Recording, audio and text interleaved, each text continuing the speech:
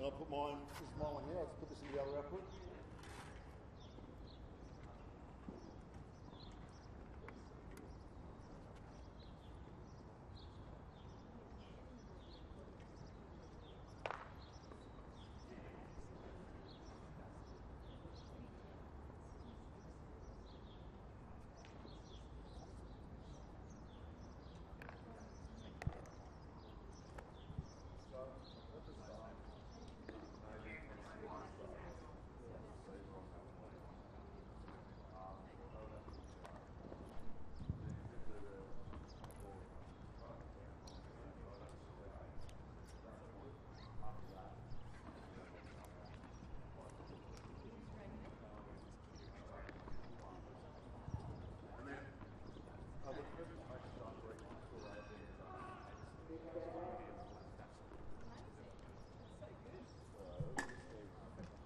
So we just need a mic for Stoney's.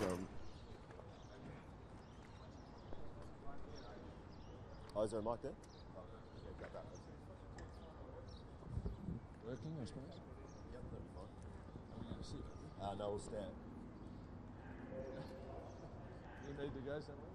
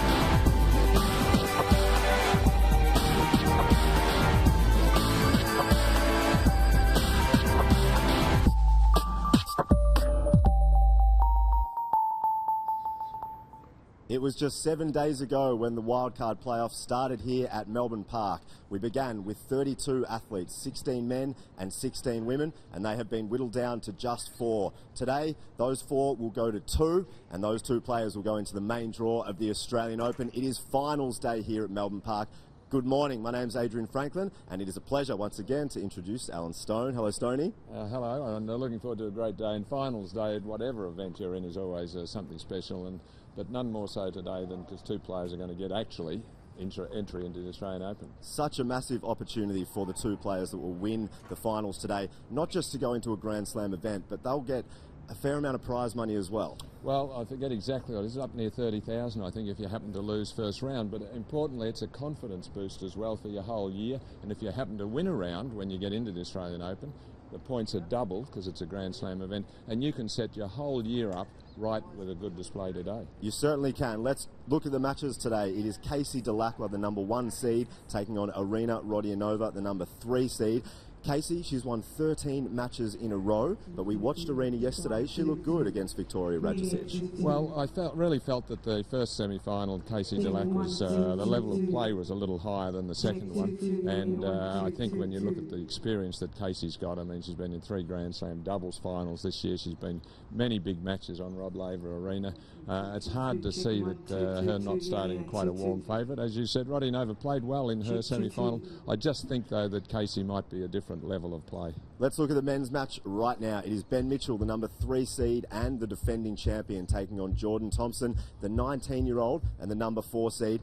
Pretty even match up there, Stoney. Yes, well, I think this will be really an interesting and exciting match. I mean, Ben Mitchell's form's been exemplary. I mean, he's just so smooth, moving beautifully. He's hitting the ball great off either side. Won this last year, so he's full of confidence. Jordan Thompson, the surprise packet for me. I mean, he's full of passion and determination, and I love what he brings to the court. So he will give everything. I mean, he'll nearly kill himself before he goes in his efforts to win this match, but I'd have to go with the top seed. There's no doubt about that. Let's look at how they got there. Casey Delacroix, she beat Tammy Patterson 7-5, 6-3 yesterday, and after in the quarterfinals losing the first set 6-love, she really dominated the match yesterday, didn't she? Oh, she did. Look, there was no slow start yesterday. She was on the ball, but she needed to be because, you know, it was a tough match. Tammy Patterson's been playing well.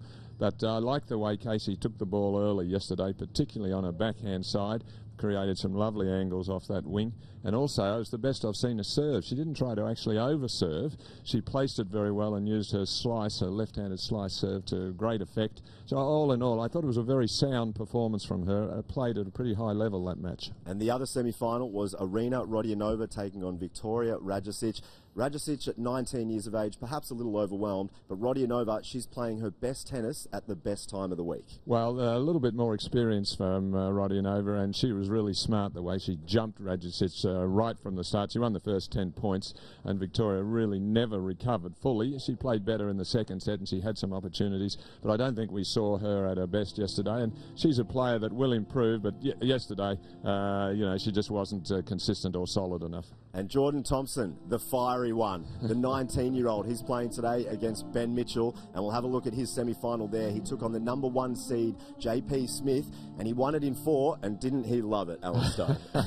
We all loved it, actually. I mean, John Patrick, semi-finalist here last year, as you said, the number 1 seed, sort of went in as the favourite, and he's a very sound, solid competitor, but he just didn't have the enthusiasm or the spark that I thought Jordan Thompson brought to the court yesterday. He's got a lovely two-handed backhand, one of the hardest workers around, and a little bit unheralded as a junior. No one heard that much of him, and he's just starting to find his game and his confidence, and I think he's a player to watch in the next few years. No doubt at all. He will take on Ben Mitchell, the man that won it here last year. He's in probably the best form of his career, and there you see he beat Luke Saville 2-4-1.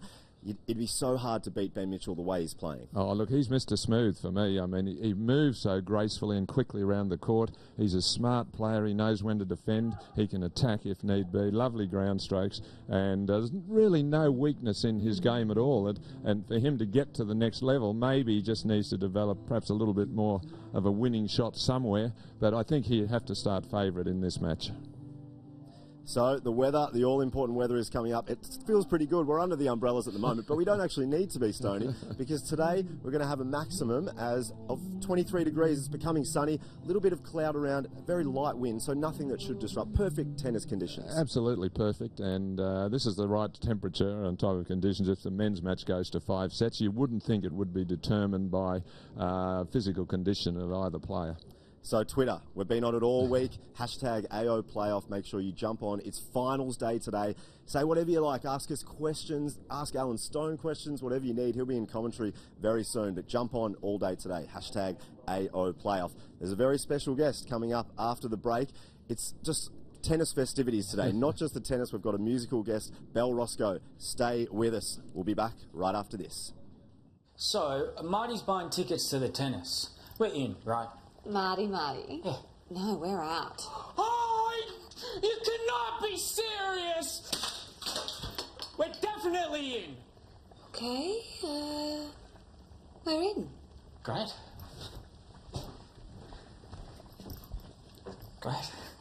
Are you in? See superstars like Federer and Williams battle it out at the Brisbane International. Book now. Winning the tournament in Brisbane, I remember I was really excited to win. I was so focused in the final, and I just really felt like this is a good start for the Australian Open. They have a great fitness center, they have great courts, it's identical to the surface played in Melbourne, so, and plus I have a week off after the tournament, so it's always a good preparation to play in Brisbane. It's always fun to go back and try to defend your title. There's always so many great restaurants in Brisbane. I love, trying to make my way around the city and just hanging out a little bit downtown. So I always try to see a little bit of the city. I'm going to have to keep going though so I can see more.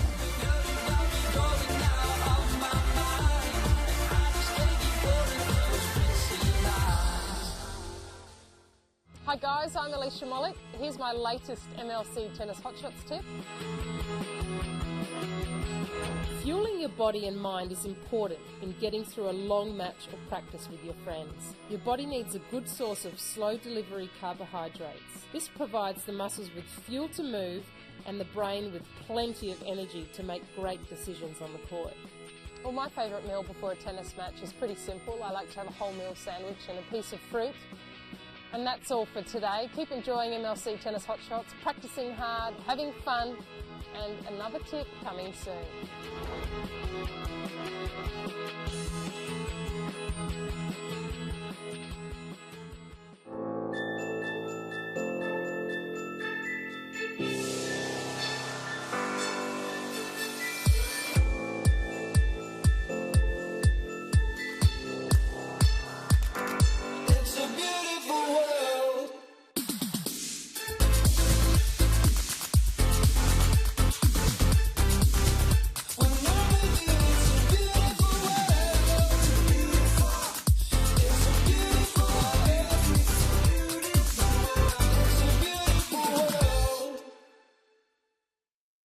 So, Marty's buying tickets to the tennis. We're in, right? Marty. Yeah. No, we're out. Oh, you cannot be serious! We're definitely in! Okay, we're in. Great. Great. Are you in? See superstars like Stozer and Songer battle it out at the Hyundai Hopman Cup. Book now.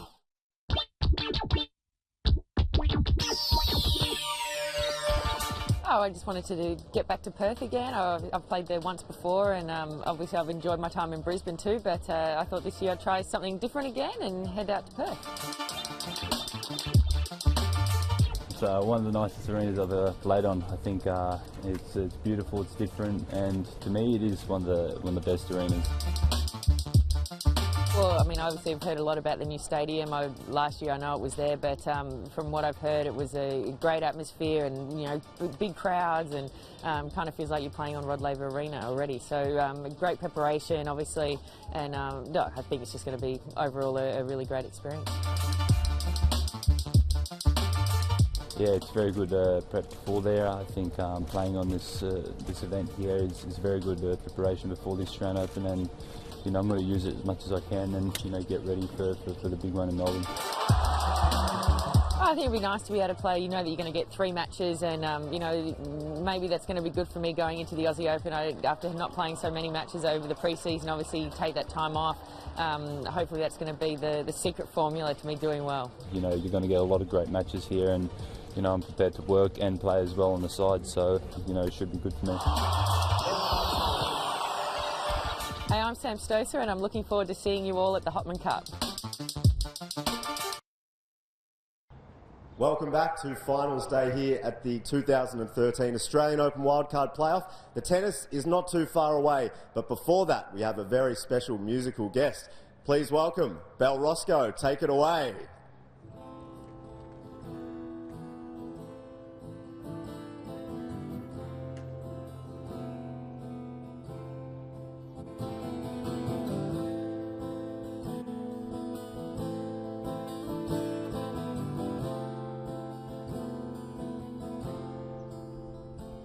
Don't ask me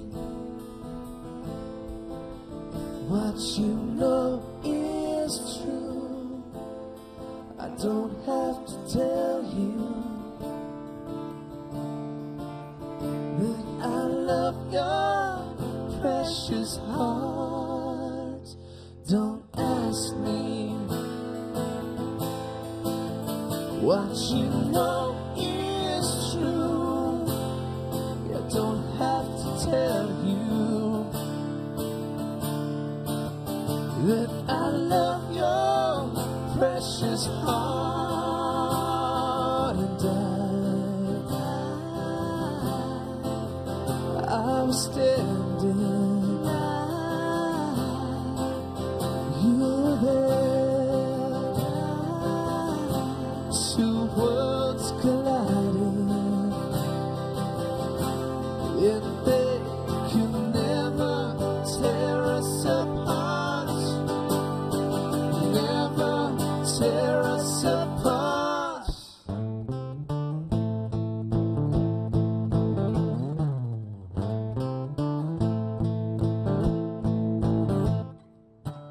we could live for 1,000 years. And if I hurt you, well, I'd make wine from your tears. And I told you that we could fly, 'cause we all have wings. But some of us don't know why.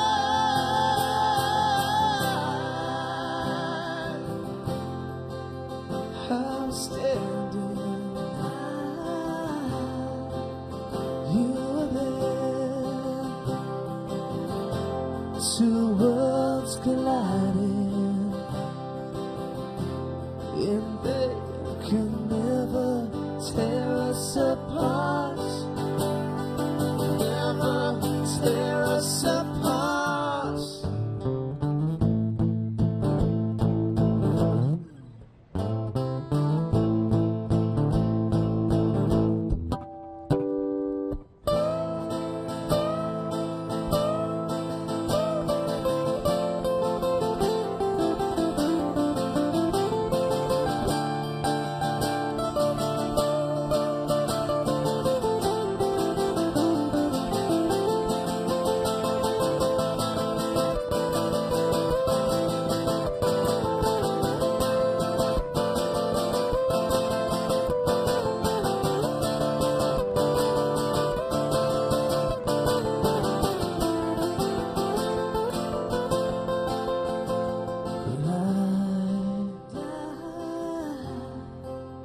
Now I'm standing,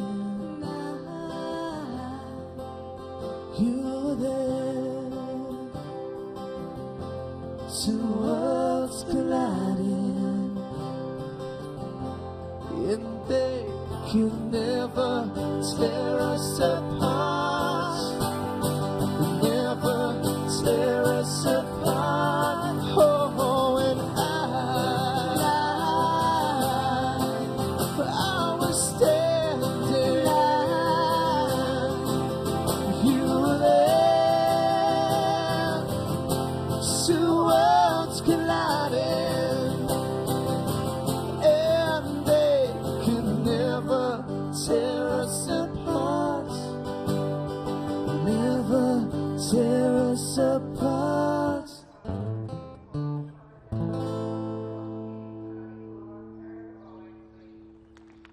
Thank you.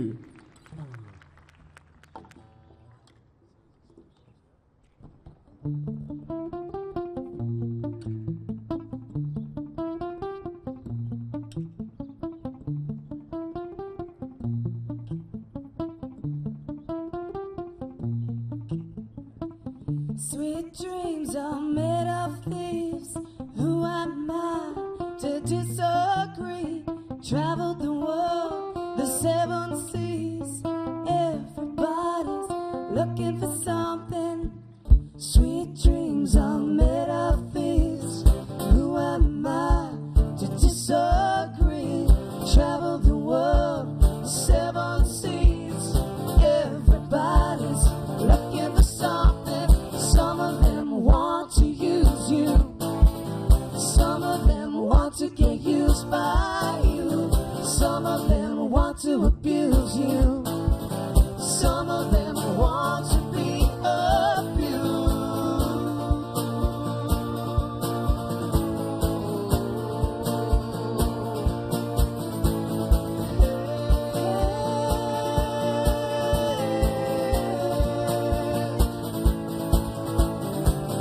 Sweet dreams are made of these.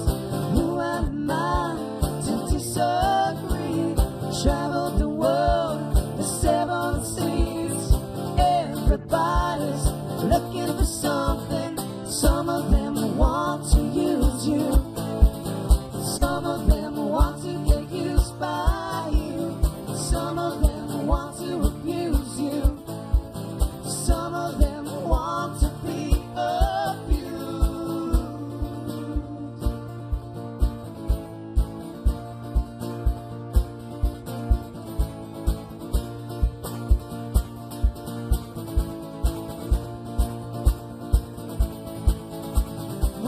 your head up, moving on. Keep your head up, moving on. Hold your head up, moving on. Keep your head. Hold your head up, moving on. Keep your head up, moving on. Hold your head up, moving on. Keep your head. Keep your head.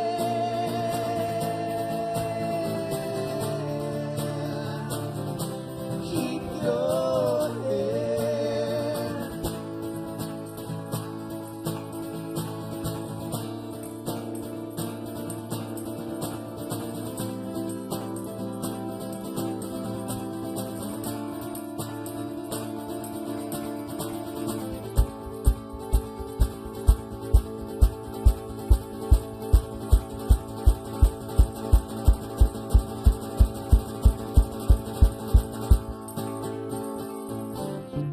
Sweet dreams are made of thieves. Who am I to disagree? Travel the world, 7 seas. Everybody's looking for something.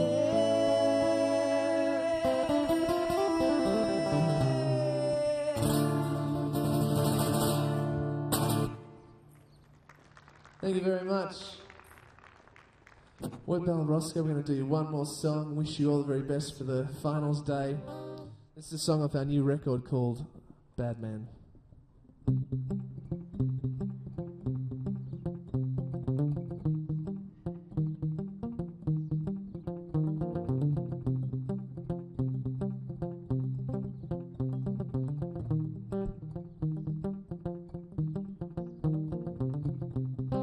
I can't seem to find myself anymore. The dragons come and laugh and smile, and they take my soul.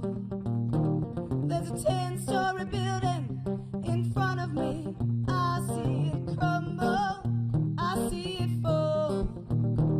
The raging kettles won't ease our talk, so comfort me. You scream 'cause I didn't clean the kitchen floor. But I could only love a bad man. Oh, oh, honey. If I was a ship, I'd sail on by you. If I was a plane, I'd fly on by you too. Only then I'd be clear and plain of you.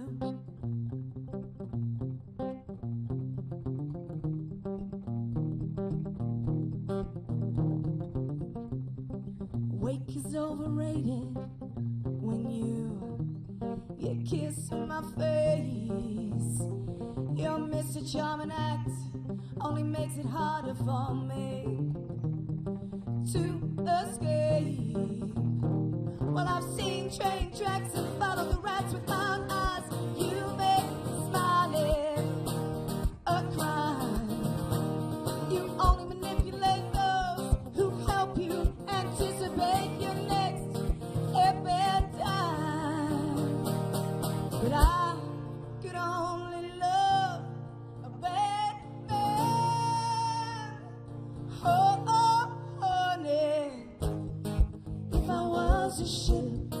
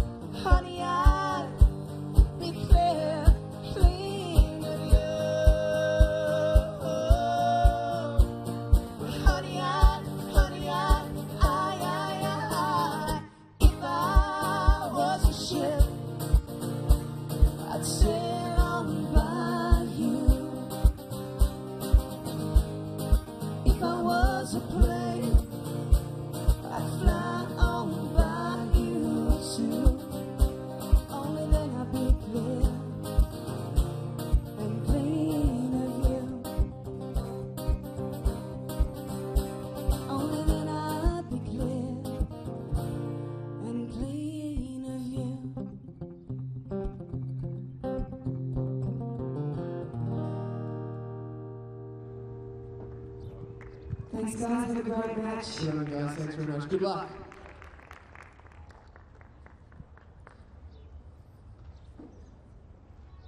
Wasn't that beautiful, ladies and gentlemen? Please thank Belle Roscoe. What a great way to start a Sunday morning. The tennis is not too far away. The women's final will be up in about 5 minutes' time. Arena Rodionova taking on Casey Delacroix. We'll be back right after this.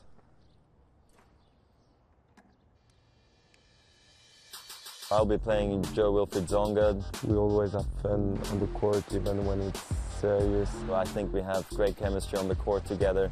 We also played an epic at the Australian Open last year, so I think people can really expect a great match, you know. I'm sure it's going to be a good show, and I hope this time I will beat him. People should come in and, you know, enjoy it.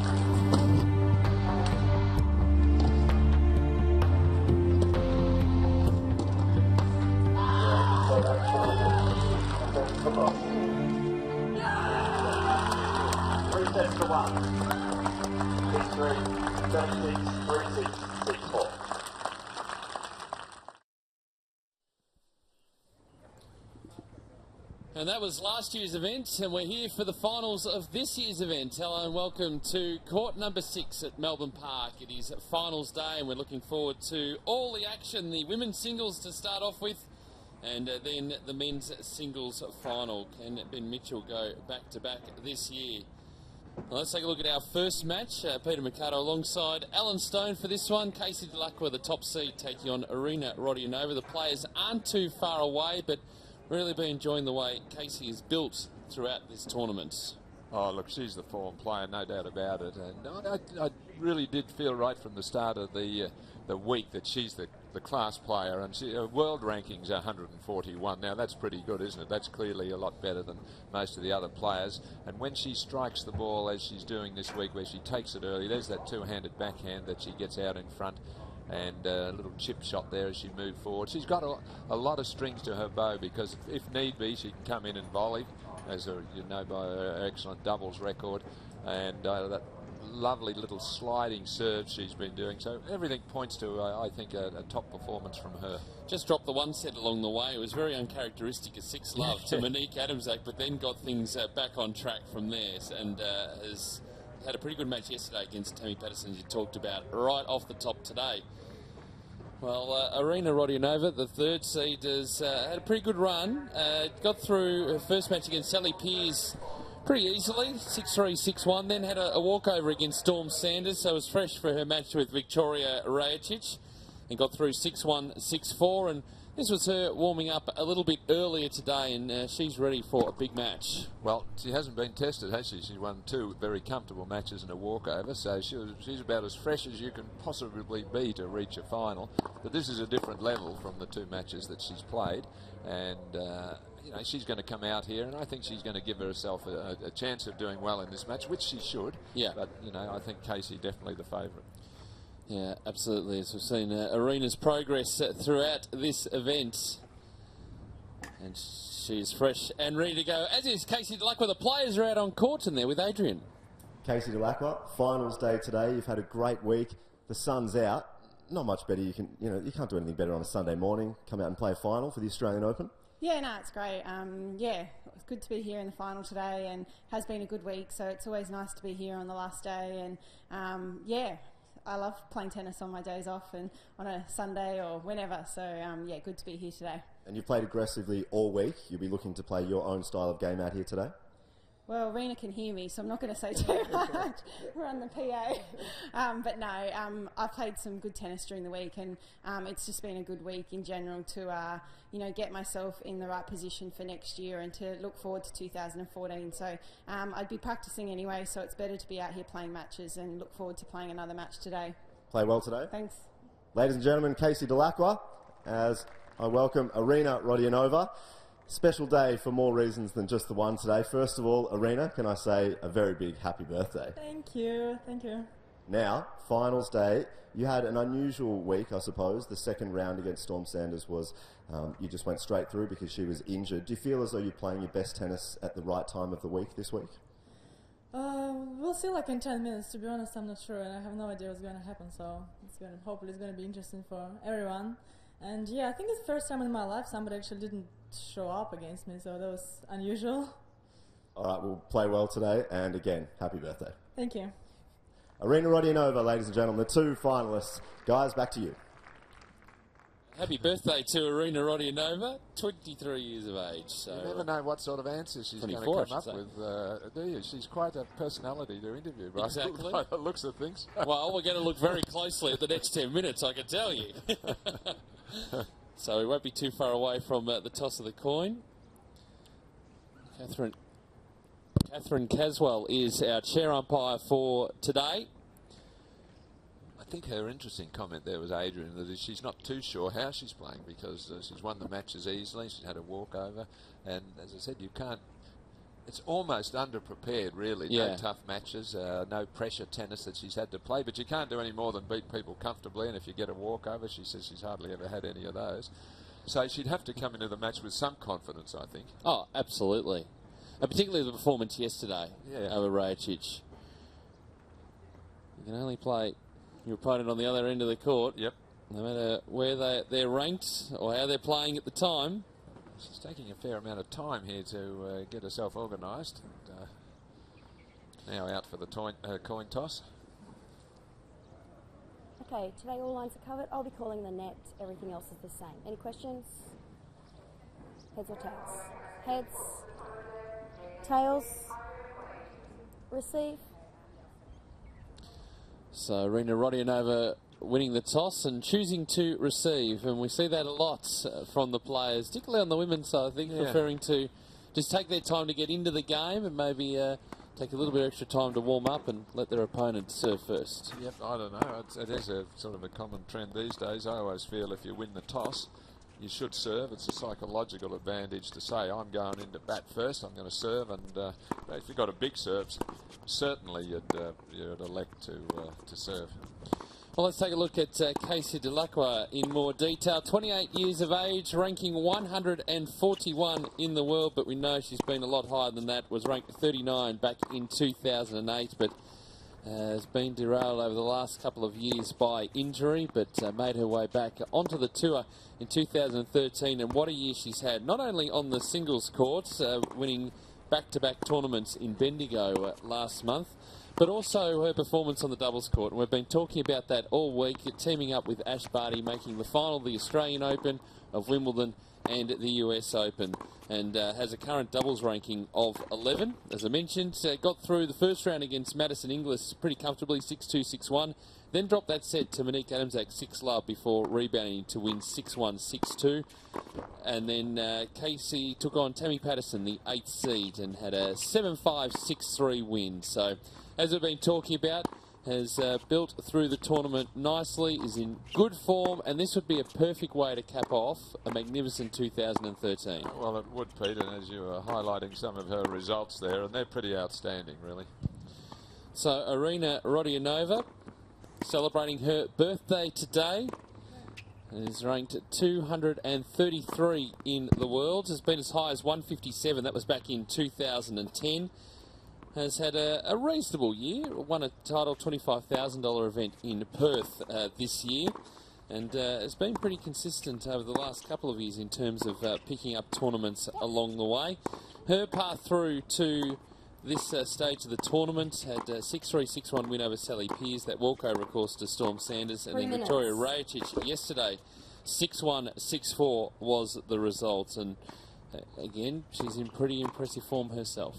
Yes, well, she didn't have to really do that much yesterday. Young Victoria, just 19 years of age, was very nervous, came out and lost the first 10 points and never really got into the match, even though she did break serve a couple of times in the second set. She was never able to show her best form, and it was really a very comfortable win for Irina. And she's an interesting player to watch because she's very emotional. She wears her heart on her sleeve, and you don't have any doubt about what she's thinking about how the match is going. But she's very athletic. You see their athletic build. She's quick around the court, uses her speed. Very nice two-handed backhand. So the players are warming up. We'll be back with the opening set in just a moment.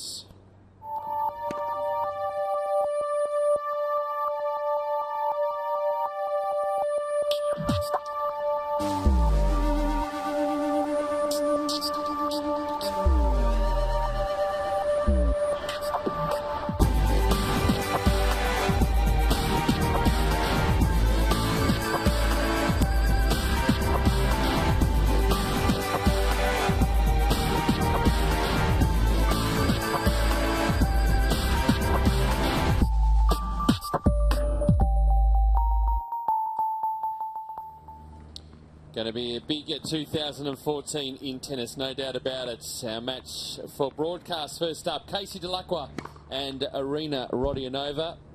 And coming up after that will be the men's final, Jordan Thompson and Ben Mitchell, seeds at 4 and 3 competing. And just looking back at this match, the head-to-head between these two stands at 1-0 in favour of Rodionova, but that match was on a hard court in South Australia. It was 2006, and Rodionova winning that 6-2, 6-2. So 1 minute.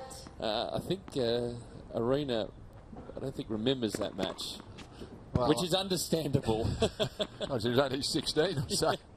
But you would if you'd won it. That's the only thing. It doesn't matter when it was. If you used to beat someone in the juniors and you were playing them today, you'd remember. Well, you have threatened in the rain, if it was going to rain today, you're going to run through all of your career wins. Well, it wouldn't take long. It'd need to be a short rain delay. So the players not too far away from this match underway. We've talked about the wild card that he gets, the prize money, the rankings boost. There are so many positives to getting a wild card into the Australian Open. It opens the door to some of the Australian Open Series events too, to say to tournament directors, well, I've got entry into the Australian Open now, I'm going to need some practice somewhere, so can I get a wild card into your event as well? Look, it's just a wonderful initiative that Tennis Australia introduced. I don't know how many years ago now, 4 or 5. It's been a while. And it's just a great thing to think that you can have a strong year on the circuit, come home, and then you've got an opportunity. You probably wouldn't get in, you may or may not be good enough to get into actually the qualifying for the Australian Open, but here you can play, you can get invited to play, only 16 in the draw, so you've got to win 4 matches against players that you're ranked around there, your contemporaries. So what an opportunity. And I noticed a couple of the men players who could have played didn't. And I'm a bit puzzled, and I spoke to one of them, and he said, oh, well, I need a rest at the end of the year. I said, yeah, but I said, you get and play well in this and win the wildcard, sets up the whole year for you. Ready. If your knee was okay, you'd be playing it right now. About to get underway, Casey Delacqua to serve in the final.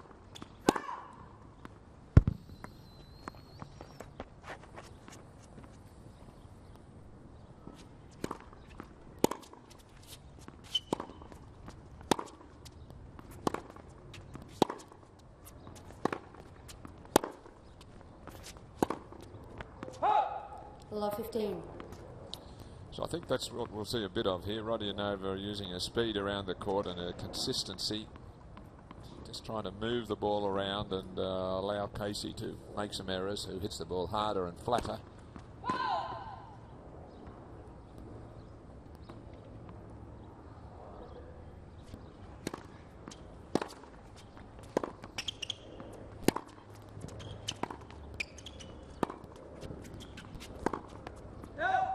Love 30.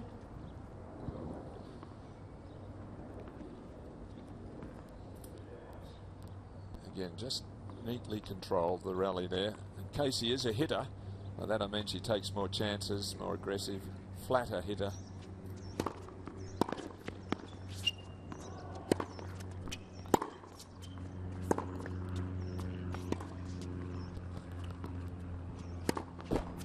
Love 40. And started off with 3 errors. A change of pace from Rodionova there. It's really a nothing ball down the middle of the court, forcing Casey to come up with that pace. 15-40. So 1 break point saved in the opening game. Served particularly well yesterday with serves just like that. Nice sliding ball.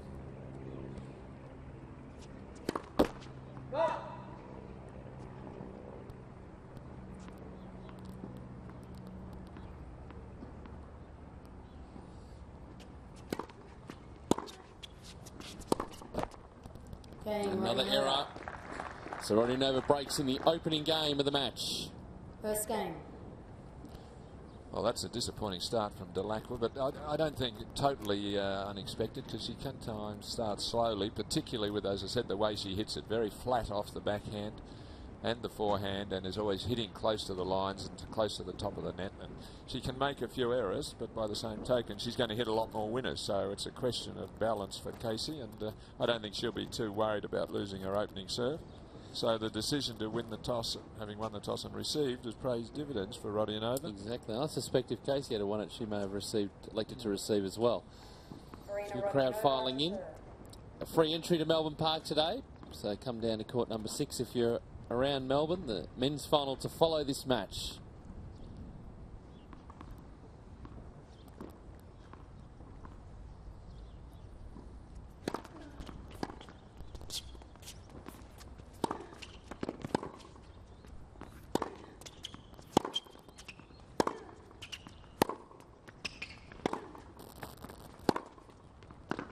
Love 15. On the line. Full complement of lines people today. Well, this is probably her best shot, the two-hander. She takes it early, and having taken it early, you're able to produce angles like that, because you can hit it out in front more, and she hits it flat, go down the line just as well. So it's a great shot, her backhand.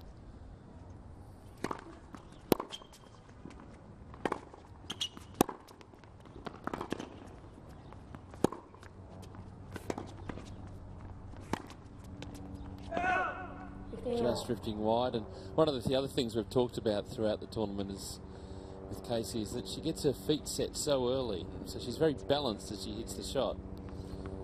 Well, sometimes that can be a problem, because if you haven't quite got into the right position, you're stuck there and you've already transferred your weight. So if that's happening, you just need a few more little adjusting steps around the bounce of the ball. But you can get away with it more on hard courts, because you get a true bounce, unlike grass or clay.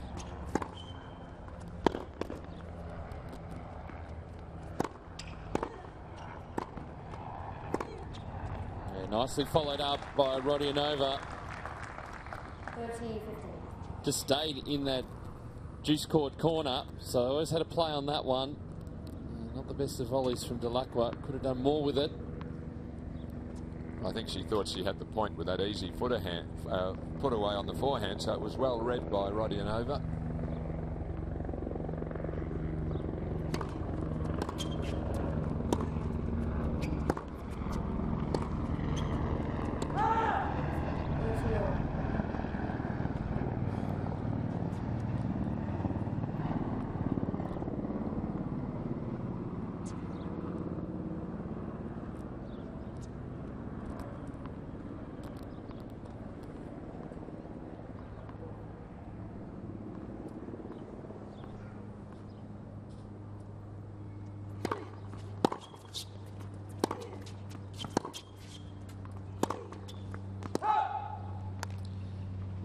So breakpoint opportunity now for Delacroix.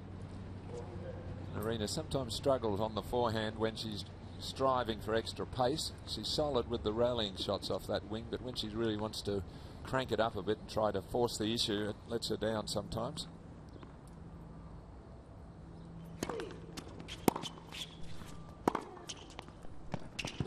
Juice. There's a better one. Yeah, not a problem there. Good serve, set it up for her, gave her time.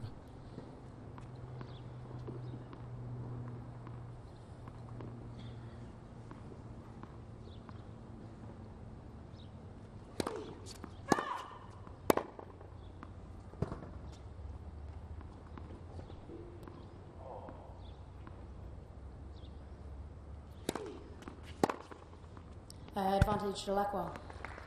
They talk about her favourite shot being that cross-court backhand.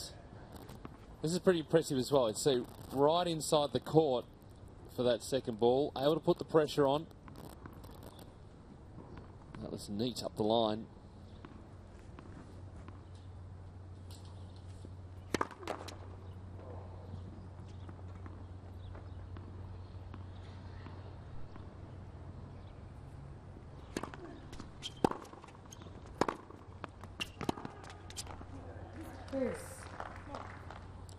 And that was a better second serve from Rodionova. Went deep. So it meant there was a bit less on the Delacroix return.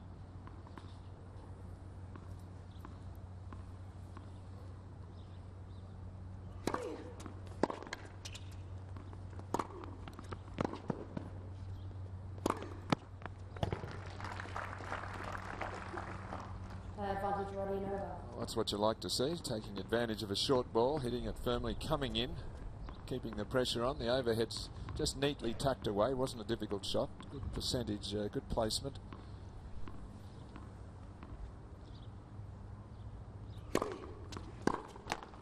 Game, Rodionova. So Rodionova, after a bit of a struggle, holds, consolidates the break. Rodionova It's 2 leads. games to love. 2 games to love. In this opening set of the women's final, with a spot in the main draw of the 2014 Australian Open on offer.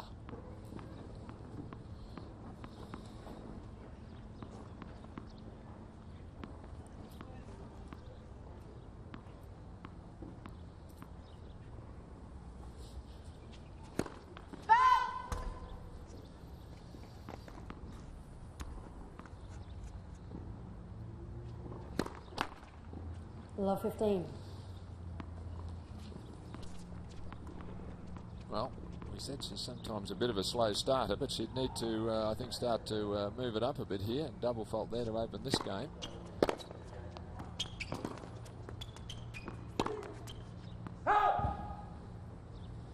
Wouldn't want to get down 2 breaks.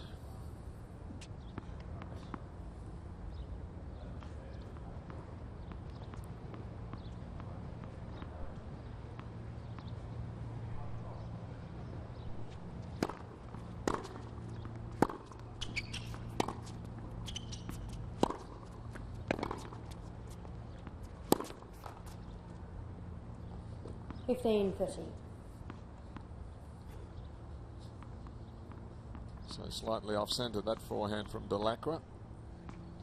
So she hasn't found the timing yet. Let first serve.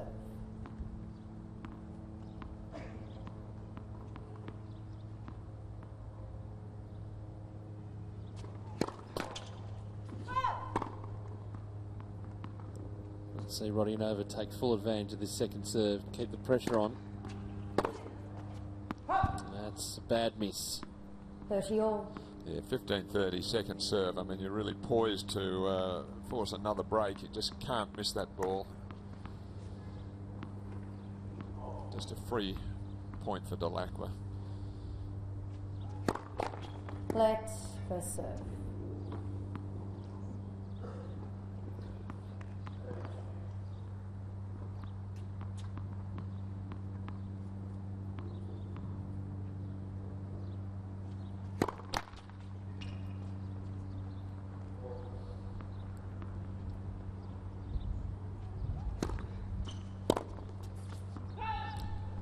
It's a much better second serve. Yes, a little bit of slice on it, just moving it away from the outstretched racket, causing the miss hit. So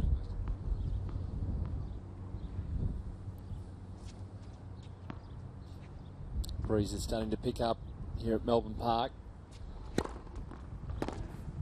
That's a good lefty serve, so she's on the board. Rodionova still with the break. 2 games to 1 in this opening set. Rodionova leads 2 games. Let's head around the court. Adrian Franklin's with Todd Woodbridge.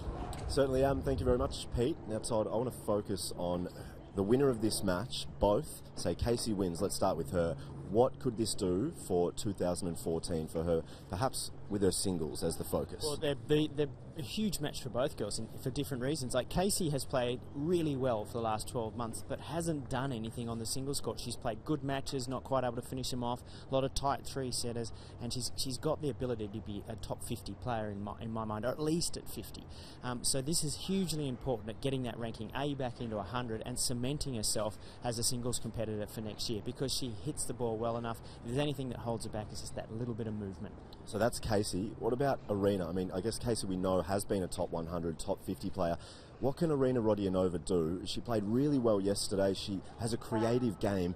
Can she make it into the top 100 if she wins this match today? Well, I think she's showing this week that she's certainly got the ability to do that. So it's enormously important. This is a match that if you can win it, it actually says to yourself, you know what, I belong there. I can get out there and do it. Now, she's really got a lot to do, because she's got to overcome a competitor that she hasn't really beaten before. It's a final, it's a birthday, there's a wild card, there's 30 grand, there's all these things that start to go through your head that you've got to try to really contain if you can.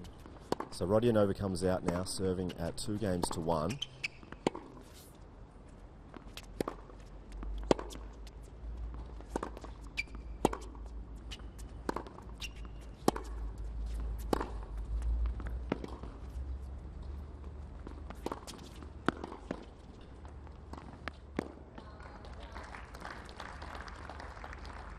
Love.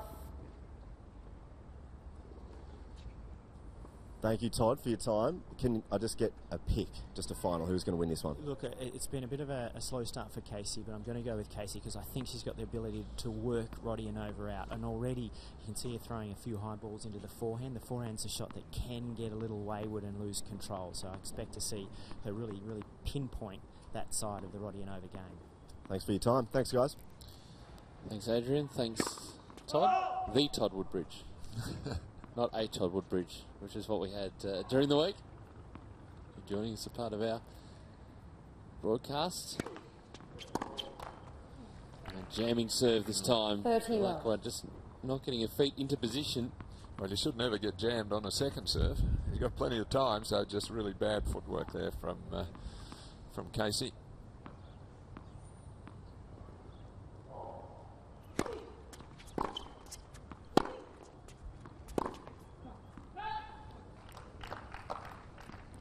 Love.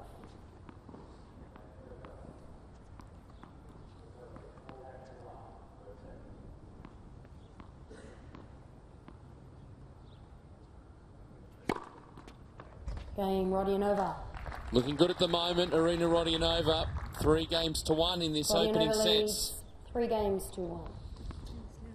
Well, nice to finish off a service game with an ace. Gives you a bit of confidence going into the next game on a high. So very good start from her.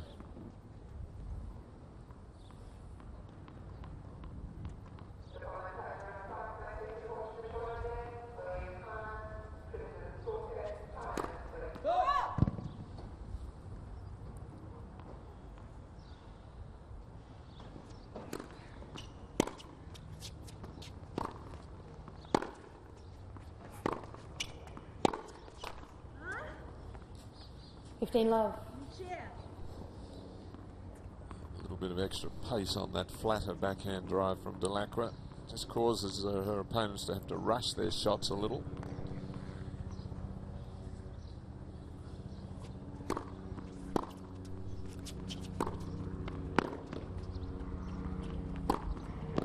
That's better from Delacroix.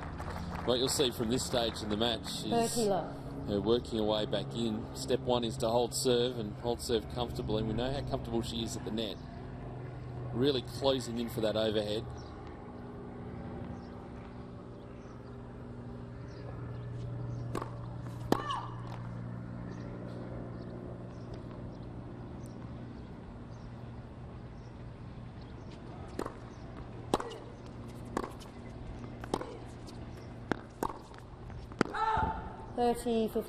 Again, just overhitting. Well, that's a smart play from Rodionova. Not doing too much, just moving the ball around, just allowing Delacroix to hit herself out of some of these points.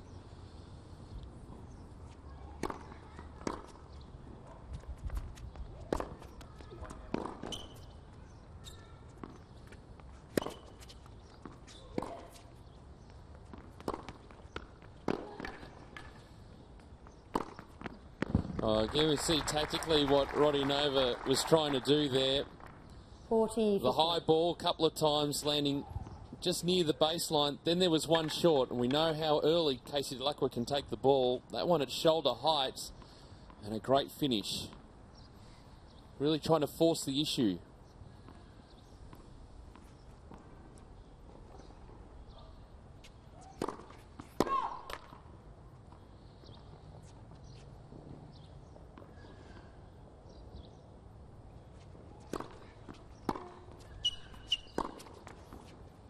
Delacroix.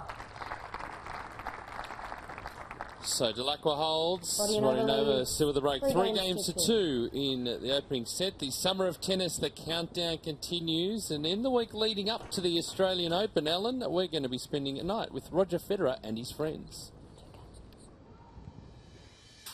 I'll be playing Joe-Wilfried Tsonga. We always have fun on the court, even when it's serious. I think we have great chemistry on the court together. We also played an epic at the Australian Open last year, so I think people can really expect a great match, you know. I'm sure it's going to be a good show, and I hope this time I will beat him. People should come in and, you know, enjoy it. Yeah, it's going to be a good night. The 8th of January at Rod Laver Arena. It's a Wednesday. People tend to get lost in sort of the holiday period with what dates and days and all that sort of thing. 10 years since his first victory in Australia and 10 years since he launched the Roger Federer Foundation. Tickets start at $64.90. It's getting close to Christmas, and I can tell you, Rolling, that tickets are selling fast. There aren't many left. Plenty of packages available. And remember, the proceeds from this event will go to the Roger Federer Foundation and the Australian Tennis Foundation. So make sure you pick up your tickets as soon as possible. Otherwise, they'll be gone, and you'll be very disappointed if you can't get in and see anytime you've got a chance to see Roger Federer, and there mightn't be too many more left in his career, I think you should jump at it and come down and see him.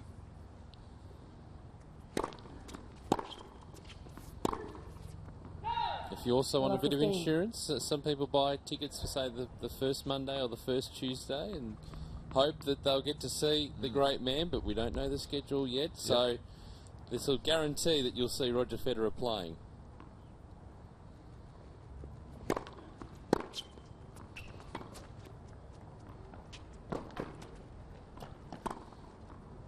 Delacroix did well on the dead run to pick that up. 15-all. Rodionova completely in control. Well, smart shot this. Movement is not one of Casey's strengths, so An opportunity for a short ball there was always a smart tactic.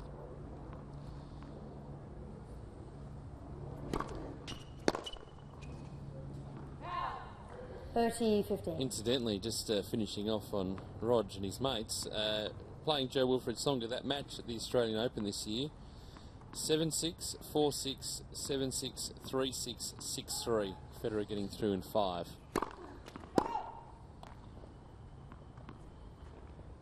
Very popular man out here, Joe Wilfred.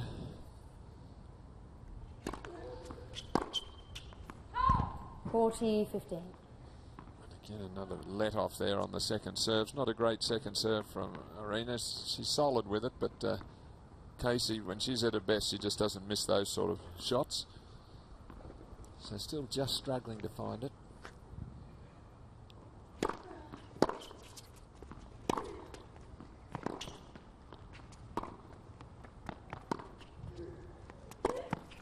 That was another clever shot. That backhand slice doing the damage. Again, the change up in pace. We're getting good variety from Marina Rodionova, and it's rattling Casey Delacroix. Well, her tactics have been very sound. She's tough from the back of the court. If she gets a short ball, she comes in and pretty safe at the net. As you said, mixing it up. So I have to give it 10 out of 10 for tactics, the way she started in this match. It's reflected in the scoreboard.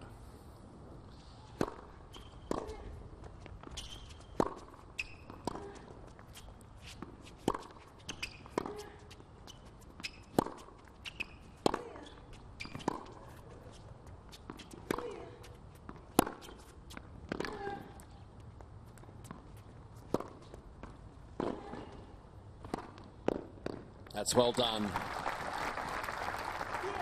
The low volley, just we could see throughout that point, trying to build to get forward. And there was the opportunity right there. Well, it took her a while, but she was patient, which is good. She didn't try to hit it, win it too early. She just worked the ball around, waited for the opportunity, and then when it was there, she took it.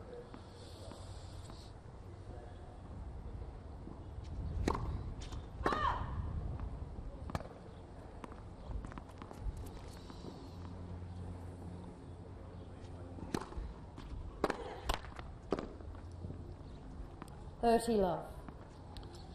That's the advantage of being left-handed. The ball sliding out wide, taking Rodionova way out of court.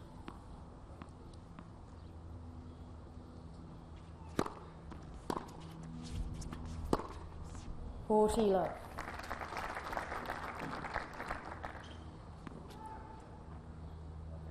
You see she got a bit cramped up there with that serve, the body serve. Can't he just bunt it back?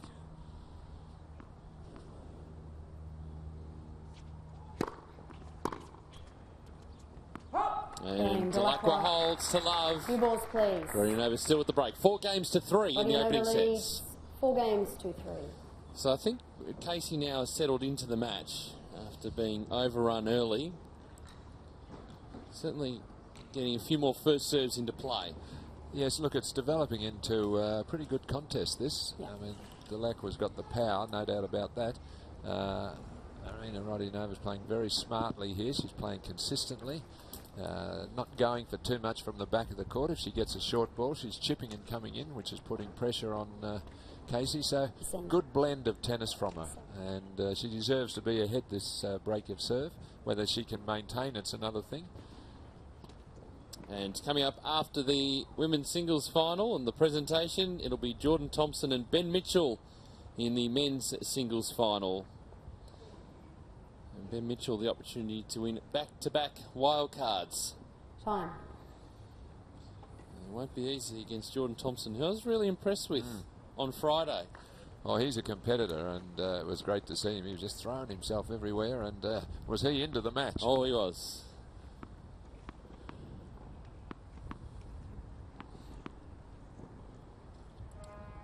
So Marina Rodionova serving with new balls at 4-3 opening sets.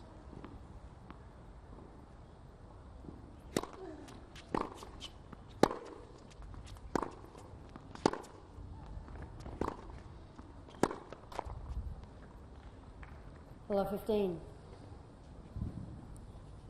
Interesting service motion for Rodionova. You know, she has her feet very close together A lot of players have them further apart than this, and then they have a weight transference back and then forward. Hers start close together. She just bends her knees and pushes up.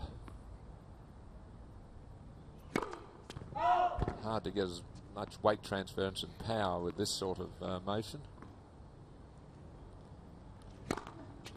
Yes, it's not really a rocking motion where you rock back and then really go forward, is it? It's just there's no build-up of straight momentum. up and then forward from there. Some players often serve like that. I mean, Andy Roddick had you have to say he was pretty good with that serve, like 230, 240 Ks.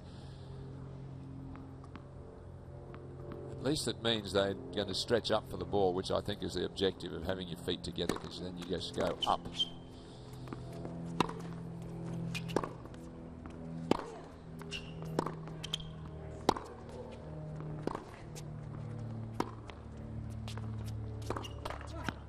Yeah, that was something that Andy Roddick had. The 15. ability to really push to the ball. He was able to reach up.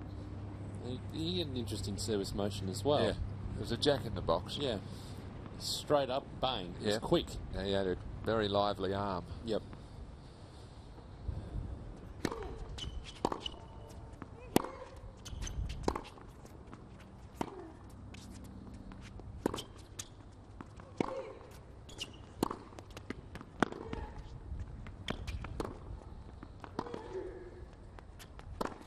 Well, it's good scrambling from Rodionova, but Delacroix gaining control of the point. 40. An opportunity to level things up at 4-all in this opening set. And just see the power from Delacroix. Brings up the short ball and able to finish it off. A little bit more patience she's showing in some of these rallies. I mean, at the start of the match, she was hitting hard and aggressively and missing too many, but as it's progressed, she's working her way into it. A little bit more control now. It's all about finding that range, isn't it? 30, 40. Good first serve there from Arena. When she needed it, she could do with one more here.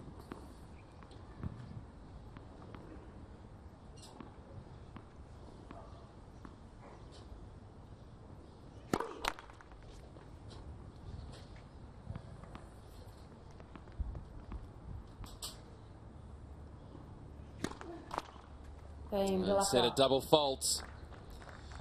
We're back level. It's 4 games all in the opening sets. You see, that's the problem with that service motion. There's no weight transference, and in fact, she finished on her back foot there. So just arming the ball and under pressure, it's going to let you down at times. Yeah, but Casey's got a good read on that second serve too, Alan. So it's that pressure to put a little bit more on the ball to get it as deep as possible.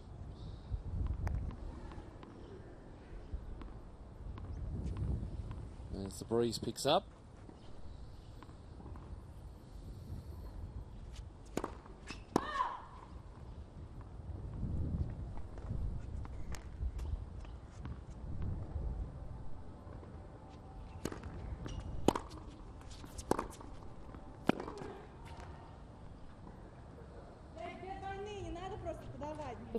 How's he rushing? No, she said, get the ball over and stop making unforced errors on it.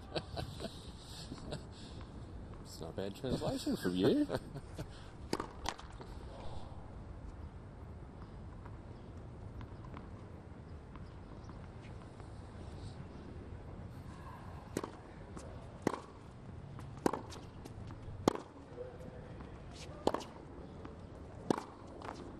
Unforced error starting to flow from the Rodionova racket.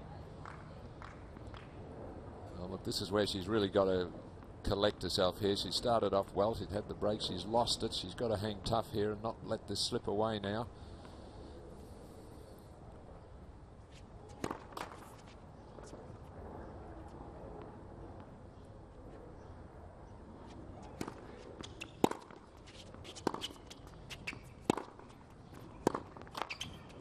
$30, 15.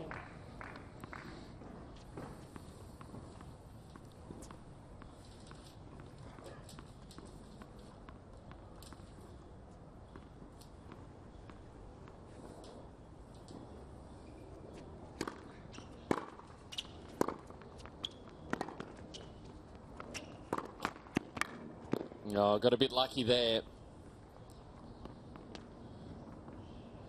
That can be frustrating, 14-15. can't it, when it just takes the net like that? Well, often it hits the tape, bounces up and doesn't go over, particularly if you haven't got a lot of topspin on the ball. If you've got some forward momentum with the topspin, that sometimes helps it go forward.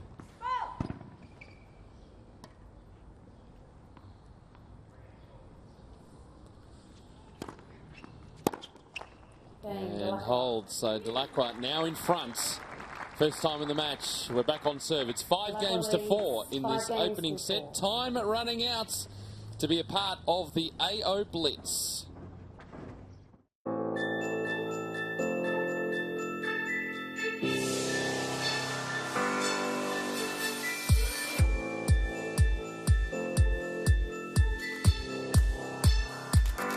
It's a beautiful world.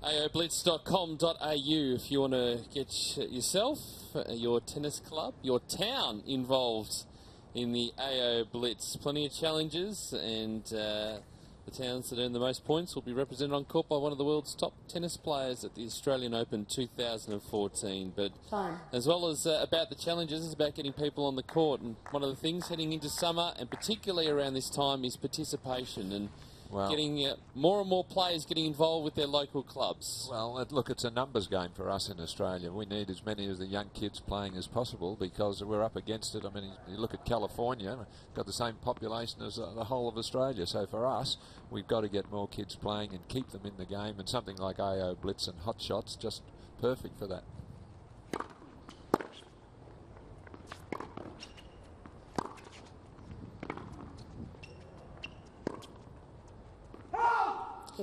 Tennis.com.au for all the details about how you can get involved with your local club and local tennis centre. All across the country doing wonderful work, staffed mainly by volunteers who love the game. And I suppose the most important message is tennis is not for just for 2 weeks or 4 weeks out of the year, it is all year round.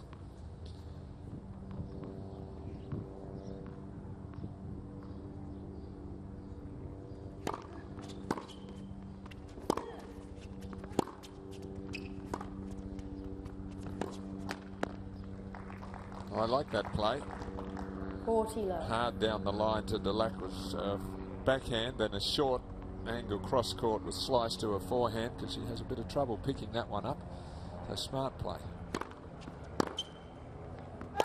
Playing Roddy and over. Holds to love. So we're at 5-all. You mentioned Al about hanging tough.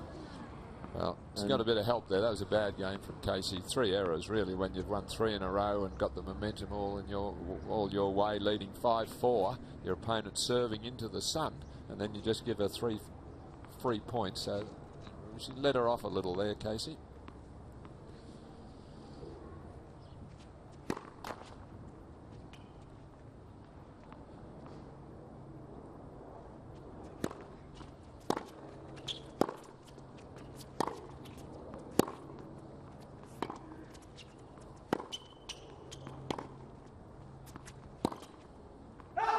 Love 15. Got away with the first one landing on the baseline, but not the second.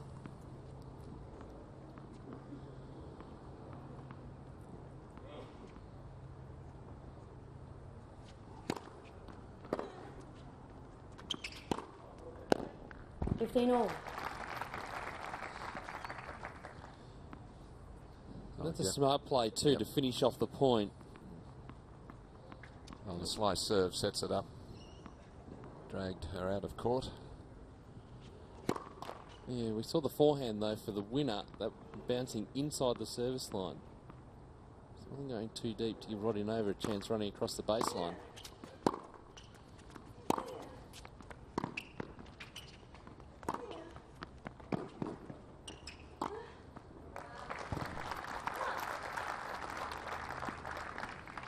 $15.30. Well, again, picking the right moment to come forward.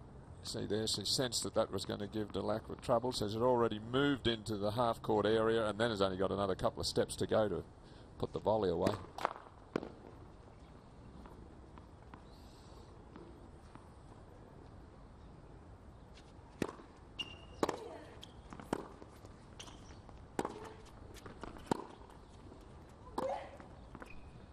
That's nicely done as well, under pressure.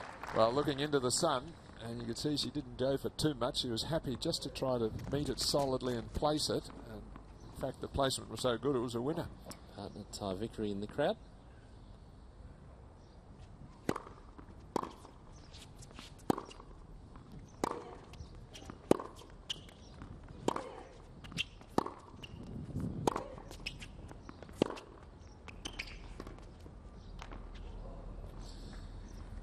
Right idea, trying to change direction, take all the pace off the ball. Just trying to place it to get Delacroix coming forward. Low percentage shot there when you got break point and you're stretched on the baseline to try that.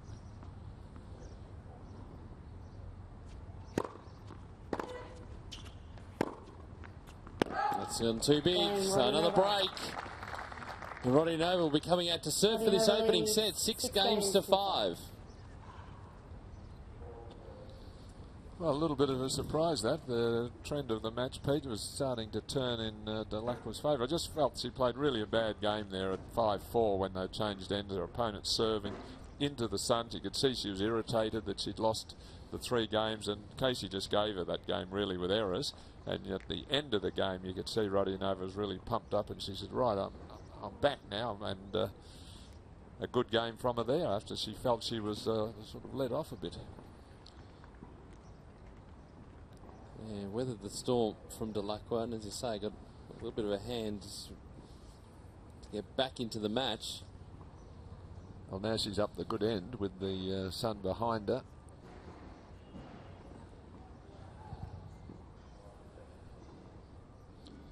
It was a tight first set in the match yesterday that Delacroix played 7-5 over Tammy Patterson.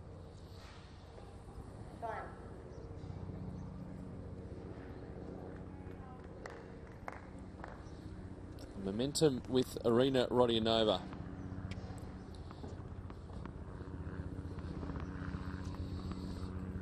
Beautiful day in Melbourne, not too hot.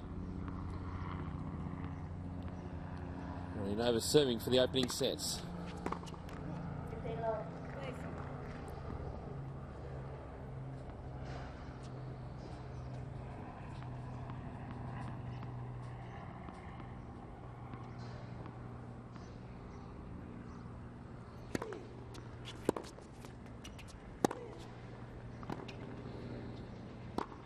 Yep, and another good finish, closing in on the net.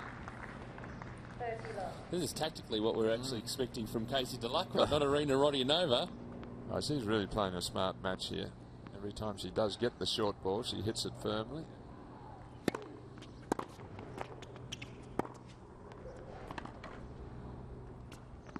That's too big, so 3 set points now for Arena Rodionova. The 3rd seed in this event.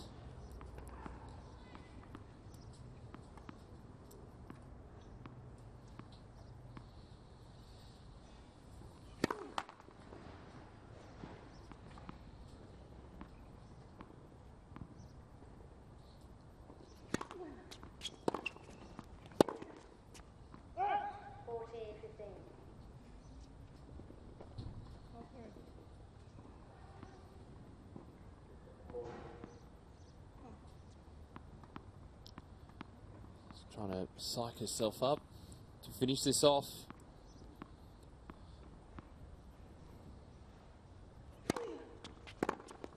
And she does. So Arena Rodionova takes the opening set of the women's final, 7 games to 5.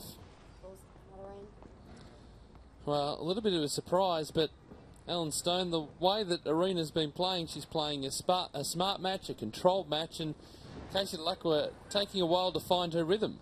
Yes, look, I think you've got to put it down to the tactics that Rodionova is using. She's happy to rally and keep the ball going and allow Casey to out-hit out-hit herself in many instances, which she's done. But if she gets a short ball, she's happy to come in as well, as we have a look at some of the highlights.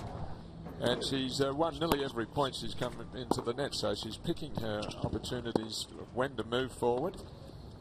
Nice change up there from her as well. So I think she's really playing a smart match. Casey's been in and out. She started poorly, got back into it. 3 games in a row to get her up 5-4, and then all of a sudden she loses the next 3 games. So she's been really patchy in this match. And you would say that that's one thing Rodionova hasn't been. She's really been solid, consistent. And wanting to come to the net. Volleys have been solid, really comfortable there, and deserved the first set, 7-5. Let's head out into the crowd where Adrian has a special guest. I do. The coach of Casey Delacroix, Stinger. Bit of an unfortunate time, I suppose, to come and chat with you at the moment. Bit surprising, that result in the first set. Is she into her rhythm at the moment, do you feel? Casey probably hasn't been executing as well as she might want to be, but look, Aruna's been playing good tennis. She's making life pretty tough for her. I think Casey will probably just have to tidy things up a little bit and take a few more balls out of the air, I think, in the second set. But long way to go, and yeah, it's Aruna's proving pretty tough today. It's always really interesting to chat with Casey before these matches. It seems like she's in control. Does she get nervous with these big moments? I think everyone gets nervous, mate. She's a really, really balanced girl and knows what she wants in her life, but I think everyone struggles with nerves, and hopefully she can just sort of find her way in this match and turn things around. All right, good luck for this second set. Thanks, mate. Thanks, Adrian. Thanks, Stinger, in the crowd. Pretty relaxed about it all. That's what you want your coach to be. If you look up at him, you don't want to see any signs of panic or worry on the face of your coach.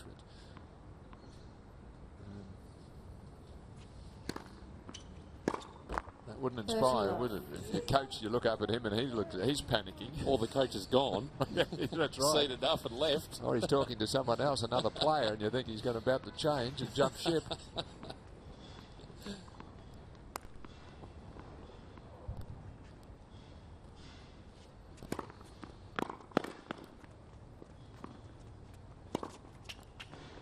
Well, really, there's not a lot they can do while the match is actually going on, except to maybe make some notes and come up with some ideas for the next match.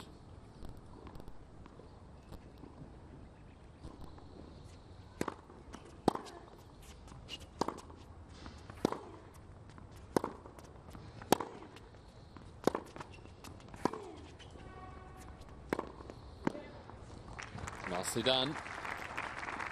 Well acknowledged by Rodionova, but she's done this well, how she chips the ball back here to keep herself alive.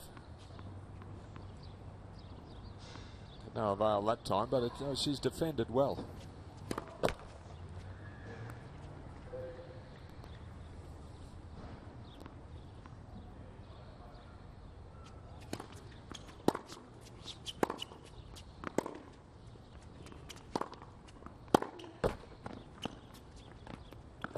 A bit lucky there for Casey Delacroix, who holds opening game of the second set. First game, second set. Rodionova picking that Delacroix was going to go back to that juice court corner and was there ready and waiting, but unlucky with the net cord. Good footwork from Delacroix too, who was moving across the court, had to double back, had plenty of time. Well, the net cord worked in her favour, firstly with the one from Rodionova, which gave her an opportunity, and then her little drop shot tipped the tape. Ashley Barty in the crowd. They'll be working pretty hard, so in a training block heading towards Christmas. It's going to be a big year for her. Watching a doubles partner here. That's her. It's great. The support, they support each other on the tour. Obviously playing together the doubles court, but watching each other's matches.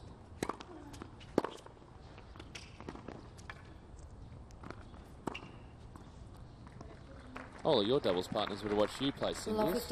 Rolling. Oh, they got there on Monday. Again, that little chip back from Rodionova. Like we're plenty of time to finish it off. No, in our time, all the players, the Australians, travelled together as a group usually, so there was quite a few who would support you, and you train together and practice. And it was pretty good in those days. No coaches, of course.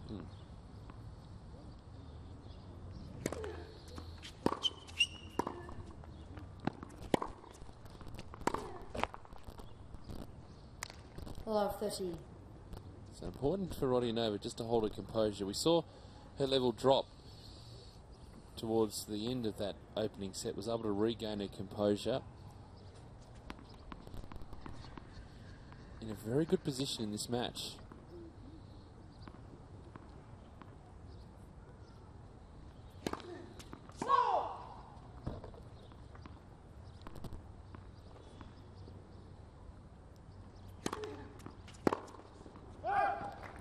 Oh, missed one of her favourite shots, that flat two-hand across court.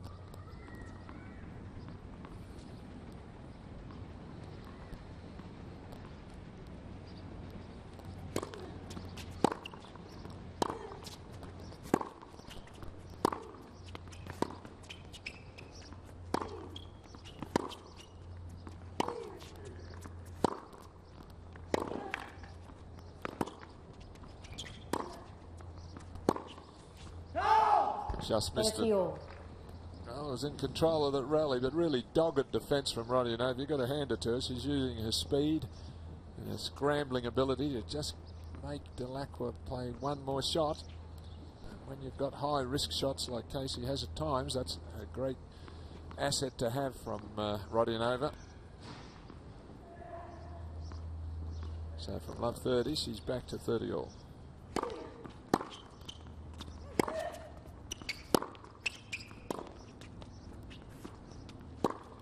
Well, it was the extra pace on the backhand previous to the winner that set that point up. She's alternating the speed pretty well there. A little bit more on it. She's going to get the short reply, nicely put away. Break points. Let first serve.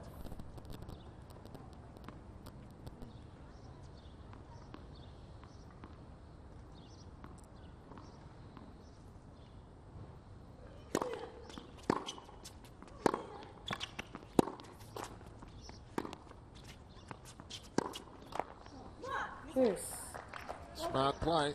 That little floating slice forehand. And Delacroix likes the pace. She feeds off pace. And when you give her some of those off-speed shots like that, a little bit of slice, she makes a few errors. So this is smart tennis from Rodionova.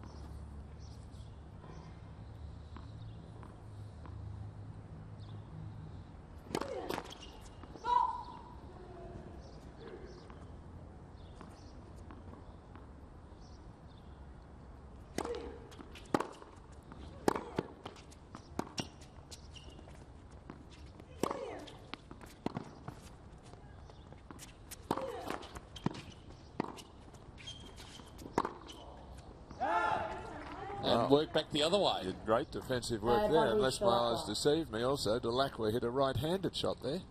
She's pulled wide into a two-handed side. Didn't have time to get the racket, turn the shoulders. She just put it in her other hand. And a little bit before that. Seen Maria Sharapova do that on occasions.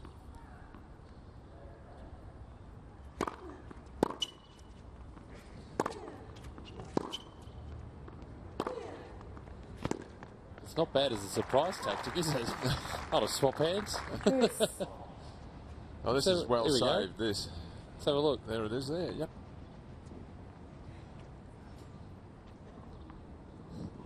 Gutsy point there from Rodionova, though. She didn't weaken there. She didn't try to play safe and just hope for an error. She made the play, forced it.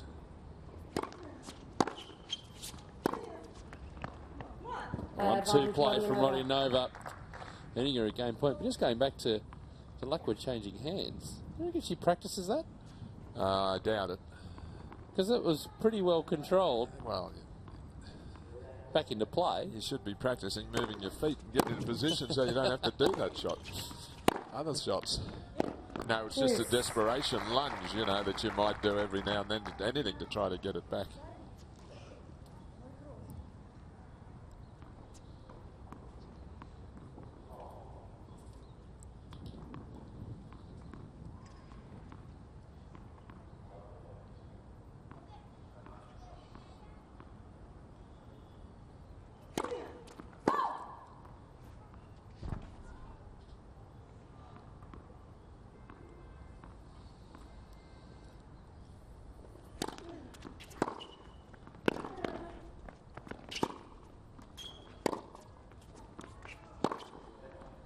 Advantage Delacroix.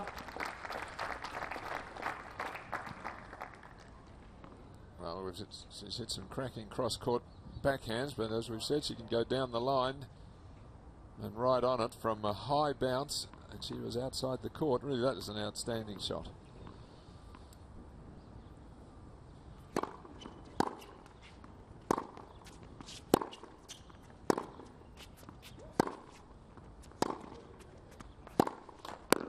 Juice.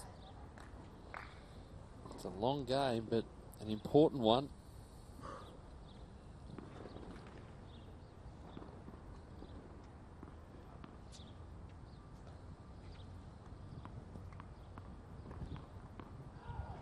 Yep, she's won the first set, and she's desperate to not get off to a bad start here and allow the momentum to switch to Delacroix.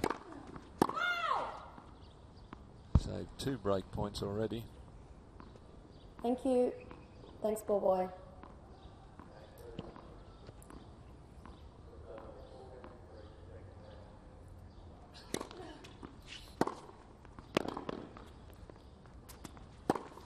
Yeah, getting a good piece of the second serve, Casey Delacroix. That's what set up the point. Yeah, nothing on this, just landing mid-court right on the forehand.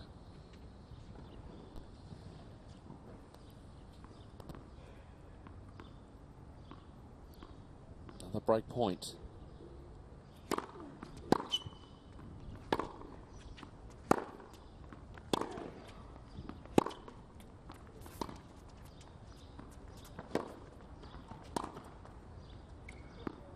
Just missing. Game Delacroix. There's the right play. There goes the racket again. Break of serve. Delacroix 2 games to love in this second set. Leads 2 games to love. Well, that was a key break there for Casey. I mean, tough game, really well fought by both players. Rodionova desperate to hang on to a serve, and in the end just failing to do so. Got the winner here. It's beat Casey, all ends up and just over the baseline.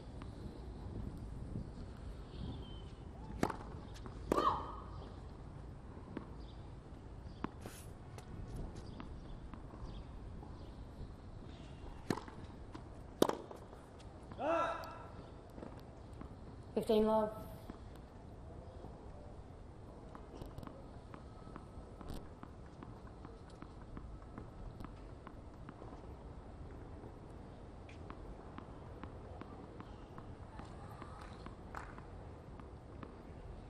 Just the vibration dampener, I think, fell out, didn't it? Yep. Yeah.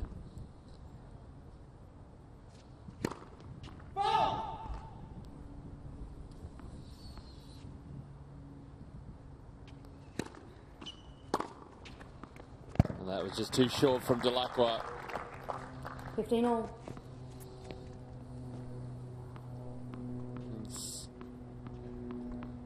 So not too much on that second serve.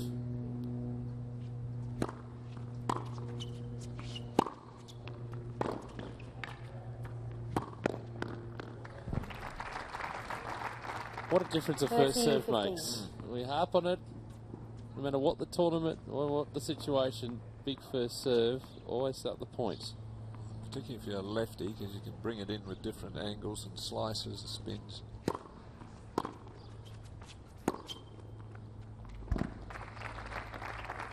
(40-15). A lovely move forward there. Smooth this is. Stays low, hits through. Beautifully timed winner.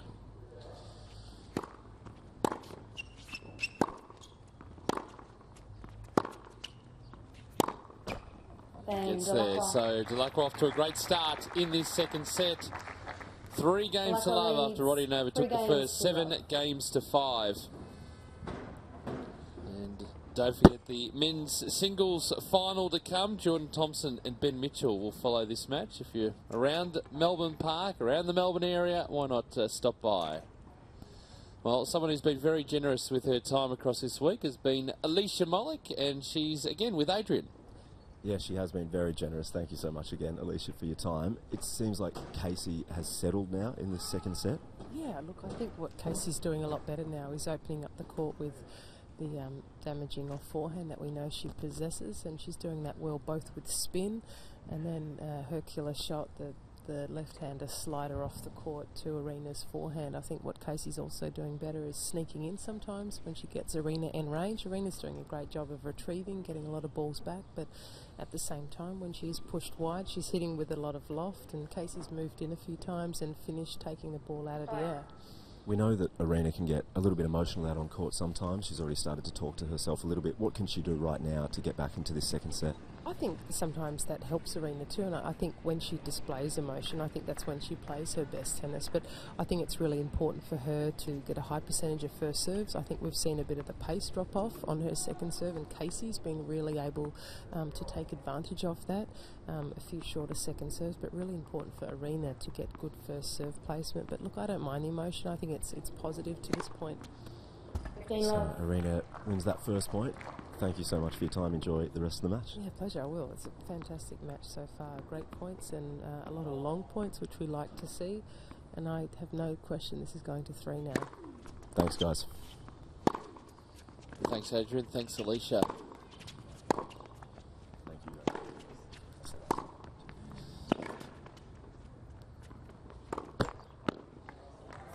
There's that extra shot. Extra shot. Yep.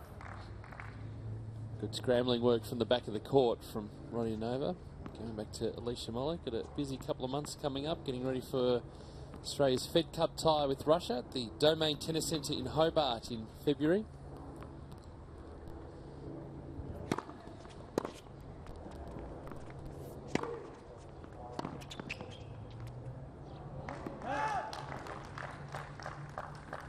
The The Australians in the world group are going to be a tough task at taking on the runner-up from this year's event in Russia. Well, it depends who they send in their team. It varies a lot, the Russian team.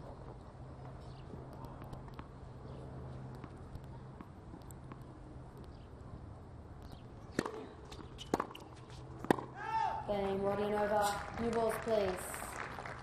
So good hold from Rodionova, holding to love. Delacqua leads 3 games, 2-1.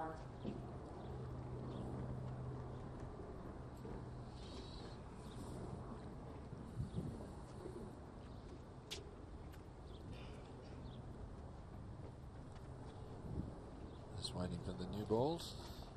No, see the way this game's trending that the third set looks likely. Matter of what inroads Rodionova can make on the Delacqua serve. She'll get a couple of opportunities to look at a second serve. Needs to capitalise.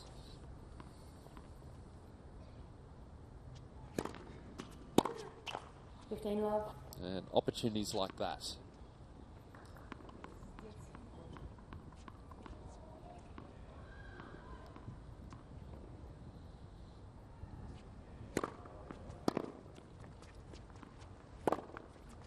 Ooh. 15 all. That's not a shot she hits well, the short ball on her forehand when she's got to move up to it like that. So you see she had to lunge almost at it. It wasn't quite to the bounce. This doesn't quite move her feet well enough for that easy ball and no pace on it.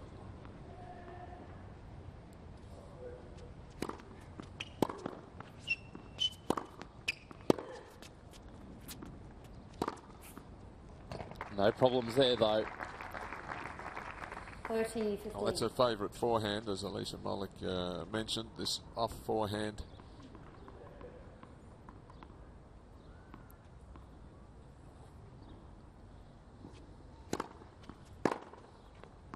$40-15.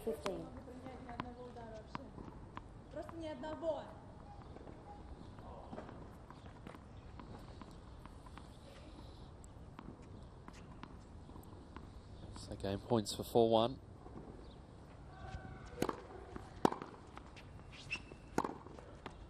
And it's got it. In the groove now, Casey Delacqua, 4 games to 1 in this second set. So after we finish this wildcard playoff, it'll be Christmas, and then it'll be the Hopman Cup in Perth. So, Marty's buying tickets to the tennis. We're in, right? Marty. Yeah. No, we're out. Oh, you cannot be serious! We're definitely definitely in. Okay, we're in. Great. Great. Are you in?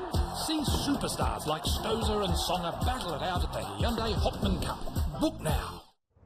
Going to be great at the Perth Arena, hopmancup.com for all the details. Make sure you pick up your tickets. It is a big lineup headed by Bernard Tomic and Sam Stozer, of course, representing Australia. Joe Wilfred Songer will be there, Milos Raonic, Sloane Stevens and John Isner, Agnieszka Radwanska. We've got Radek Stepanek and Petra Kvitova, Jerzy Janowicz. A great run at Wimbledon this year. So many teams represented, so many great players coming to Perth at tickettech.com.au/Hopman Cup. One of the best fields for a long time. Yes. I mean, there'd be 3 or 4 teams that you'd think you'd have a chance there, particularly Poland with Van Vanska and Jerzy Janowicz. That's a heck of a team. Yeah, looking forward to it. Already Nova serving 1-4, second set. 15 love.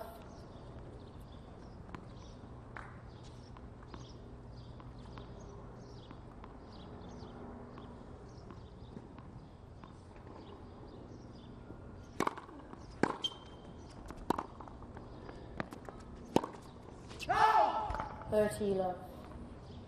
She's waiting for an out call on the return, which is not a smart thing to do. You keep playing until you hear a call. Just missing there from Delacroix.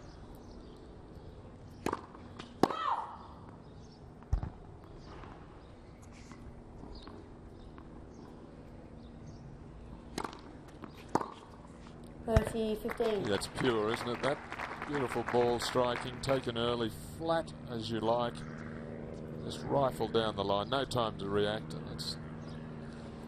Didn't Where really. she takes this from, Pete? How early is that? You've got no hope to pick that up. And it's just a step across as well to finish it off.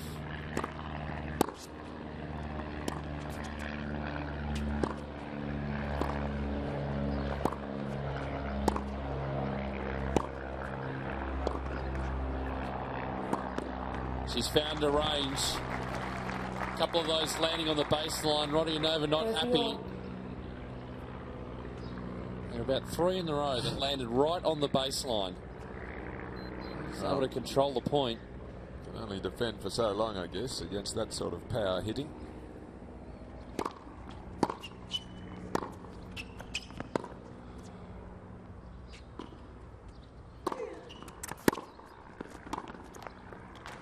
Good scrambling at the back of the court.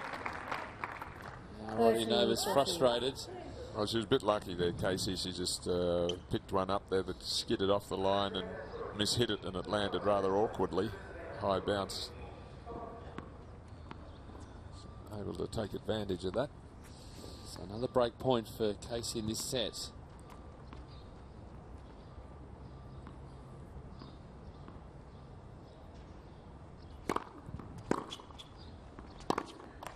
Game Delacroix. So another break. All rolling the way of Casey Delacroix, the top seed in this event. 5 games to 1. 5 games to 1. Just shows you how important that second game of the set was when Rodionova struggled valiantly to hang on to a serve. She saved some break points. She had some game points, couldn't do it. And now Casey's been able to, with that early break, run through this second set. Certainly picked up her play.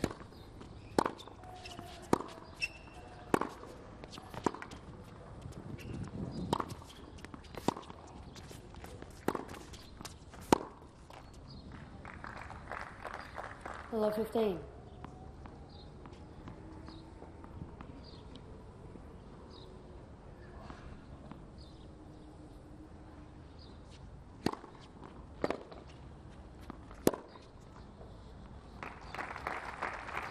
One-two play. 15 all. He didn't strike that as cleanly as she would have liked, but still effective.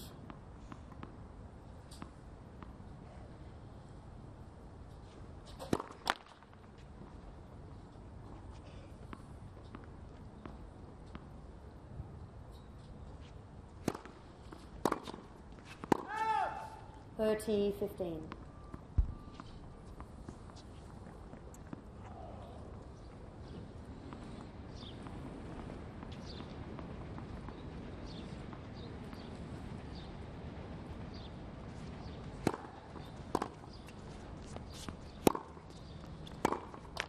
40-15. Well, this set's gone by really quickly. Casey DeLacqua with 2 set points.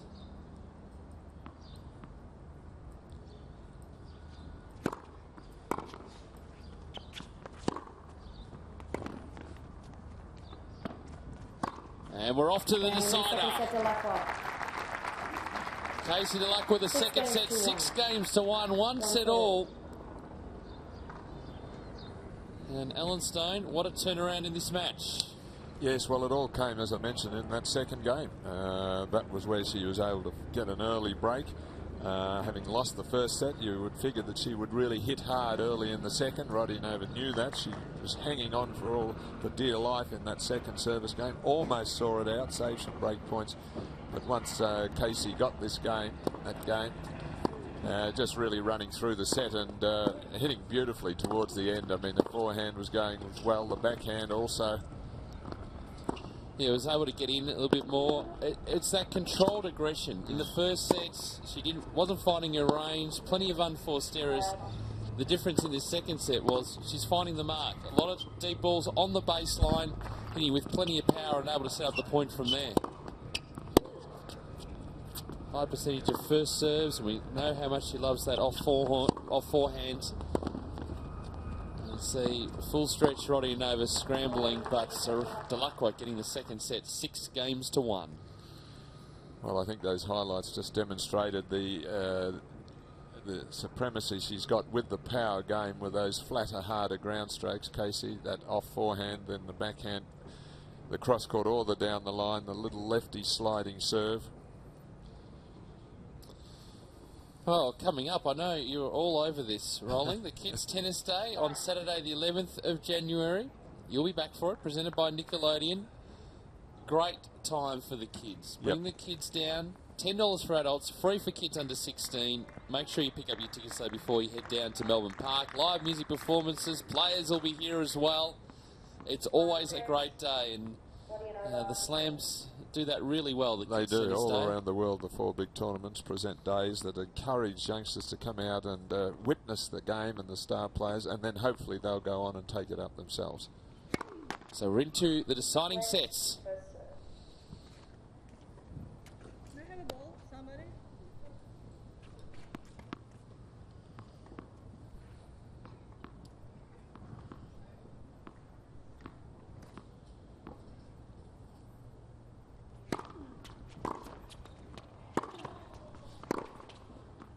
Love 15.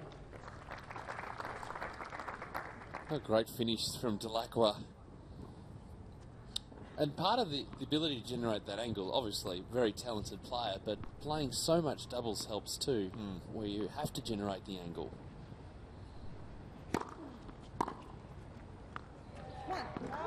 Good body serve there, and Rodionova's got to make a statement here. She must hold this opening serve.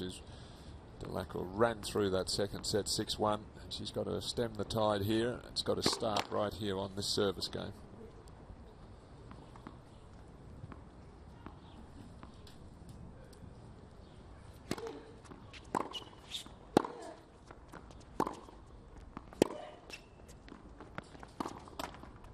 $30-15. It's just one of the few shots that she does have trouble with, that low ball, not much pace on her forehand. Doesn't quite get up to it quickly enough. And you can just hear Rodionova encouraging herself. She knows the importance of this game.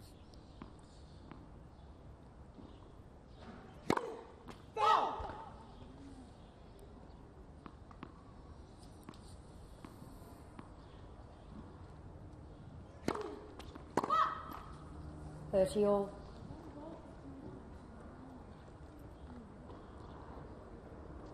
Well, must point this one. Be a little shaky after that double fault.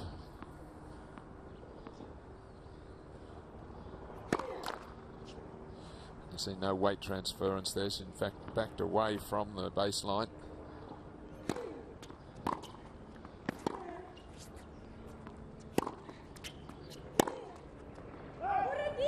$40. And frustration showing clearly here.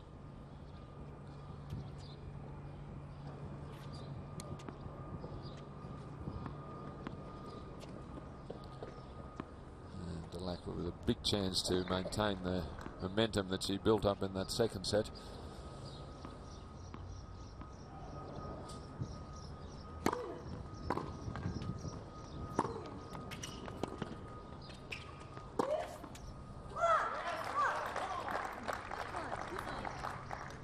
Truce.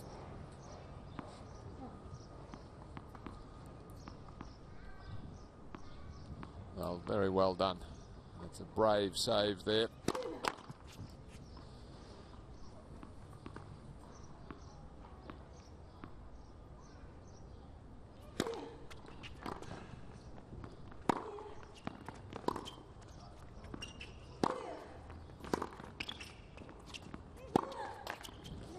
Advantage Delacroix.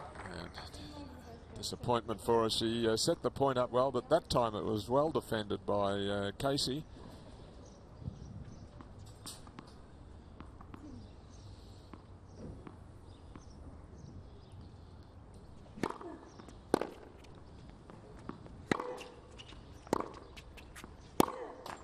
Game Delacroix. And so Delacroix holds in the opening game of this final set. First game, final set. And the frustration evident from Arena. Oh, a great start now. Shake of the head as it drops a serve. Well, she doesn't hide much. We know exactly what she's thinking. Yep. Look, she's playing a fine match here, coming in as the underdog. Did really well in the first set, just couldn't hold it together early in the second, and now she's battling to hold it together here in the third as some of these heavy shots, and Delacroix, the longer the match goes, is finding a range. And it's been pretty consistent all throughout that second set. Really settled into a nice rhythm in the match. Below 15.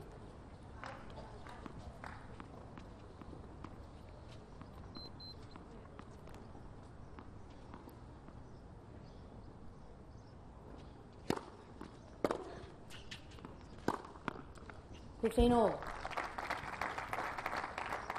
Well, again, that the difference between the right-hander and the left-hander serves. That's ad court. Just the lefty just does a little slider out wide, goes the opponent. Short return, easy put away.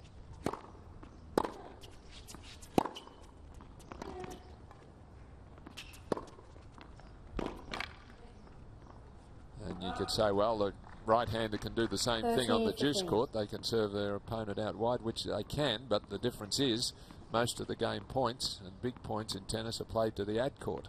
So that's where lefties sometimes have an advantage.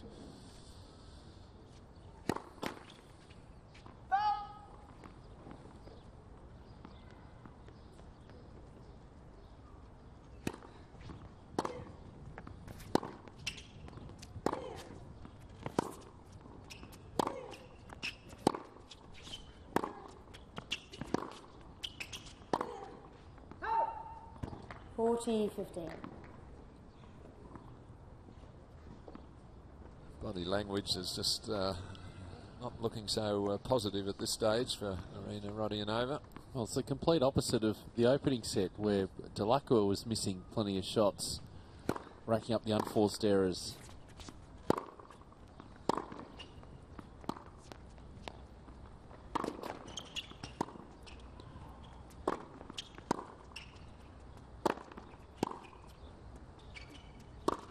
They had to finish it, deserved to finish it. 40-30. Raises her arms in acknowledgement. She Yes. played it well. Quite right too, I think, from her there.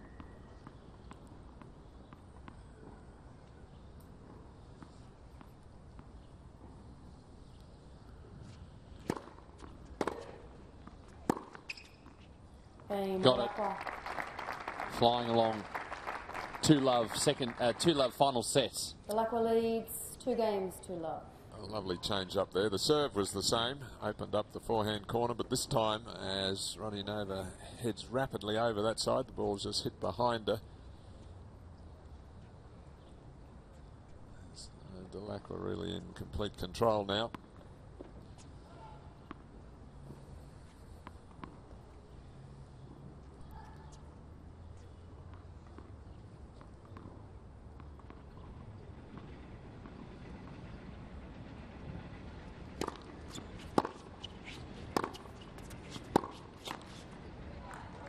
So great power from 15 both of these players. Rodionova going baseline.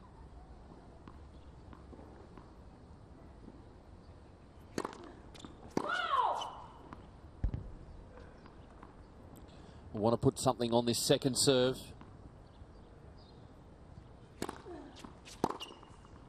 And did. 30 love. Just enough to wrong foot Delacroix. We see stepping into the court, ready for that short second serve.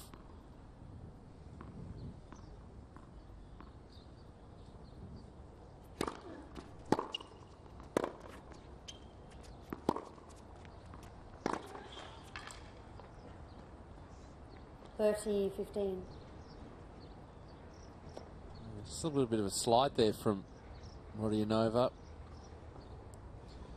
She was going for that. Just there.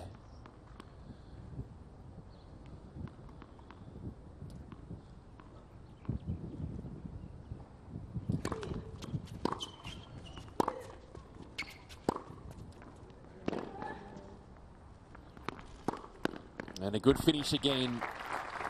The player in control of the match. 30 all. And it's Rodionova on the defensive. See Delacroix not really having to move all that much except for this ball. But it's the opportunity to come forward and finish off the points.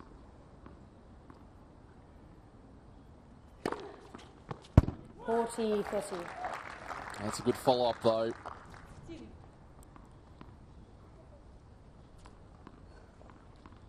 Nice change up too, going down the tee.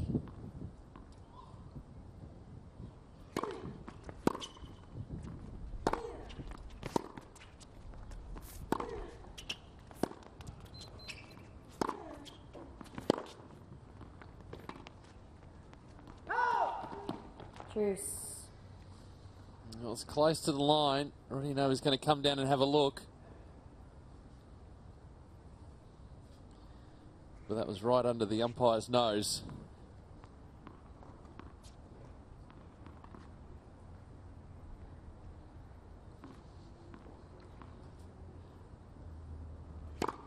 Let plus serve.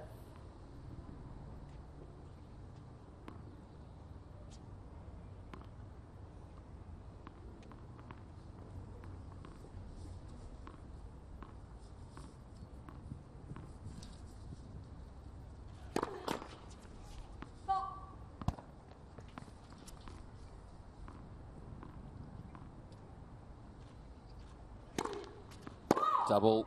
Advantage to Delacroix. It's a tricky end to serve from.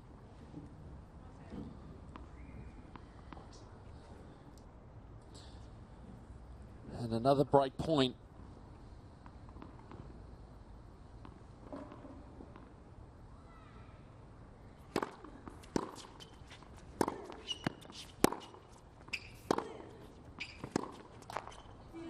Juice. And Hero just really trying to urge herself on.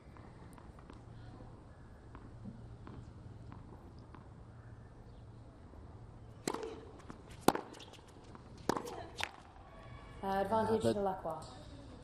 Those are the opportunities she needs to take. Another unforced error.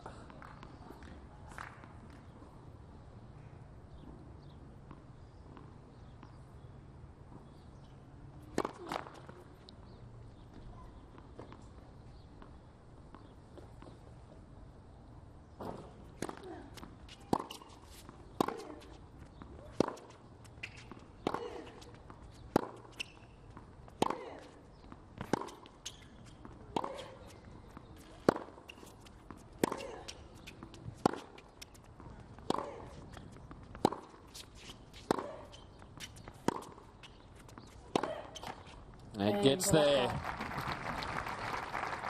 Casey Delacroix got one hand on that wild card accreditation. 3 games to love in this final set.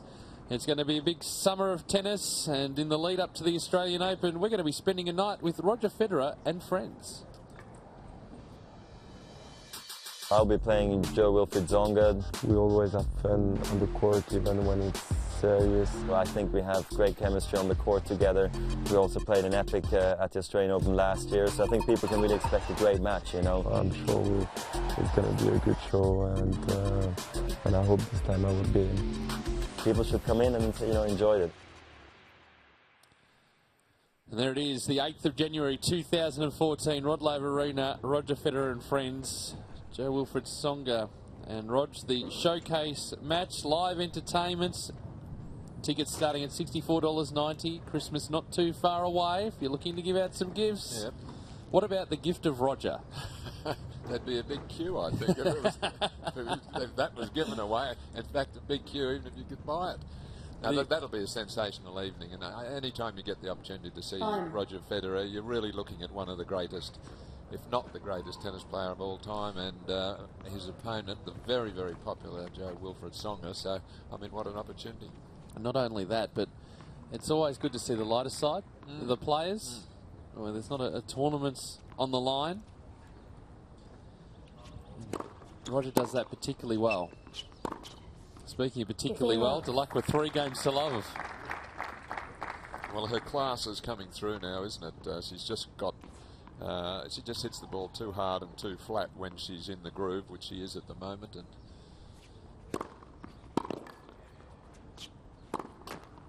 15-all. Arena's really battling hard as she has right from the start. It's hard to see where she can go to from here, really. What can she do that'll get her back into the match? It's all on Casey's racket. If she continues to execute like this, well, then that's it.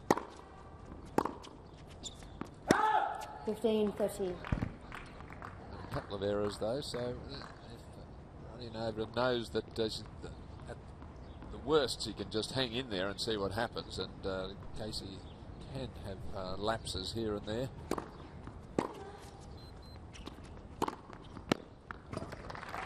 It's so effective, that slice serve wide to the two-handed side of Rodionova. She can only just prod it back, and either forehand or backhand, it doesn't matter. The lack was there to hammer it away.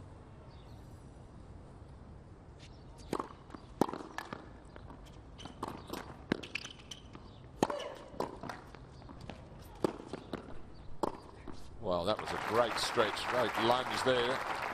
Rodionova looked almost certain to win the point. 40-30. This net cord just pops it up. What reactions there to keep it alive? Smash just a formality, really. It was the great reactions, the reflexes there from Casey.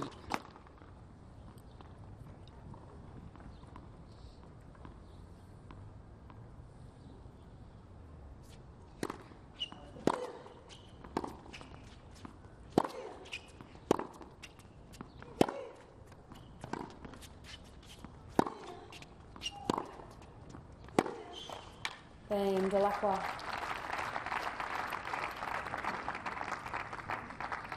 Delacroix leads 4 games to love.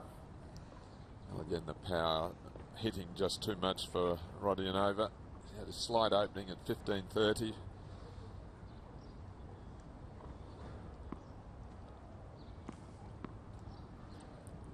So just a question of trying to hang on to a game or two here and just sort of keep yourself in as long as you possibly can. That's all Rodionova can hope for. And everything just love 15. going Delacroix's way now, the net cords.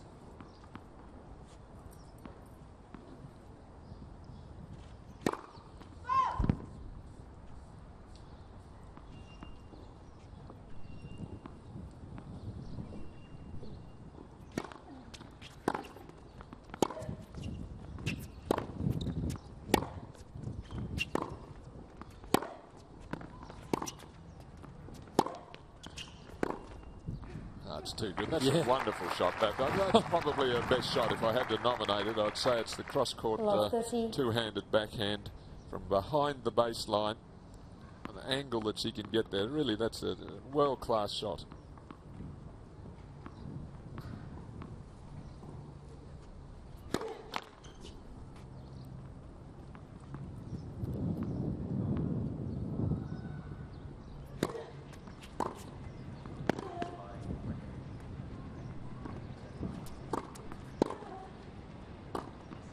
Covered it well. The previous shot was tricky because the breeze picked up. So it actually moved the ball around in the air. But another 3 break points. Almost a look of resignation on the face of Roddy Nova, as if to say, well, look, I've given it my best shot. What can I do against this display of power hitting now?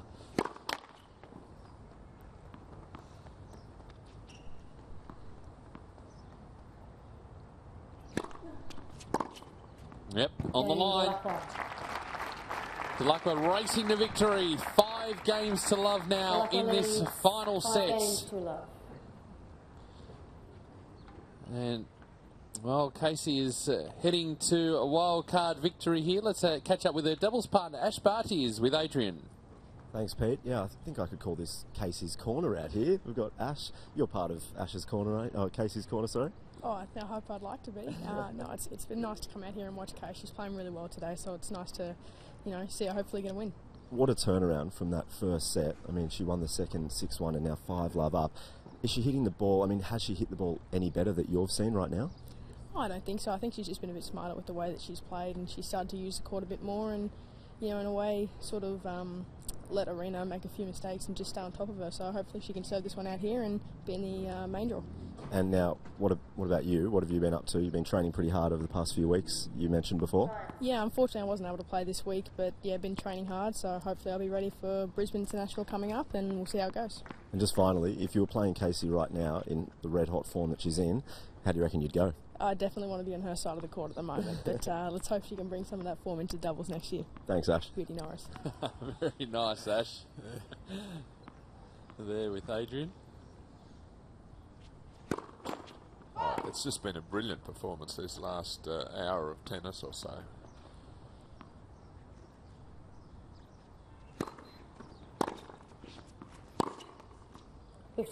Yeah, she hasn't missed in this final set. Roddy Nova's game hasn't gone off that much, She's just not getting any say in what's happening out here. There's a number of winners. 30 love.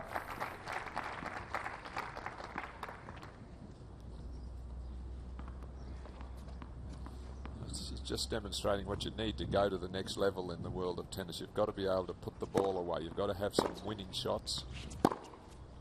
Yeah. And she's had plenty of those today. And now has 3 match points. 40 love. What a turnaround from that opening set.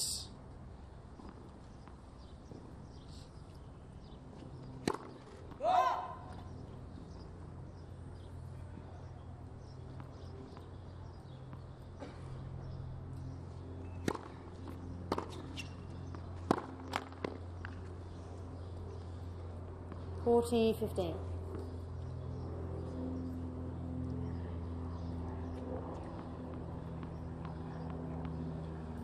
Two more match points. Let her serve.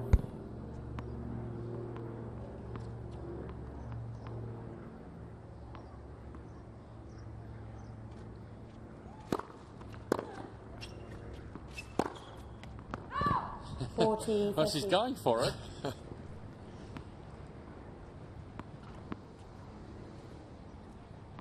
Still one more to come.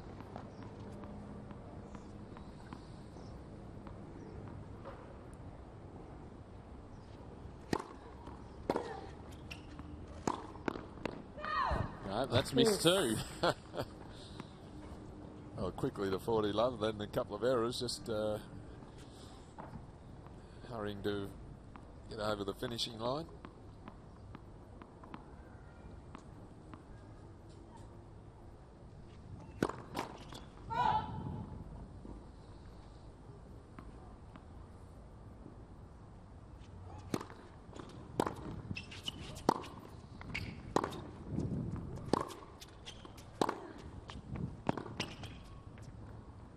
That ball drifting wide too. So from being in a very comfortable position, Casey Delacqua now faces a break point. Yeah, 40 love, 3 match points. Bit of a surprise.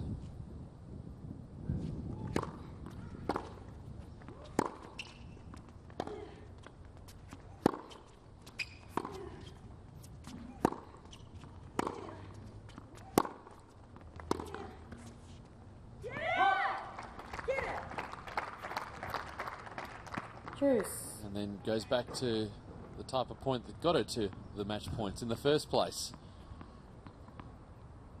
That controlled aggression.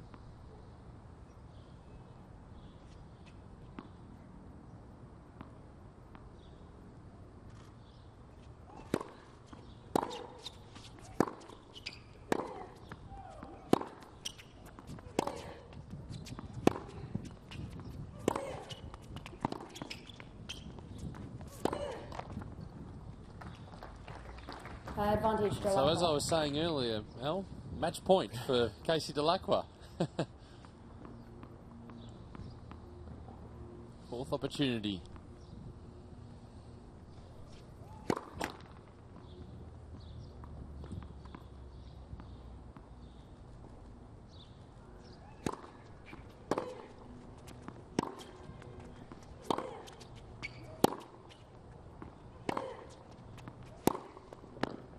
Casey will be in the main draw of the Australian Open again. 5-7, 6-1. Winning the women's final today. 5-7, 6-1, 6-love. A great performance from the second set onwards. It was awesome tennis. And Casey showing she'll be a force to be reckoned with round one of the Australian Open next year. Well, there'll be a few players won't want to play her in the first round because someone who can strike the ball like this is always a dangerous opponent. I mean, okay, she missed a few to start with, but once she found her range, I mean, she gave a devastating display of power hitting, forehands, backhands, lovely serving. Really an outstanding display those last two sets. Let's take a look at the highlights of the women's singles final between Casey Delacroix and Irina Rodionova and Ellen Stone. In the first set, Casey out of sorts, and it was Irina playing really smart tennis. Certainly, Pete, when she won the set, she mixed it up beautifully. She didn't make too many errors. She came in at appropriate times, and she had Casey on the back foot. It all started to go astray or awry for her early in the second when she dropped her opening serve. Now, that gives encouragement back to your opponent. And once she got a game going and got on top, well, there was no stopping her. It was like a steam train just running straight through the station. No stops. It was aggressive, but it was controlled aggression yes, and taking the opportunity to get to the net. It was brilliant hitting, really. Early taking of the ball on the backhand in particular, the big off. Look at that backhand down the line. The big off forehand as well. I don't think Rodionova's game really fell away that much. You know, she battled hard as she had right throughout, but she just doesn't have the same shots in her repertoire as does Casey. She can't flatten the ball out and hit it like Delacroix can. And I think the difference in their world rating indicates that as well. Yeah, beautiful off forehands, one of her favourite shots. But just once she was in control of the match, she wasn't going to let go. And once she got on a roll, she was very, very hard to stop. And the final set went by very, very quickly in the end, but it was just a clean hitting from Casey Delacroix. And as you can see, Rodionova, full stretch there, was forced to run side to side, forced to try and come up with the big shots. The errors were going her way. That's a beautiful lunge volley from Delacroix, and nice finish. And really, in the end, Delacroix deserved to win. Oh, yes, yep, clearly the better player. And just working the angles. Had a couple of cracks at match point, but in the end, on her fourth attempt, got the job done. And so Casey Delacroix is through to the main draw of the Australian Open for 2014. 5-7, 6-1, 6-love over Irina Rodionova.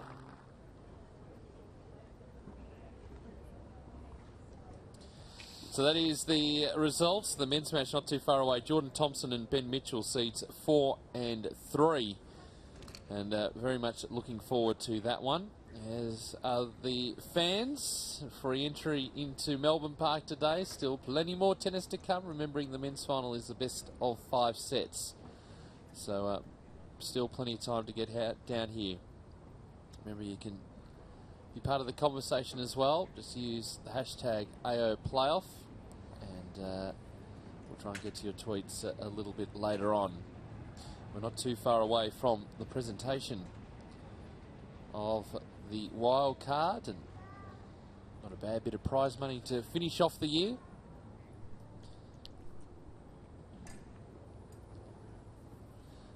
And let's go down now to Adrian Franklin, who's leading the official ceremony. Well, ladies and gentlemen, on Monday, the 2013 Australian Open Wildcard Playoff began. We started with 16 of the best and the brightest female players. We finished up with 2 today for the final, and then just the 1 in the end. Please, first of all, let's congratulate all 16 players, and particularly Arina Rodionova and Casey Delacroix.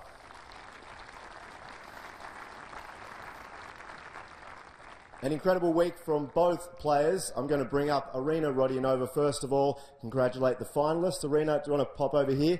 It is also Arina's birthday today, so perhaps one more round of applause and wish her a happy birthday. Arina, well done on a great week. Not the way you wanted to finish it, but you can take some positives from this week. Well, first of all, the week is not finished yet for me. I'm still celebrating my birthday tonight, so it's hopefully going to be better than the start of the day. But yeah, it was a great week for me, and had a couple of good matches, and I'm happy with the way I'm playing most of the time. So yeah, looking forward for coming summer. And in the end, you started really well this match. You took the first set. Casey just seemed to be on fire for the next 2 sets. Yeah, I started well, and I think I actually kept playing well till the end of the match, but it wasn't really my fault today, so Casey just played 7-5, 6-1, 6-5. A little bit better in the second and third set, so yeah, well done to her. And what's on for you for the next couple of months? We lead into the summer. What's the plan? We'll see. I guess it depends on Tennis Australia what I'm going to play, so hopefully Brisbane, and Australian Open, maybe Qualis, and yeah, see how it goes. Well, congratulations, and of course enjoy the rest of your birthday. What's on for today? You don't want to know? Okay, ladies and gentlemen, please thank Arina Rodionova. Now, the winner today, Casey Delacroix. She came into this tournament winning 10 matches in a row. She's now stretched that out to 14. I spoke to her the other day about whether that was her longest winning streak, and she said, no, I've gone about 30 or 35 matches, so still a few to go. But what a week it has been. First of all, I'd like to welcome Roisin over here. Roisin's part of the Super 10s program. It's a 10 and under development program. Now, Roisin, you were involved in a team. What was that team's name? Radwanska. Team Radwanska. So you're one of the better 10 and under players in Victoria. That must feel pretty cool. Yes. Yes, it certainly does. So Super 10s, you can jump on tennis.com.au for plenty of information that's going around Australia. Get involved. Roisin has the accreditation pass. So Roisin, let's bring over the winner, Casey Delacroix.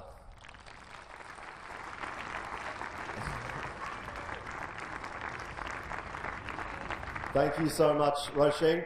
Keep the round of applause going for Roisin. What a superstar of the future. Thank you so much, Roisin. I'll let you go over to Francis Sawyer. Casey Delacroix, I mean, what a match. She lost the first set, and then what happened from that point? Yeah, I just had to feel my way into the match today. Yeah, each match has been different throughout the week and thrown me different challenges, and today was another one of those, and I just had to stay calm, and I knew I'd eventually find my range, and I was able to do that, and yeah, happy that I was able to find it when I did. Some of the winners that you produce off both forehand and backhand are pretty incredible. I mean, do you always seem to be able to play like that, or is it particularly now after such a great year? You've made 3 out of the 4 doubles finals with Ash Barty, who is over there in your camp. I called it Casey's Corner, actually, so I think that might stick. But those winners, are they happening now because you're just feeling so comfortable with your game? Yeah, to be honest, it doesn't always happen like that, and I've had some shockers throughout the year, and with tennis, sometimes you don't play your best, and sometimes you do, and obviously when you're confident, you always seem to feel better, and the winners kind of come a little bit more naturally, but, I just try and always, compete for every point, and like I said, find my range, and today, in the end, they were coming off, and when they do, it feels great, and when they don't, it doesn't so much, but, I just tried to pull back a bit, find the court, and then I was able to free hit a little bit more, and yeah, it felt pretty comfortable there in the end. So now you have a main draw berth in the Australian Open, a legitimate main draw berth. I mean, what can that now set you up for starting at the Australian Open in January? Yeah, I really feel like I do belong in the Australian Open, and I deserve my spot there now.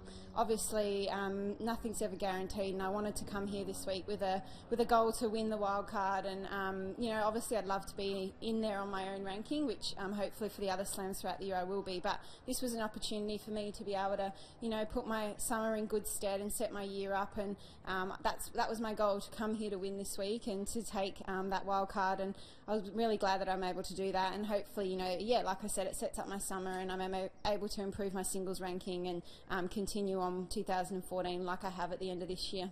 Now I'm going to jump off the mic quickly and pass it over to you. You might want to thank a few people, perhaps. Oh, okay. Yeah, well, mainly just one person, Stinger. He's just my coach. He's my coach. But yeah, thanks, Sting. Pretty much, yeah, I'm here and winning and playing really good singles because of him, and we've worked really hard every day, doing the right things. And yeah, so just pretty much want to thank Sting and Ash for coming out. But yeah, that's about it. Just Sting. Thanks, Sting. Congratulations once again, ladies and gentlemen. Casey Delacroix heading into the main draw of the 2014 Australian Open. Well, that concludes our presentation for the women, but next up it is the men. Stick around. It's Ben Mitchell taking on Jordan Thompson.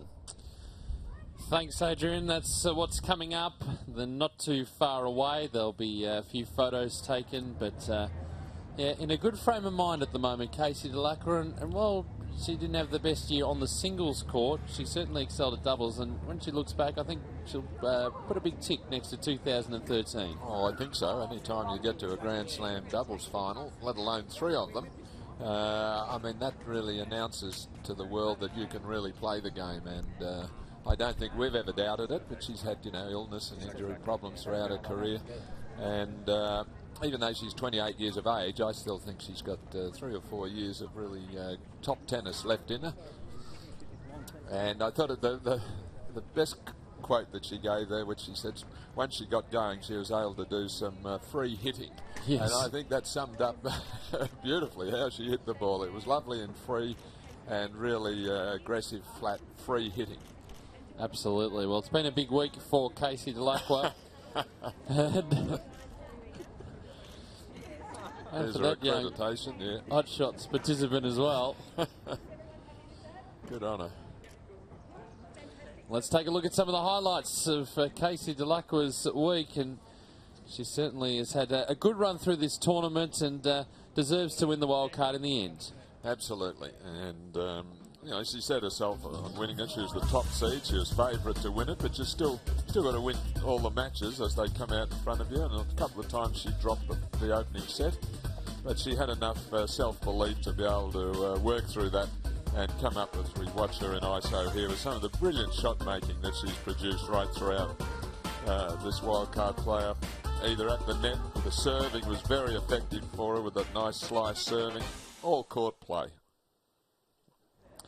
Yeah, good performance. 5-7, 6-1, 6-love. And going to have plenty of photos taken, social media and the like. And looking forward to seeing her in January, both on the singles and the doubles court. Well, Pete, we get a badge like that for accreditation, but it's not into the draw, is it? It's No. into the media room, and there's no 30,000 to turn up. Exactly. But anyway, we're happy to be there. We are, absolutely. We hopefully get one of those towels as well. Those are the towels. They are a prized possession. Well, they get knocked off regularly by the players. Yeah, they do. They go through about 1,000 or so, or at least, I forget what the number is, that the players seem to somehow end up with. So that is the women's tournament done. We've got one more match to come in the men's. The final, Jordan Thompson, the 4th seed, taking on Ben Mitchell, the 3rd seed. And we're looking forward to that as much as we're looking forward to the Brisbane International coming up soon. So, Marty's buying tickets to the tennis. We're in, right? Marty. Yeah. No, we're out. Oh, you cannot be serious! We're definitely in. Okay, we're in. Great. Great. Are you in? See superstars like Federer and Williams battle it out at the Brisbane International. Book now. Going to be a big event, the Brisbane International. Make sure you pick up your tickets as soon as possible. We're about set for the men's final. Jordan Thompson and Ben Mitchell, both players with Adrian. Jordan Thompson, it's been a big week for you. You've played 3 4-set matches. How are you feeling physically coming into the final today? Yeah, I feel good. I mean, I had a day off yesterday. Played 4 every time. It's not easy, but yeah, I feel pretty good. Now, you said after your semi-final when you beat JP Smith, that was your biggest win. If you can take this today, would that be your biggest win? Definitely. Play well today. Thank you. As we welcome Jordan's opponent, Ben Mitchell, over to the microphone. Ben, good morning. How are you? Yeah, I'm good, thanks. How are you? Yeah, really well. Defending champion. It must feel perhaps a little similar to last year when you won the title. Yeah, a little bit similar. I always have I've got a good memory on this court and good feelings from last year. So yeah. And physically, I mean, it's been a long week, perhaps not as long as Jordan, but you feel strong and healthy? Yeah, I feel pretty good. So my matches haven't been, too long, not as long as last year. So everything feels pretty good. Good luck today. Thank you. Ladies and gentlemen, the 2 players today, Jordan Thompson and Ben Mitchell. Thanks, Adrian. As they prepare, experience, suspect, may be a factor in this rolling, in particular for Ben Mitchell. He's been on this court 12 months before in the final. Well, I think so, Pete. And the way he's played, I mean, he hasn't even hardly worked up a sweat. He's been so fluent and smooth in his matches. He's a beautiful mover. No real weakness in his play at all. Solid off the forehand, backhand, can put the ball away, can come in and play some nice angle volleys. So, I mean, things are looking pretty good for him. Jordan Thompson, on the other hand, has worked like a dog to get through. Tough 4-setters and really deserves his spot in the final. But it does present an interesting contrast, particularly in the 2 personalities. I mean, Ben Mitchell hardly turns an hair, he doesn't turn a hair at all. I mean, everything's internal with him. Yep. And it's external with Jordan. I mean, he's loud, he's boisterous. He's demonstrative, he's emotional, chatty. He's everything. And so we're going to see a contrast in their personalities. And there'll be a similar style of game. I think Ben's probably serve might be a little better.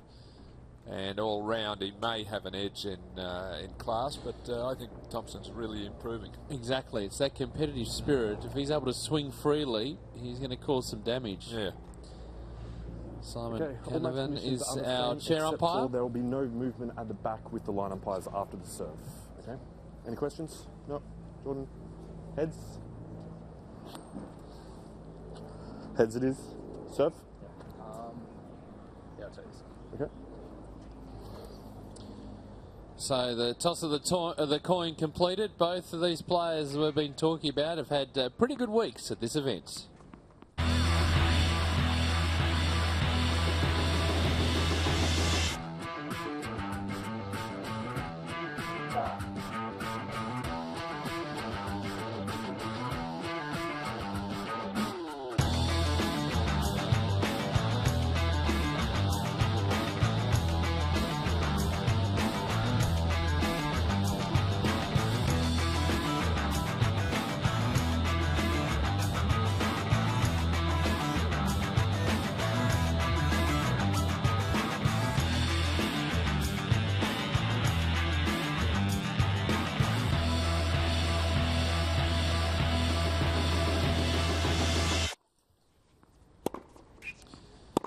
So let's take a look at Ben Mitchell and his bio. There it is. 21 years of age, ranked 262 in the world. Has been as high as 209, and that was last year. Has won a couple of futures events in 2013. One in Thailand, one in Korea, in May and June respectively. Played 27 tournaments. It's been a big workload, and heading into this event, showing no signs of fatigue. He's hitting the ball quite cleanly, and one of the form players, and deserves to be in the final. No doubt about that. And I think would start favourite in this final. Well, certainly the way he's been able to construct his event. He hasn't dropped a set on the way through to this stage, and he's been tested at times, but had a really good win in the opening round against Harry Boucher. That was in straight sets, then 4-4 and 4 over Andrew Whittington, and then 4-2 4-1 against Luke Saville, and that was in the semi-final. That was the semi-final score. He And a was pretty impressive. comprehensive, Oh, he was yeah, impressive, particularly Pete, in that last set. Yeah, well, the whole match, 6-2, 6-4, 6-1, and Saville had been playing well, and I thought that was really an outstanding performance from him. I thought that might even be a tight 4 or 5 setter. Now here's Jordan Thompson. Great run through this event, 19 years of age, ranked 318, and last month reached his career high singles ranking of 308. And we talked about the long 4 setters that he's had along the way, but it's been a big year for him as well, winning the final of the Futures event in Alice Springs in September, in July, winning the final of Futures event in Austria, a couple of semi-finals along the way, and he is certainly on the right track with his developments. He's had to do it the hard way. He's had a couple of tight 4 setters, particularly the first round against Blake Mott, which was 7-6 in the 4th, and then backing that up against Alex Bolt and getting over the line 6-3 in the 4th there. And the big match, as we had a look at on Friday, Alan, was against JP Smith, and there was the score line, and he was super impressive in that match. Well, he was the underdog, and Smith was the #1 seed and expected to have perhaps a little bit too much experience for Jordan Thompson, but boy, he refused to just bend or buckle in any way, shape or form. He was really terrific in that match. He just threw himself everywhere. He urged himself on. He was very demonstrative, and to me, he just was more desperate to win and to get through to this final stage and a chance to play for the wildcard. So he deserved it, absolutely no doubt about it, and I'm sure he'll be a very, very worthy opponent in this match. And if he manages to make it into the main draw of the Australian Open, what an experience that would be. Remembering a 2 minutes. best of 5 set match with the final set tiebreak to simulate the conditions at the Australian Open. Yep. And it's been a tournament interrupted by rain, so the degree of difficulty changes a little bit because we lost the entire first day, and that was washed out. So there were back-to-back matches along the way for the players. Well, that can happen sometimes in the Grand Slams. They're 2-week tournaments, and you need to win 7 matches, which theoretically means you win a match every 2 days if you can go on and get to the final. But often at the Slams we have some washout days, but we won't have them here because we got 2 courts with retractable roofs, so we'll get 2 days of play in. And a third one to come along, not next year, but the year after. Almost all in readiness. We'll be back in just a moment with the opening set of the men's final.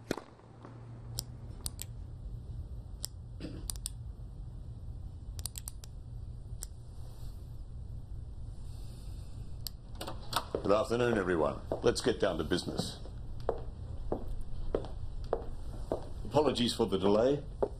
I got caught up.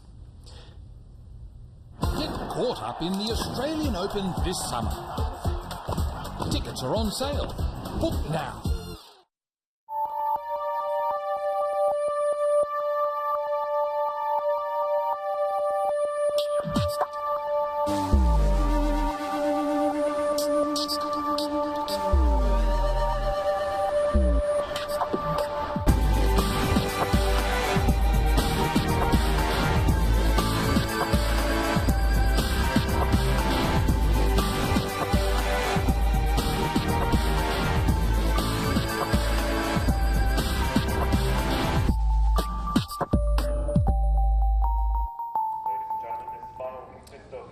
So a match here on court number 6, the final match of the wildcard playoff.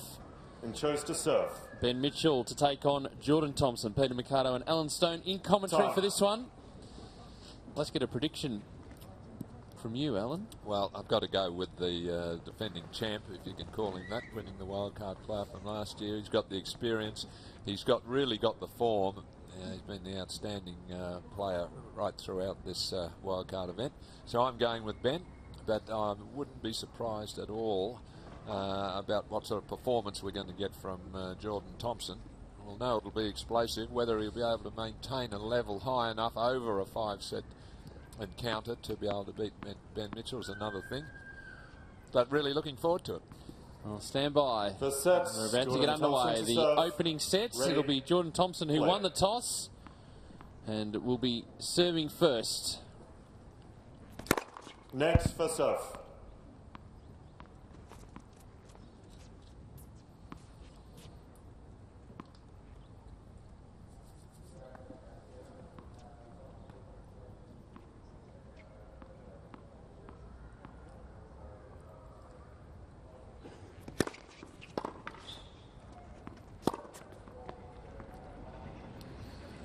Well, that'll clear any nerves. 15 love.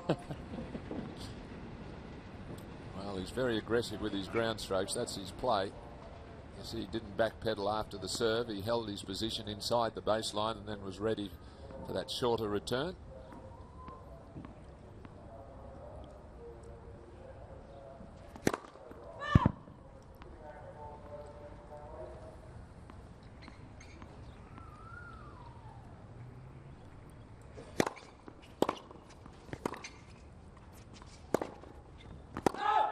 Love. First meeting between this pair.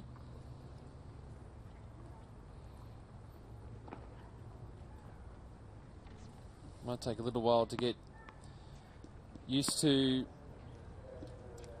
each other's games.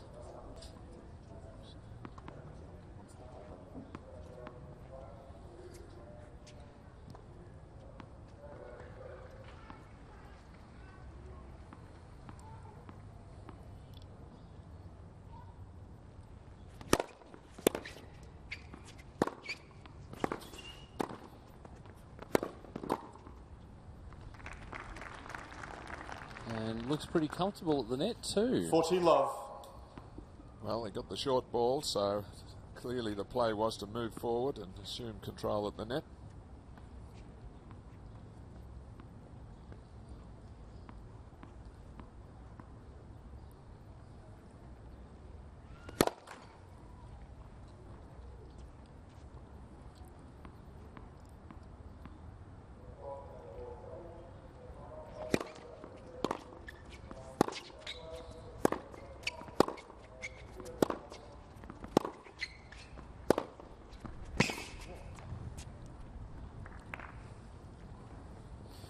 $40-15. That's what Mitchell does well. Likes to move the ball around from corner to corner, outmaneuver his opponents, and then he's got he can crank it up a little to finish off the point. It's his habit of getting 4 balls from the ball boys, picking the best 2.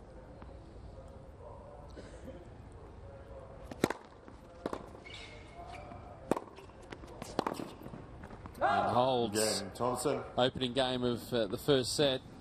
First game. Well, we made the comment on Friday, the match between Thompson and JP Smith, that we thought JP was going to be too strong, too powerful, and just run over the top, and it wasn't the case. No, well, look, he can absorb pace, no doubt about it, because JP big lefty serve and a flatter hitter, but it didn't bother him at all. He didn't back away. Jordan Thompson, as I said, he could absorb the pace and come back with plenty of his own with his ground strokes. Moves well.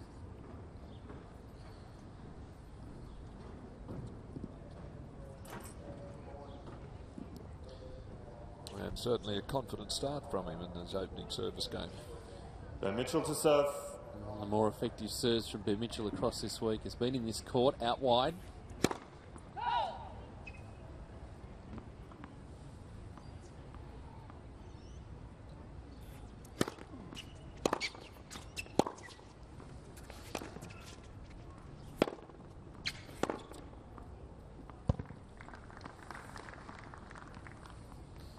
Love 15. And sending a message early, isn't it, that anything that's remotely short will be punished. And see here, didn't really have to move, was stuck in that corner. Had plenty of time to get into position to finish off the pass.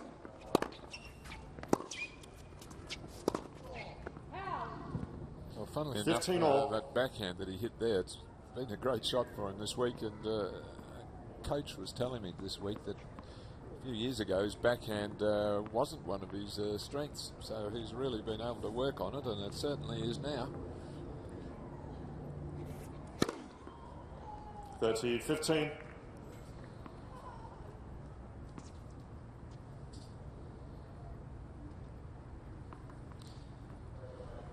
Very composed for 19 years of age. Likes to take his time. Well, he's composed.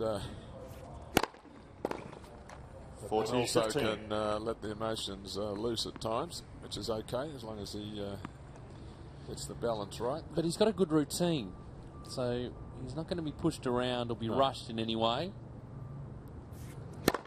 Net for serve.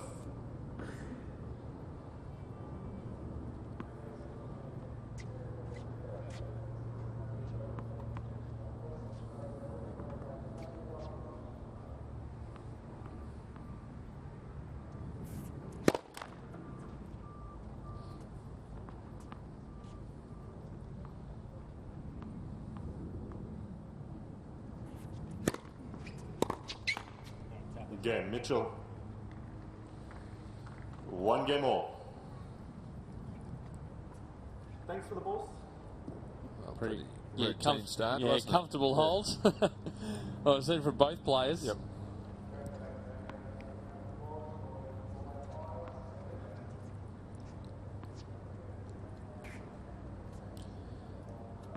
Jordan Thompson's played back-to-back tiebreakers in the opening set of his matches. He's 1-1, dropped the first set to Alex Bolt, 7-1 in the tiebreak.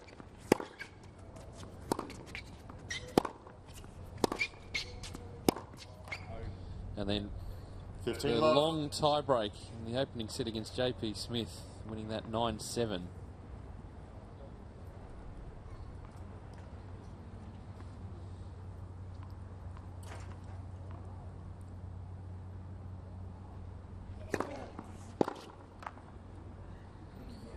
Love.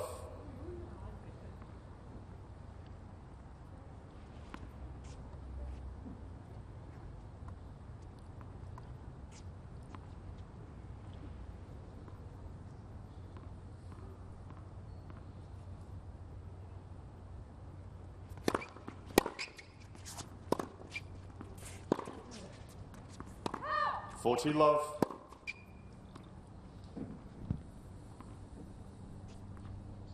Hasn't quite found his timing yet, Ben Mitchell. That one not coming cleanly off the strings.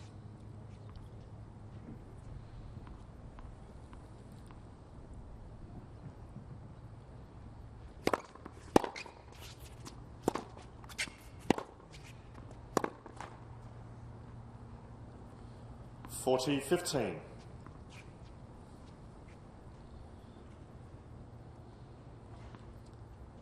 As this match goes on, I think we'll see some longer rallies emerge. Not much for the crowd to get into at the moment. They're both just a little scratchy to start with here. Net for serve.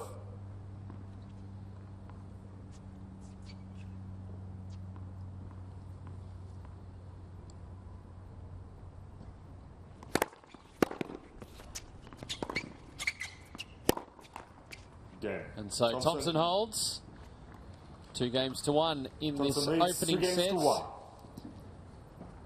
As we're on serve, and both players pretty comfortable on serve as well. And don't forget, time is running out for your town, your club, or centre to be involved in the AO Blitz. Just bring the chairs across.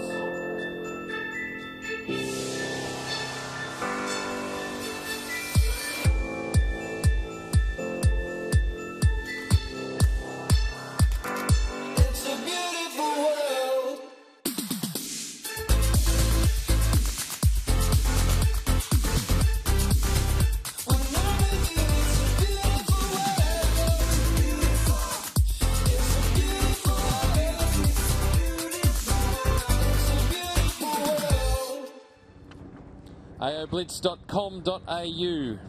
Make sure you head across there. Find out what you can do. Basically playing tennis and all sorts of different activities. And you earn points, and the more points you get for your town, the towns that earn the most points will be represented on court by one of the world's top tennis players. The 2014 Australian Open. 256 opportunities to be a part of it. But closes on the 31st of December. Don't leave it to New Year's Eve is the message. aoblitz.com.au.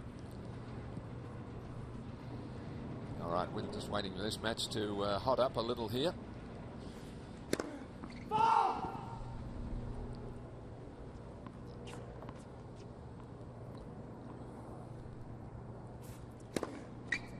Fault. Love 15. No real arguments there from Ben Mitchell.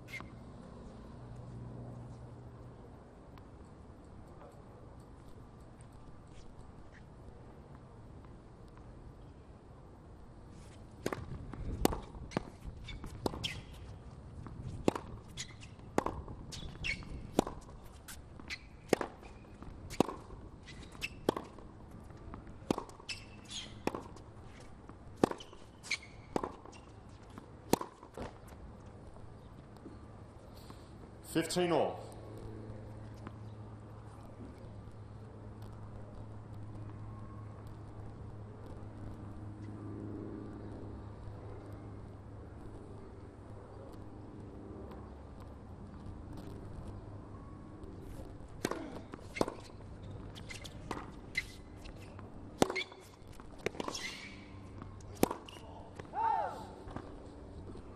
$30-15. A couple of forehand errors and successive points as he's just trying to press off that side. Yeah, he's really trying to assert himself in the match, show that he can be a powerful player.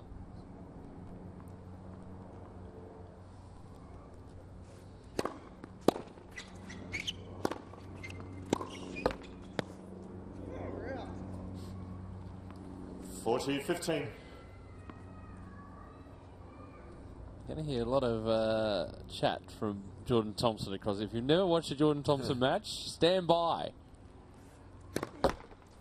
Yes, he gives us a running commentary, doesn't he? Yeah.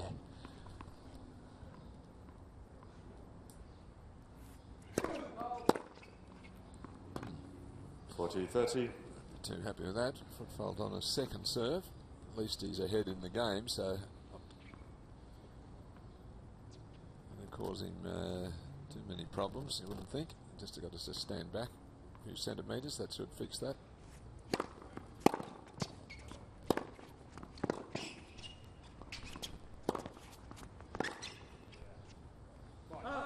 Again, Mitchell.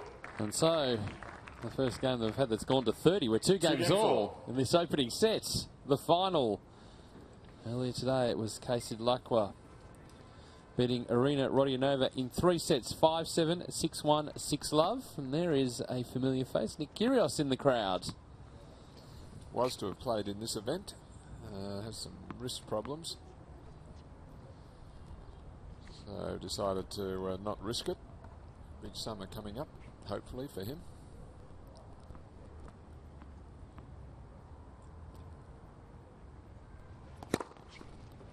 $15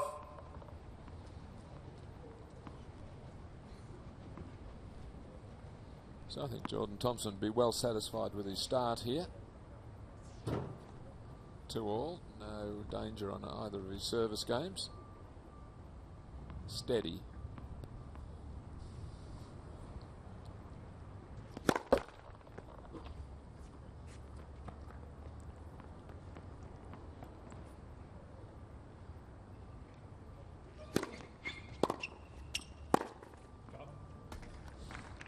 You're pretty happy with that as well. 30-love. Well, he doesn't get enough depth on this. Serving to the backhand, so he's already on that side from the backhand court, so he's just got to turn, step and hit.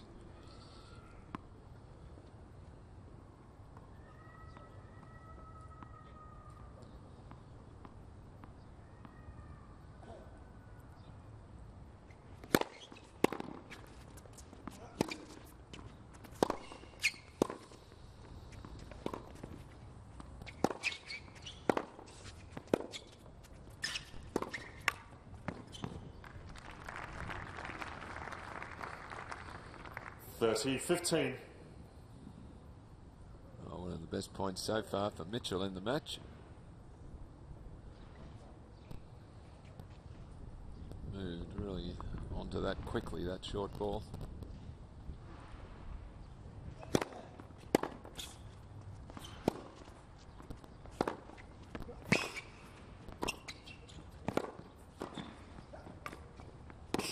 It's good coverage across the net from Ben Mitchell. How's the speed of Jordan 30 Thompson? all. He almost got to that last one. Well, putting together consecutive aggressive points here for Mitchell. Very smooth and just angles it across. He'd recovered sufficiently. He would have got it if Jordan had got the ball back.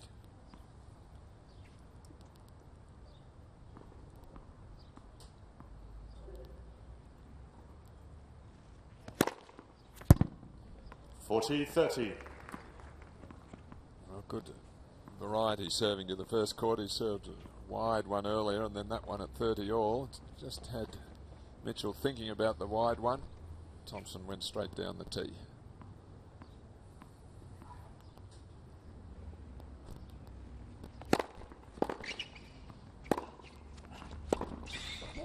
Game. Thompson. So Thompson holds. Thompson On leads. serve, still 3 games in this to 2. opening set. 3 games to 2. And the summer of tennis gets underway at Perth Arena. It's not too far away, the Hopman Cup. So, Marty's buying tickets to the tennis. We're in, right? Marty. No, we're out. Oh, you cannot be serious! We're definitely in. Okay, we're in. Great. Great. Are you in?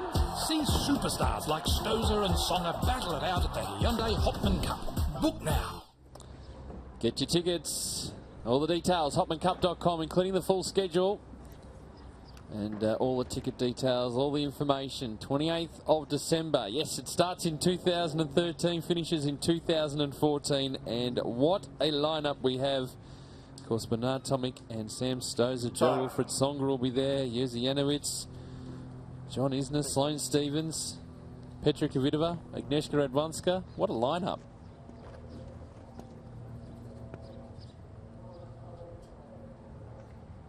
And certainly a great venue. The Perth Arena. Yep. Top event. Just the appropriate place to play at Perth. Yes. They really support it there. They love the event. So Mitchell serving 2-3.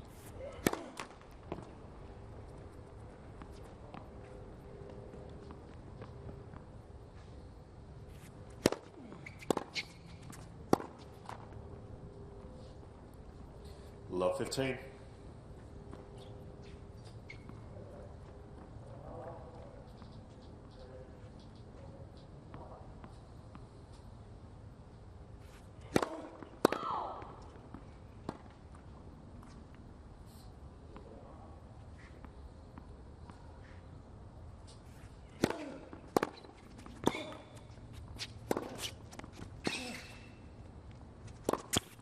Now, that's straight out of the textbook of attacking play. How was the return to start off with? Love 30. Took it so early, short backswing, and just, you watch him here, jolts it down the line.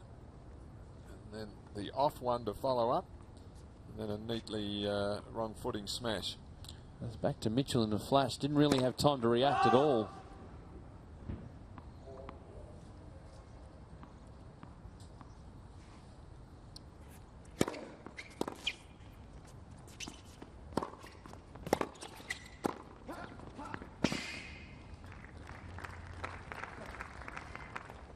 He's covered some territory across this event. But that ensures that putting enough pressure on Ben Mitchell that even when he is in the attacking position, he's going to go more and more for the lines. Try and finish off the point.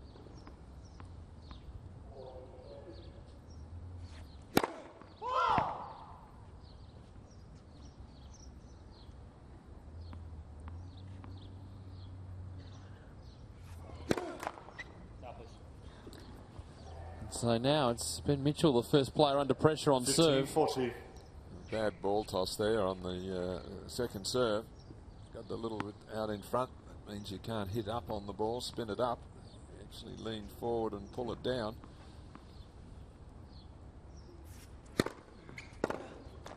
(30-40).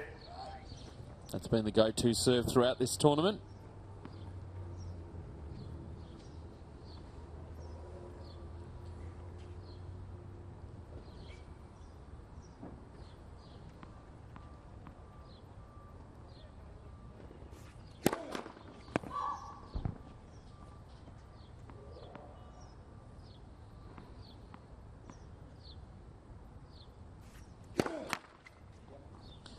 Yeah. So another double fault, and there is the break of serve. So Thompson 4 games to 2 now in the opening set. Well, exact replica of the double fault he served at 15:30, and he's changing rackets, no doubt. Unhappy with the tension, I guess, in the restring. But really, it was I don't know about the tension of the racket. It was the ball toss. You know, they were both too far out in front, and he couldn't spin them up and over. So really giving him the service break.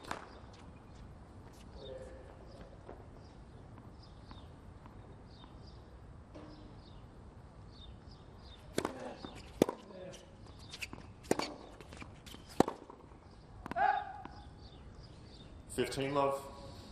He's just out of sorts. Double faults, unforced errors creeping in.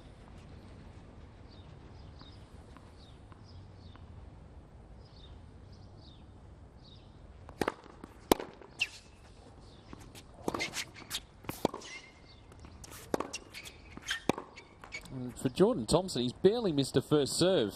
30 So well he's playing at the moment. It's really solidly. And his ground strokes, as normal, have got penetration. He's taking them early. He's rushing Mitchell.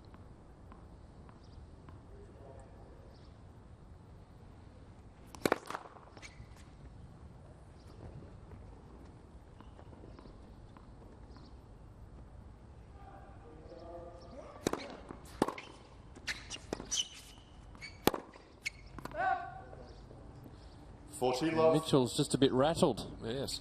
Not allowed to get into any sort of rhythm. Certainly not controlling the tempo of the match.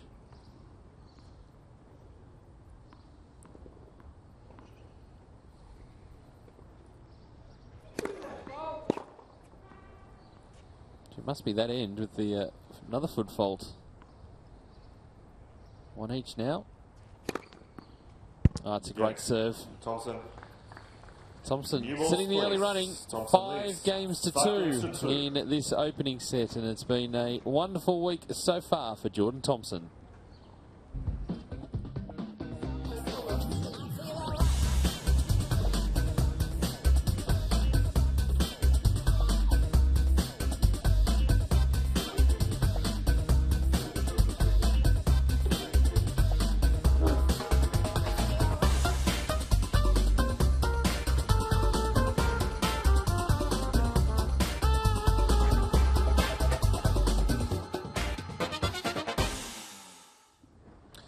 He's done it the hard way, but he's into the final and looking very good at the moment. 5 games to 2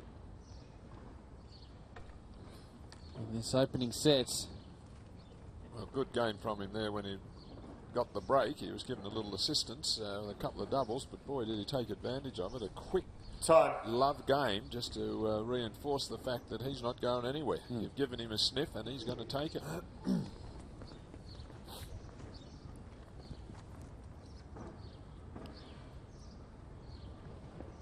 Ben Mitchell really needing to lift the level of his play here as he serves with the new balls.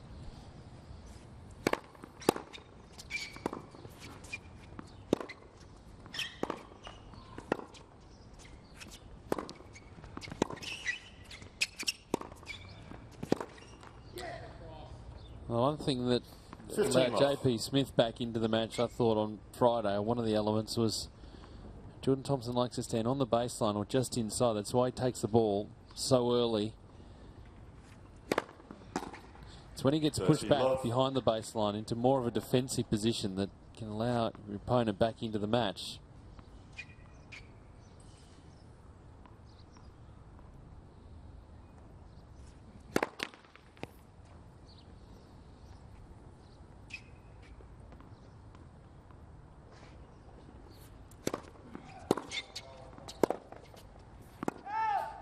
.15. It's all about that reaction time, isn't it? So serving, finish your service motion, all of a sudden the ball's back there. Well, he's really, it's a different style of return than Mitchell. Mitchell's more solid, just return the ball, try to set up the rally, but Thompson really tries to do something with his returns. 40-15.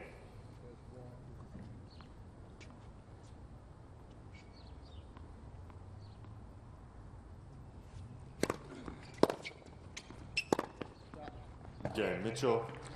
So Mitchell holds, but Thompson now will be serving for this opening Thompson set, leads 5-3. 5 games to 3. And up the good end. So the sun behind him. We haven't had to say that all week. No. Very overcast conditions for the most part. Plenty of rain early on, but we're all clear to get the tournament finished on time. It's always a good thing.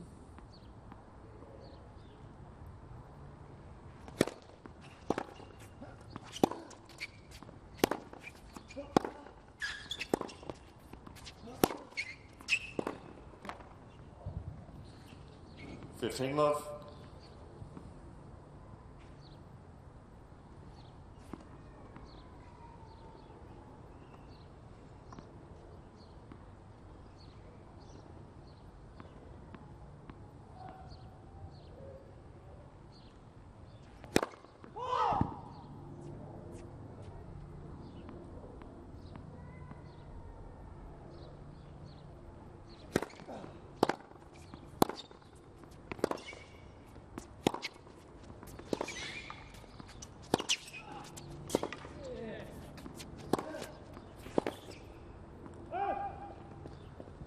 It's forcing Mitchell to come up with the big shot, isn't it? The all or nothing shot.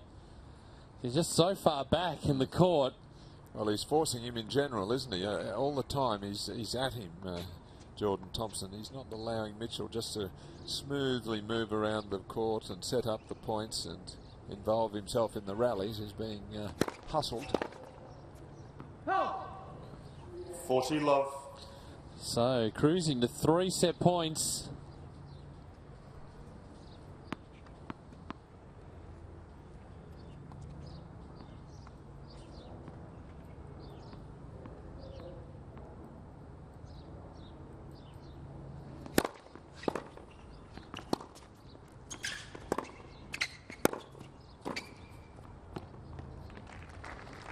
Nice hands at the net.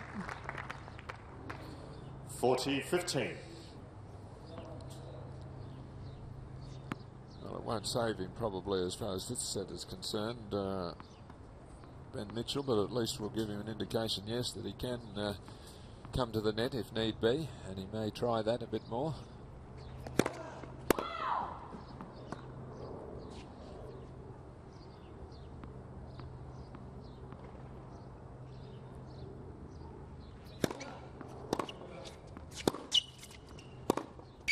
There it is. Yeah. And first Been all Thompson. Jordan Thompson in this opening 6 set. games He's to taken 3. it 6 games to 3, the first set of the final. What a great performance. What a composed performance from Jordan Thompson.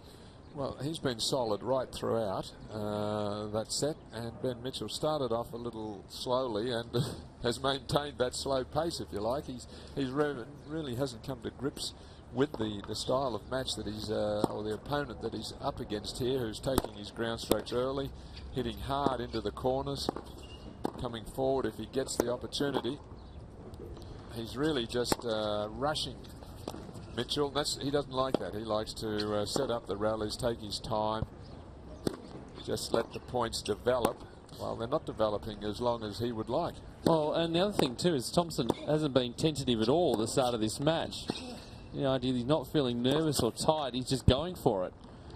And certainly paying off. He has to strike the first blow in the match, and he has.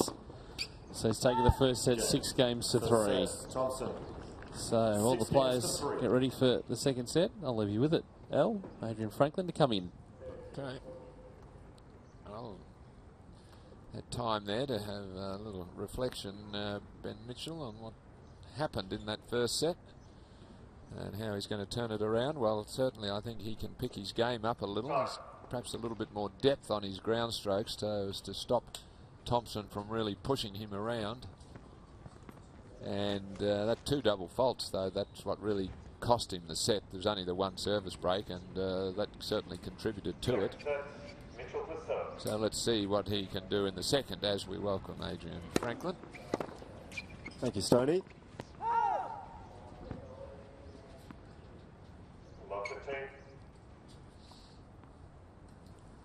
A little bit of a surprise at the moment, although Thompson, the way he's playing, It's not surprising at all that he took that first set.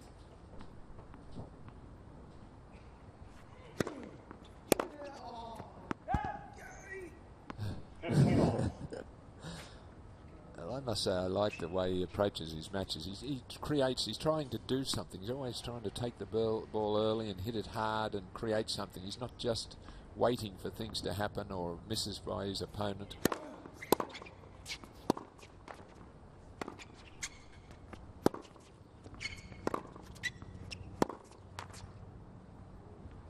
I was just thinking before, just as I was about to step into commentary, I mean, we look at the match today and it is very important, but bigger picture, I'm just curious to ask you, with Thompson himself, where do you think he can go with his game? Because a lot of people are starting to talk about him now, and you've watched him once or twice this week and now watching him again here. As he just fails to get to that one. Where do you think Jordan Thompson can go? Look, I think he's improved a lot. I mean, he was a good junior without being an outstanding junior, so he just missed on AEST selection, Australian Institute of Sport, but he has continued to work as hard, if not harder, than anybody. And if you've got that sort of work ethic and he's starting to see the results, he will get so much confidence from his efforts in this wildcard playoff, even if he happens not to win today. So I see his game, with his attitude, really going a reasonable distance. It's hard to say at the moment that he's a top 50 player. I mean, there's not enough weapons there in his game at the moment. You need to get a bigger serve. His ground strokes are good. They're attacking. But there would need to be a little bit more firepower added. But then he's only 19, so you can see how it would be in about 3 years' time, and that firepower might be there. So I think he's got some real potential.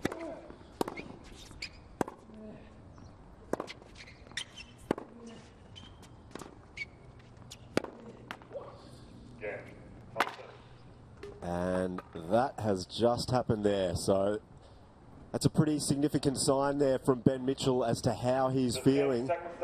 And he's broken in the first game of the second set. Yes, and he's usually a pretty calm guy, but all of a sudden he just explodes there with frustration. And I'm just really surprised at how he's playing in this match. I mean, he hadn't lost a set for the tournament. He really looked in great shape and great form. And umpire's just having a chat to him there about... well, I think he's sitting down, and that's not what you're supposed to do. You're supposed to cross over directly. You're supposed to cross over, but... I'm just surprised at the lack of, shall we say, well, there's no spark in his game, and he's allowing the underdog to really push him around, and he doesn't like it. But looking at his game, I'm not sure the same level of improvement might happen with his game that potentially could happen for Jordan Thomas, because Ben Mitchell's been around for a few years and he's still pretty much the same. It's good, but...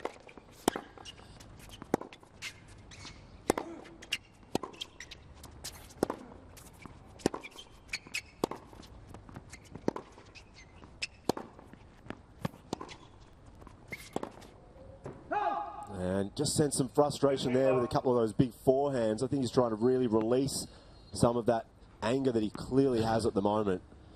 I mean, you rarely see, as you mentioned, you rarely see Ben Mitchell react like that.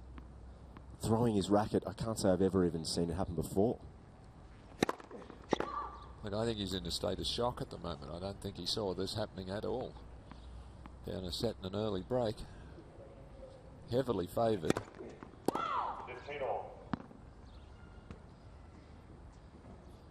But you've got to respect a hungry, up-and-coming opponent anytime.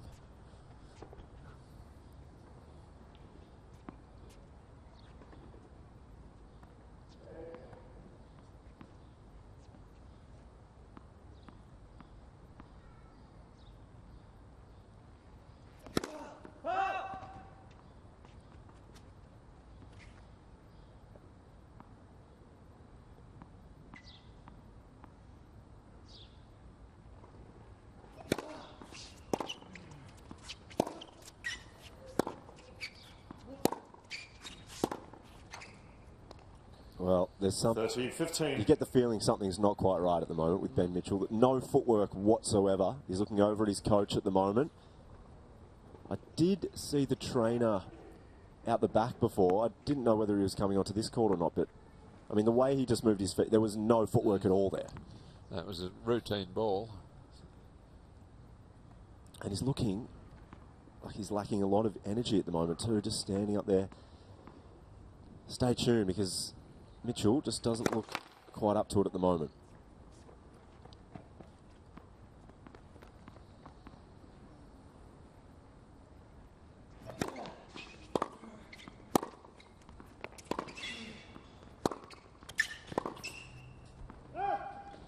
And Thompson just forcing the game on Mitchell at the moment. So watch this. So you see him moving.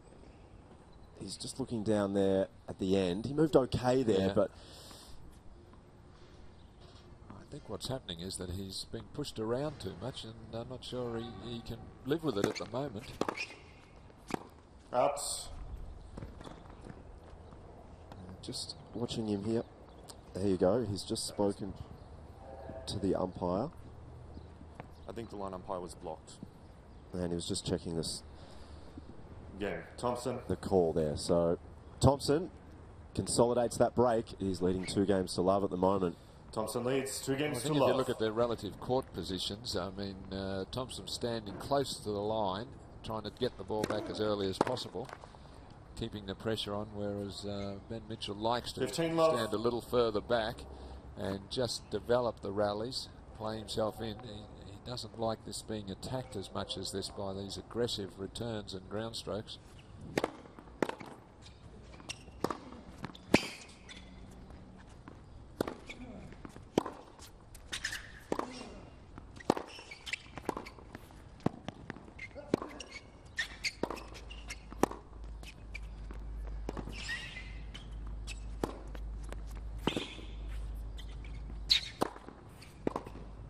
And that's some serious high-quality tennis there.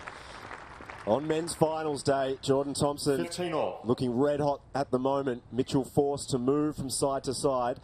He did look okay there at the moment, but just forcing from side to side, it must be fatiguing.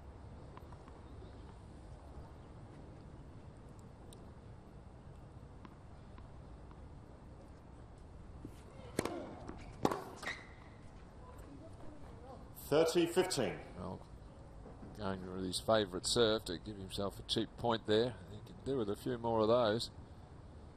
But he's just not able to deal with the hustle and bustle and aggression of Jordan Thompson at the moment.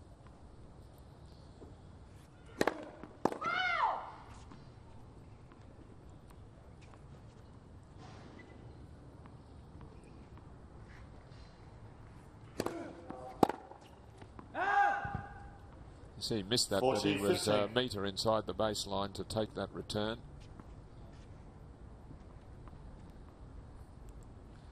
So 2 game points here to get Mitchell on the board.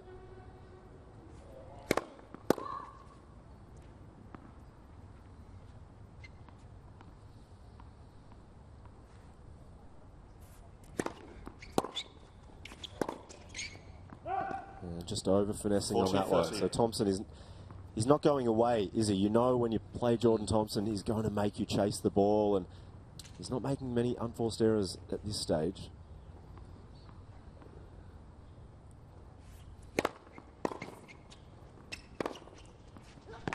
And Mitchell finishes it off, so he's on the board. Jordan Thompson, after taking the first set, leads 2 games to 1.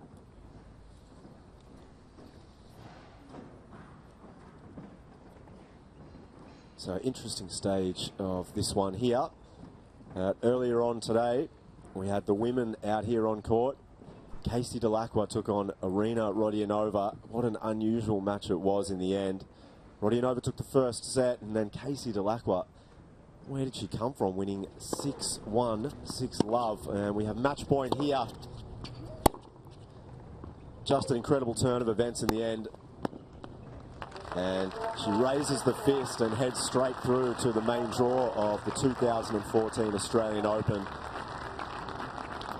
And she's a fan favourite out here, isn't she? Oh yes, look, she was tested today.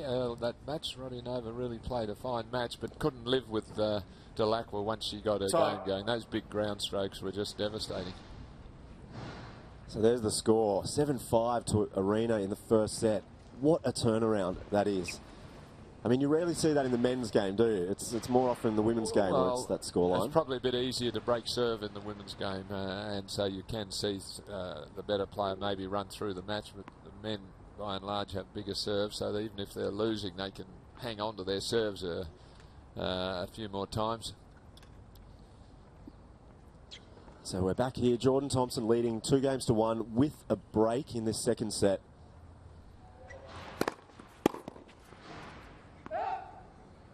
Love. And the way that Mitchell's playing at the moment, perhaps not moving at his best, this set becomes all important, because if Thompson can take it, I mean, 2 sets to love. I don't know the percentages off the top of my head, but coming back from 2 sets to love rarely takes place.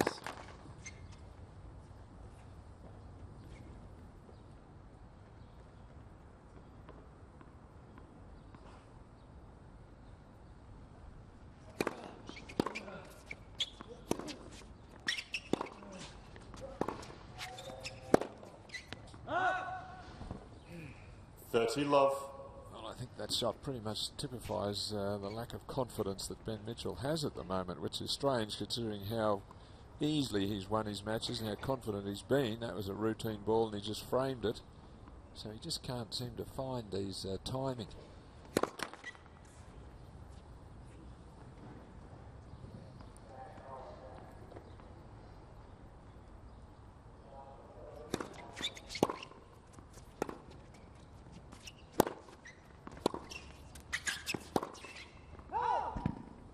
Yeah, he's definitely out of time at the moment. I mean, that stroke there, he was not missing that earlier this week. It's an interesting game, tennis, isn't it? Because Mitchell has been quoted as saying this week that he's in career best form. He looks so confident and comfortable out on court, and then he can come out and play a match today and feel the opposite.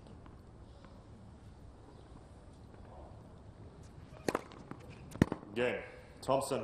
And Thompson is running away with this second set. Consolidates again and leads. Thompson leads 3-1. 3-1. Well, he needs something to help him turn it around, and whether it's a big winner or a couple of tough points or something needs to get him to have a change of mindset here. He's looking a bit lethargic. There's a complete mishit. It's hard to pick if there's anything wrong with him physically at the moment. I thought the trainer might have been coming out. Didn't happen. I can't see anything. He's not giving us any indication. The match isn't being played the way he likes it. He likes to just flow into the points and rallies and things and move the ball around. He doesn't like being hustled and pushed, I don't think, quite as much as is happening to him here. They've never played before, so he's not used to Thompson's style of play, which is at you at all times. 30-15. So this is where the serve becomes all important. Right now we've seen 2 big first serves. If he can rush through a couple of service games, just give himself some time.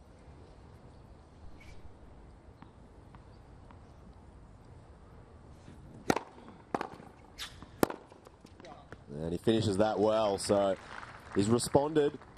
40-15 now. 40-15.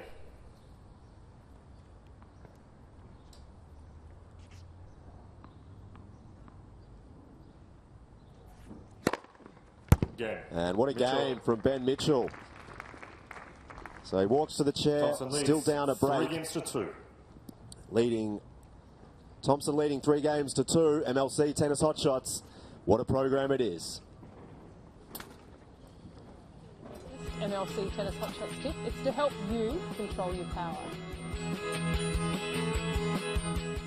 For those of you just starting, controlling your power and hitting lots of balls is really important. To create some power, make sure you use your legs in every shot.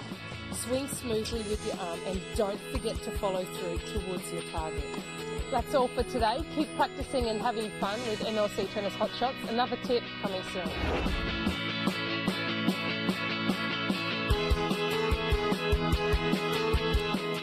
Thank you very much, Alicia Mollick. She does a wonderful job, doesn't she, Alicia Molly? She's good. She's cool, Alicia. And boy, did she have her feet going there. I know. I don't remember her moving as quickly as that during her career. Now, don't tell her I said that. No.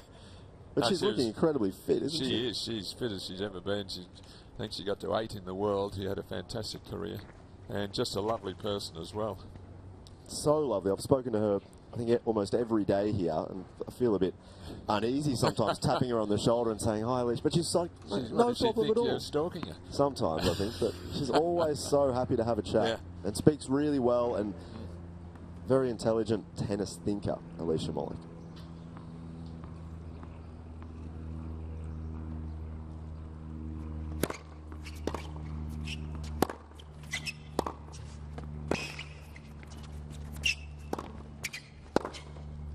What a stroke from Thompson.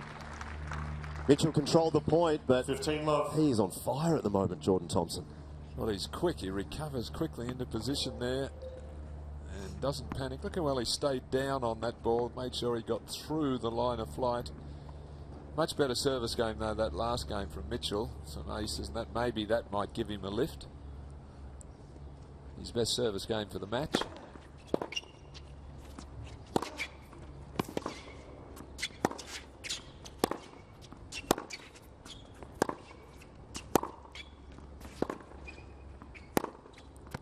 This is brilliant court position. See where he was there. He refused to be pushed back behind the baseline. 30 love. So he's the one. There he is on the line, directing traffic.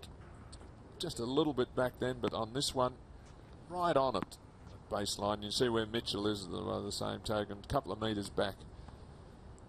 So hard court does favour players who can stand close to the baseline and direct traffic and take it early. Wow, Jordan Thompson. 40 love. Can do no wrong at the moment. Just easy power generating off the serve, and that backhand down the line. It's one of the special strokes in tennis. One of the most difficult strokes as well.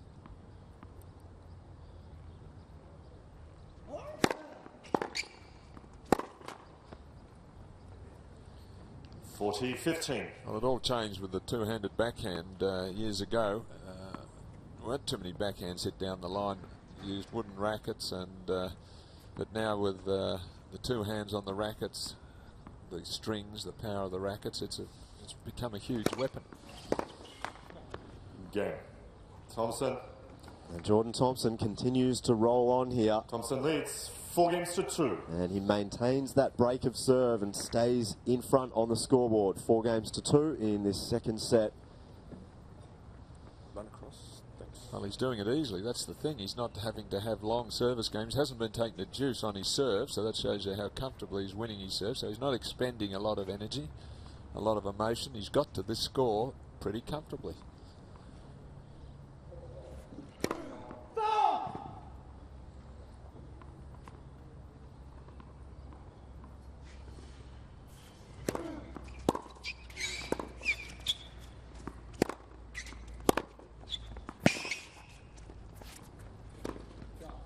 We saw in Ben Mitchell's last service game, he held that comfortably, and he needs to do it again. He waits till he gets a bit of a short ball here and moves forward and just smartly clips it over there. So his first serve percentage, you want to maintain a high level.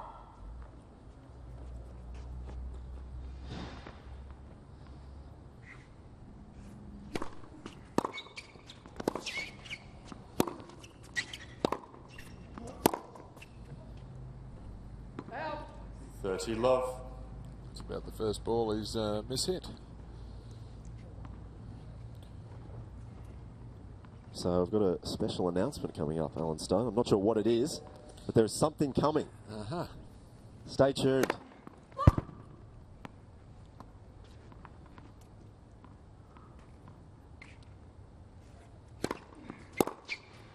Oh, that's classic Jordan Thompson. Does that so easily, doesn't it? Just a punch. 30-15. Well, early preparation. He sees the ball quickly. Look where his court position is. Not a full backswing, and then gets it out in front, even on the stretch there. Got the power.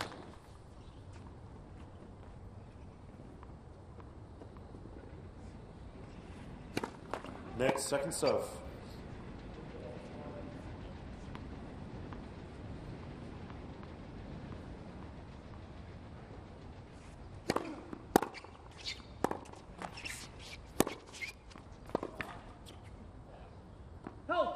And at the moment, Thompson just has the superior strokes.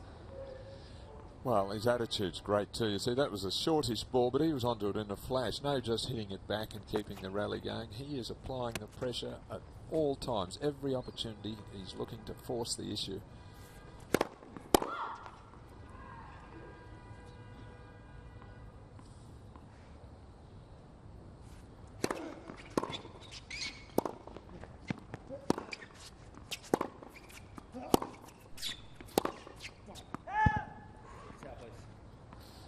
.30-40.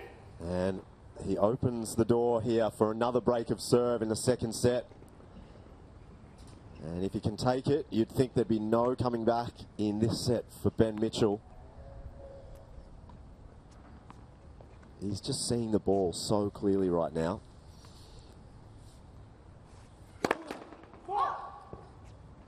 And a second serve. He just moves in slightly. And he takes it, and again, Thompson. Ben Mitchell. Thompson leads 5-2. New balls, please. Well, that picture says it all. The racket's gone. Racket abuse. Warning, Mr. Mitchell. And he gets the code violation. That was coming from a long way. Thompson. So as that happens, let's head out to Sean, who's out and about.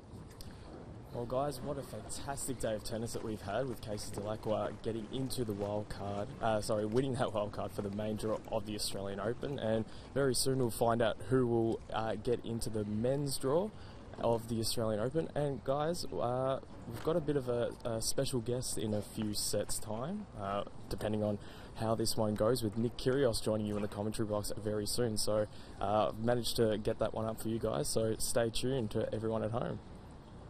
Sean, that's too good.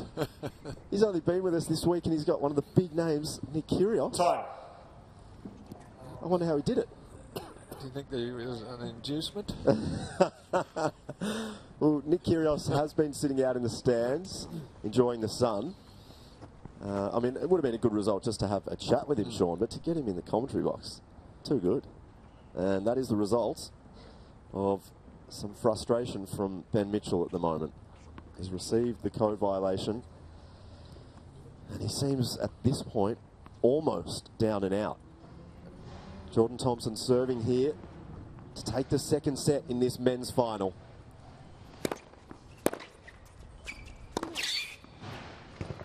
And what a start. Well, he's mixing up his serves nicely. He's getting a good percentage in. Some of the returns have just not been deep enough from Mitchell, which is allowing Thompson again to take control of the rally, get the first big hit in the rally, and he's been relentless.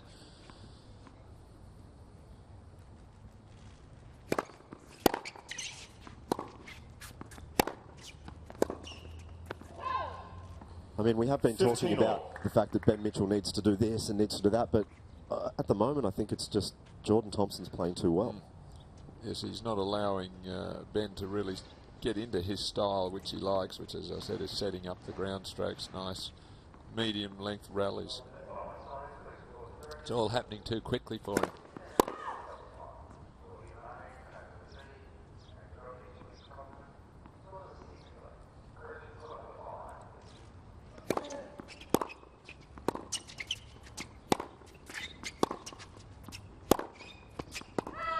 .30-15. See, there's an example. Jordan Thompson hit 2 half volleys there. They were good deep returns from Mitchell, but he didn't back away. He just stood there and just flicked 2 half volleys, which meant he maintained his court position. A good eye to be able to pick up the ball like that.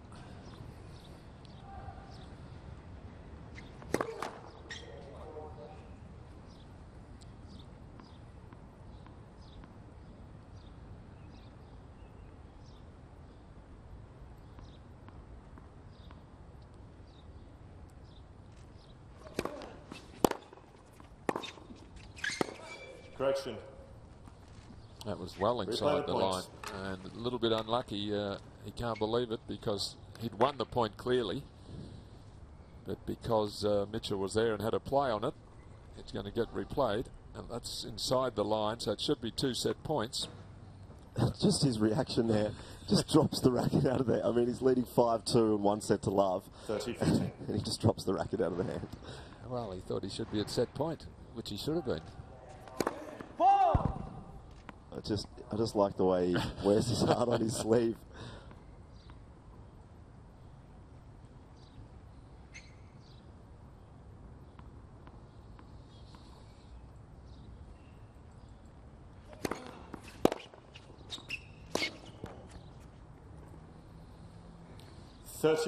So the racket perhaps just slipping out of his hand there as he grabs the towel. It is pretty warm out there today. I think we were set for a top of 24, but out on the court, it's probably a little bit warmer than that at this stage. Got a good crowd in today. If you are in the Melbourne area, make sure you head down. This one could go for another couple of sets. The crowd just enjoying themselves. Perfect suntanning weather today, actually.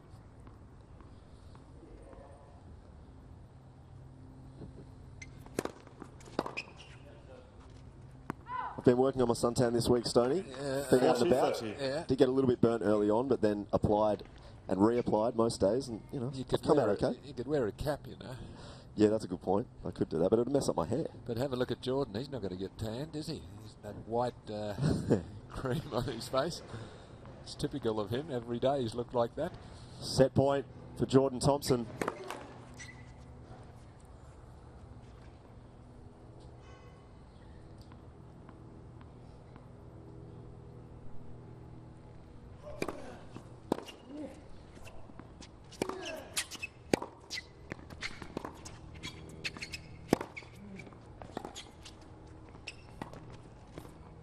Oh, classy stroke.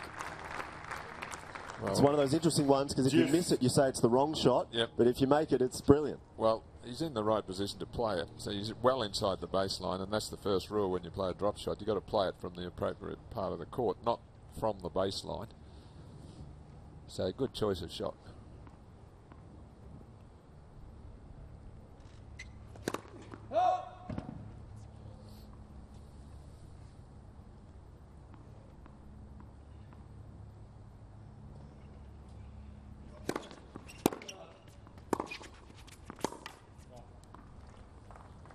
And a great deep shot there.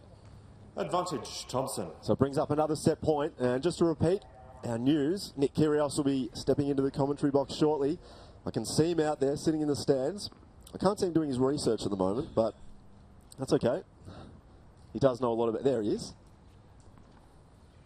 One of the up-and-coming stars. He's hit the top 200 players in the world, won his first Grand Slam match, even debuted in the Davis Cup. As Jordan Thompson clenches his fist. Thompson, 6 games to 2. He takes that second Thompson set. Who would have thought? 2 sets to love. He leads 2 sets to love. He's just playing far too well at the moment, and you can't see there being any weakness at this stage. I must say I'm a little shell-shocked. I'm as feeling as shell-shocked as Ben Mitchell. I mean, it's amazing that he's been totally dominated like this by the underdog here. Mind you, Jordan Thompson's probably been the underdog in most of his matches, so he's not worrying about that role. He's just coming out and playing his game, as we'll see here on those second set highlights. Again, you see him holding his position for that first strike around the baseline. Just hitting the ball so cleanly, and we spoke of that double-handed one backhand up the line. That's such a strength of his. Look at that. Ben Mitchell, we've seen no shots similar to that at all. Yeah. And we've seen that happen twice. That was the second time he received a code violation, and you rarely see that sort of anger from Ben Mitchell, but it's because of this man, Jordan Thompson, and he clenches his fist and looks to his coaches. Thompson, 6 games. And he's on a roll, and that's Ben Mitchell. What would he be thinking right now? Well, look, I don't know if he's been able to think clearly at all at this stage. I mean, he'd be devastated to think that, you know, in just an hour, he's down 6-3, 6-2. So I don't know what he'd be trying to calm himself down a little and say, relax, relax, it's best of 5, I'm not done yet. I think that's the only way you can look at it. So plenty happening here. The third set coming up. Another event that's coming up is an evening with Roger Federer and friends. I'll be playing Joe Wilfried Zonga. We always have fun on the court, even when it's serious. I think we have great chemistry on the court together. We also played an epic at the Australian Open last year, so I think people can really expect a great match, you know. I'm sure it's going to be a good show, and I hope this time I will be in. People should come in and, you know, enjoy it.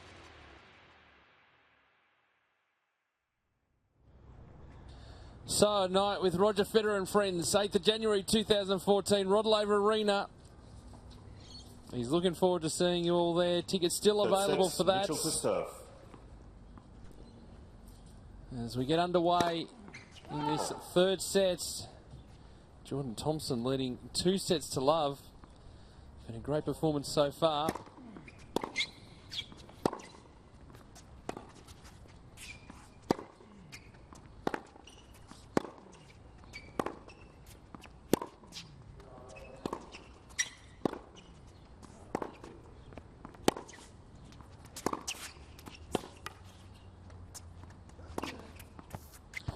Well, someone else who might be spending a night with Roger Federer and friends. We're going to see him a lot over the summer of tennis. Nick Kyrgios, hello. How are you, mate? We found you in the crowd and we said, look, you got to come in. Yeah, I was sitting over there and I got asked to come in. I was a bit nervous, but yeah, it's all a bit of fun. But yeah, it's good to see two of the Australian talents coming up and you know, competing out in the hot weather and giving himself a chance to play the Australian Open. Oh, well, have you seen the match so far? It's been all Jordan Thompson. You as surprised as we are? Yeah, I was sort of expecting Ben to come out and play a bit more aggressive than as he has been, but you know, I can't really say too much bad things about Tomo at the moment. He hasn't really missed the ball, and he's playing some of the best tennis I've ever seen him play. So, yeah. I mean, look at that. Oh, look at that. He's keeping it going as well. Yeah, it's something special. Love 40. And that's playing with confidence. Yeah, that's right. And look at that, he's playing so aggressive, and I think that's what's really hurting Ben at the moment. He's not dictating any of the points.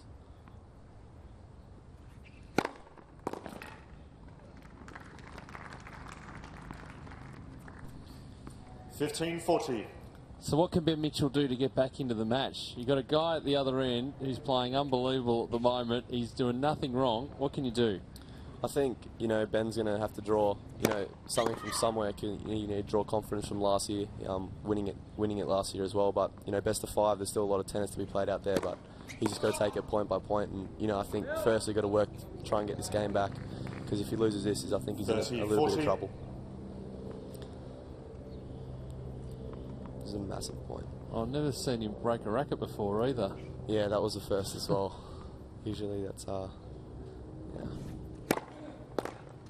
He's done well to get himself out of trouble. Big serve. Deuce. Will the fact that Jordan's played a couple of 4-setters in a row have any effect here?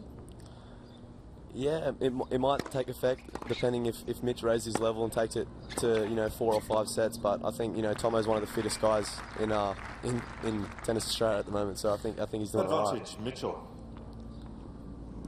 Mitch has done a great job to get out of this game, though.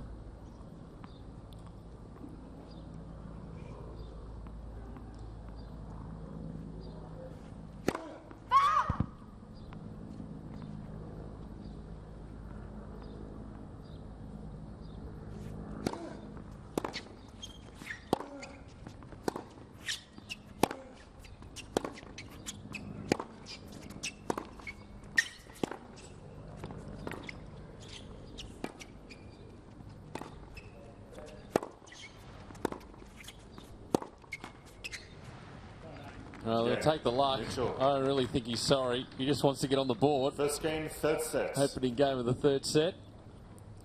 I think it might play a bit of a part that Tomo's played a couple more sets because, you know, Mitch has sort of gone through pretty easily the last couple of rounds, and you know that'll definitely take part because, you know, it's pretty hot out there, and you know I definitely know that I've played in this heat as well, and it does affect you out there. Well, we saw you playing in this event last year, not playing through injury this time around. How's the injury? Yeah, my elbow's progressing well. I had a injection a couple of days ago, so yeah, it's hopefully settling down, and it will definitely be on track to get back on training next week, and hopefully give myself the best preparation for the Brisbane International, which is I'm pretty excited for that. Yeah, going to be a big couple of weeks. Yeah, that's right.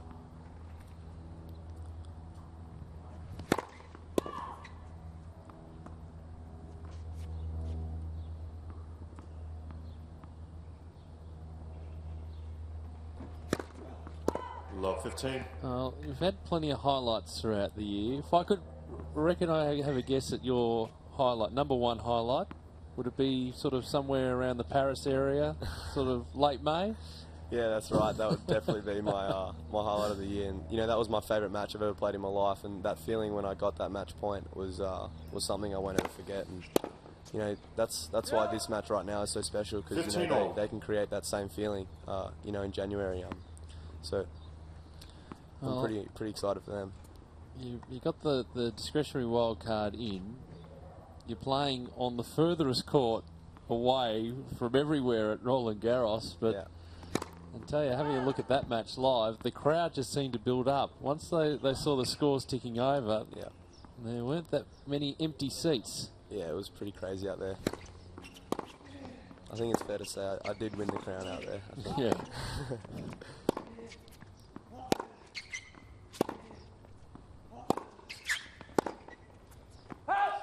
Yeah, you certainly did. Then always the fun part about that is actually taking the walk back through the crowd. If they're on your side, it could be a very, very entertaining walk. Yeah, it was. It took me. I think it took me about 45 minutes to get back into the change rooms to actually start my recovery. So it was pretty crazy after that match. I don't think you would have been in any hurry though. Nah, I wasn't.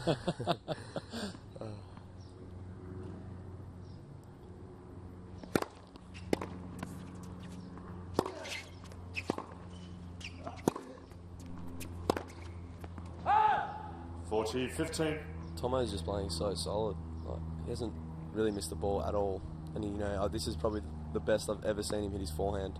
I think that's where he's improved the most. Is a couple times in the past he's had trouble taking that forehand line, but today it seems he's having no trouble at all. Game. Finishes off strongly, so one game all now in this third set. One game all. So Brisbane, first stop in 2014. Have you had a chance to sort of have a look at your calendar longer term? I haven't really been looking too far past Brisbane. Through this training block, that's been my main focus. Is just focusing on that first match, and I'm sure after that, my coach and my team around me have a schedule planned, and I'll do the best I can to follow that, and as long as I'm healthy, I'll give it my best shot.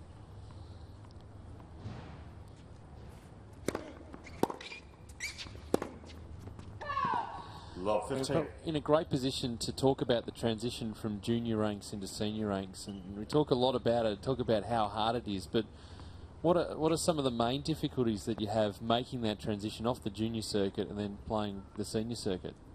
I definitely think, physically is one, being able to back up at Grand Slam matches, playing best of 5, potentially to win a Grand Slam over 2 weeks. It's extraordinary what those top guys actually do.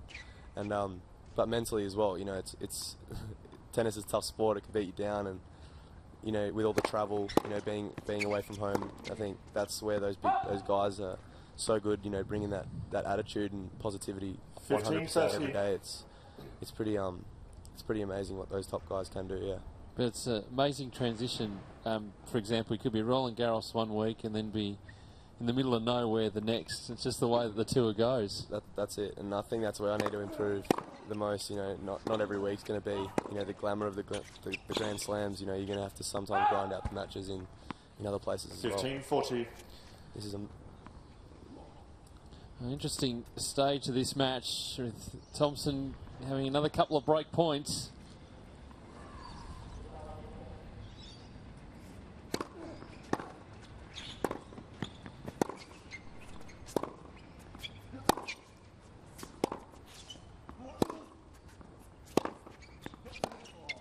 Well, unlucky.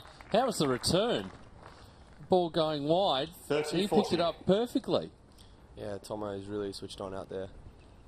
I think Mitch is he's just going through a patch now where he's just got to hang in, just keep with Tomo because, you know, hopefully, you know, he can't keep this level up for...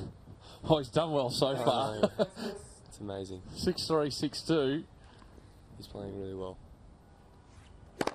Nets for serve. This is a massive point.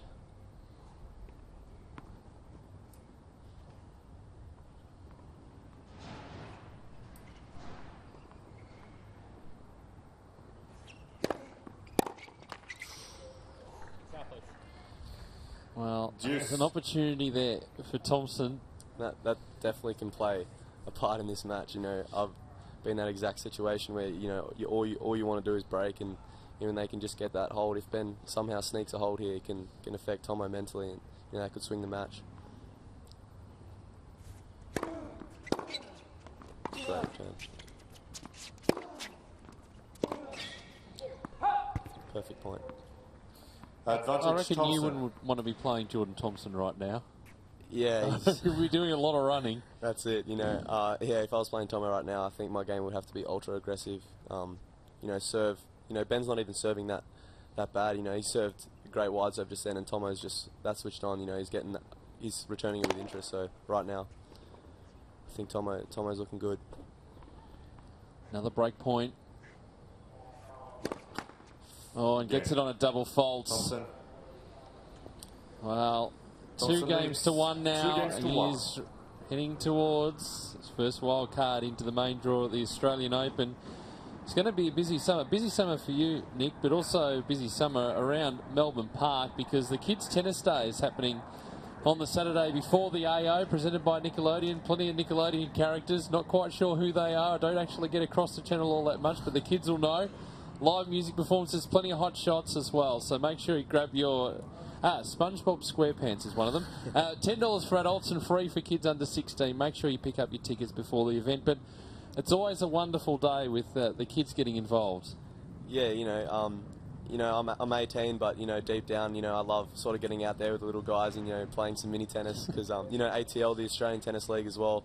I got really involved with the little kids when they came out, and I got in a bit of trouble because I was sort of drawing the crowd from the actual thing. But, you know, it's a lot of fun, and it's a great opportunity for those kids to get out there and enjoy some tennis. And, Time. you know, I'm still a fan of SpongeBob as well, so... Oh, yeah? Yeah. So, yeah. There you go. You heard it here first. Should be free entry for everyone. Let's make its way across the Twitterverse now. I'm sure there's a photo opportunity. The people at Tennis Australia are just working that out now. But make sure you're here on the Saturday. Yeah. It's going to be a fantastic day, and it's all part of that activity that happens in the lead up to the Australian Open. The qualifying tournament will still be going. Yeah.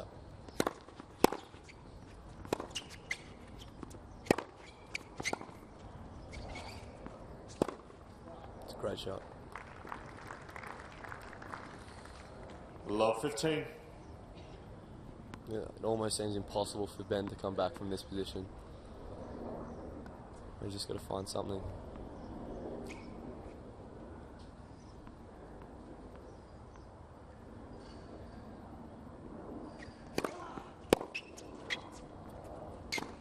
Yeah, it's hard to stop.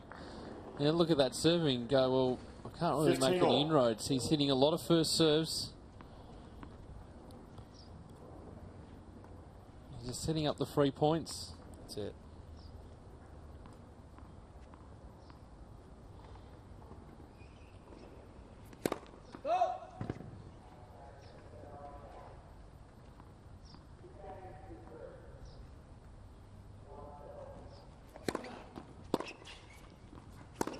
He's really getting... He serves, you know, setting up the point for him. Yeah. The second serve there is 15. nearly an ace itself.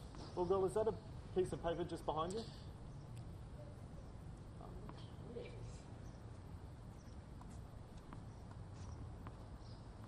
But, you know, I'm not really surprised that, you know, Jordan's playing this type of tennis. You know, he's had, you know, this year towards the end, he's really stepped it up, you know, winning, you know, multiple future events. And, you know, I hit with him earlier before the Melbourne Challenger, and, you know, I was really impressed with the way he was hitting the ball. So I knew that, you know, he was going to go really well this week.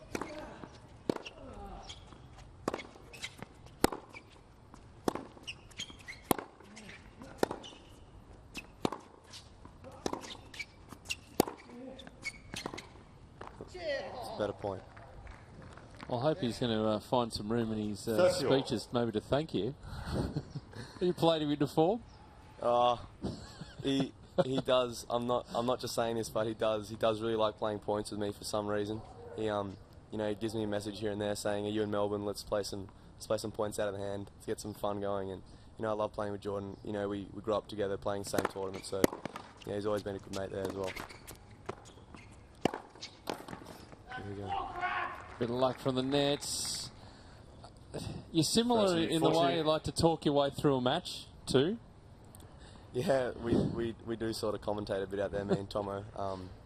Ever since we were young playing tournaments against each other, there was a lot of yapping going on. Not between us, but to ourselves. And yeah, it's still sort of there. It's improved a little bit, but it's definitely there. Well, still for me, but maybe not as much for Tomo.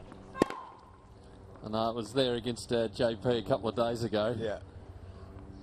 Like this is the quietest we've had Jordan for the entire tournament. I think.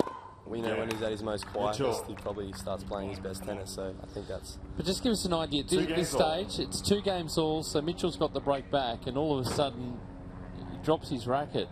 But he's got this amazing ability to recover, so while the shoulders might be down at the moment and he's sort of staring into space, he's able to switch pretty quickly. Yeah, definitely. He's always going to be ready to come back to play the next point. But I think that's a sign that he's frustrated out there, and I think that Ben knows that he's frustrated at the moment. 15 love. And as you can see, Ben getting pumped just then. So that can definitely swing a match as well. If he doesn't throw his racket there, maybe Ben still thinks that he's switched on. But I think Ben he's looking for an inroad in the match right now.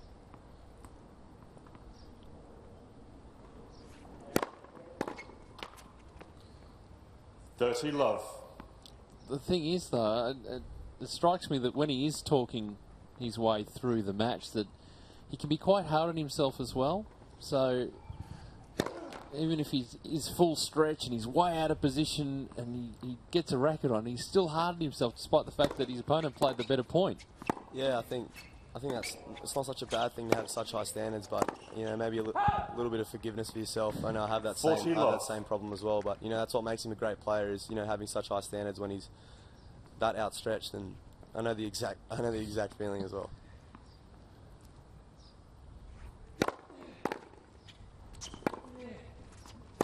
I think momentum's completely changed right now, though. Yeah, a couple of loose games here. Mitchell back in the contest, 3-2. 3 games to Still on serve, though, in this third set.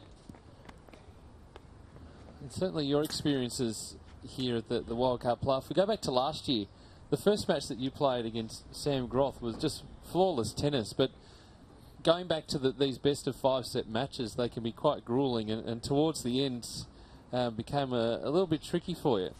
Yeah, I was playing Matthew Barton last year, and it was about the same temperature as this, and I was 4-love 40 up in the 5th set, and my body just it completely gave away. I started cramping, but that was an experience I've learned from. I've worked hard to try and get fitter and stronger, and hopefully next time I play a best-of-5 match that doesn't happen. But sometimes it's just going to happen. I played a week of 18s before, and as you said, I played Sam in 4 sets on this same court, but it's grueling. It's a completely different mindset out there in a best-of-5 set. But did that help you coming around to the French Open in terms of getting into that best-of-5 set mode? Yeah, definitely. I played for about 4 hours out there against Stepanek that day, and it was pretty hot, and it was a tight match as well. And all that nervous energy, I started cramping my forearm towards the end. I was really nervous, but I definitely felt stronger and free out there, and I felt like I could last a long time. It's going to be an interesting game, this one.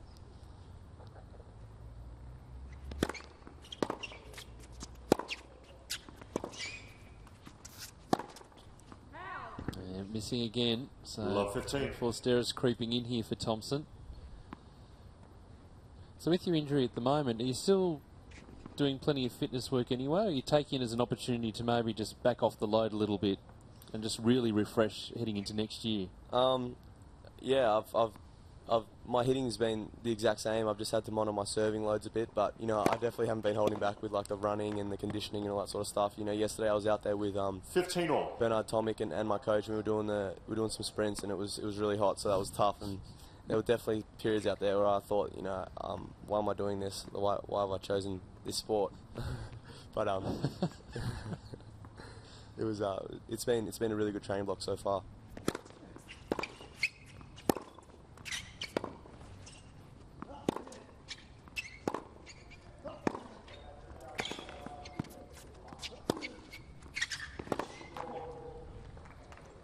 Well, I think it's all worth it when you can get to a round of a Grand Slam. Yeah, and it's in those particular moments though that you can actually sit back and go, well, yeah, maybe the hard work was worth it. Yeah, that's right. I know the exact feeling you're talking about. When you do start winning those big matches, you do definitely start thinking about all that hard work you have done, and you sort of take it for granted when you're doing it. But in the long run, it does help you, and that's what my coach always tells me. It's gonna somewhere this sessions will help you in the next 6 weeks to 8 weeks. When you play Brisbane or the Australian Open. 30-all. He'll be upset with himself. He is still trying to force the issue, and that didn't miss by much. That's right. So the setup's okay, then the thinking's okay. It's just the execution.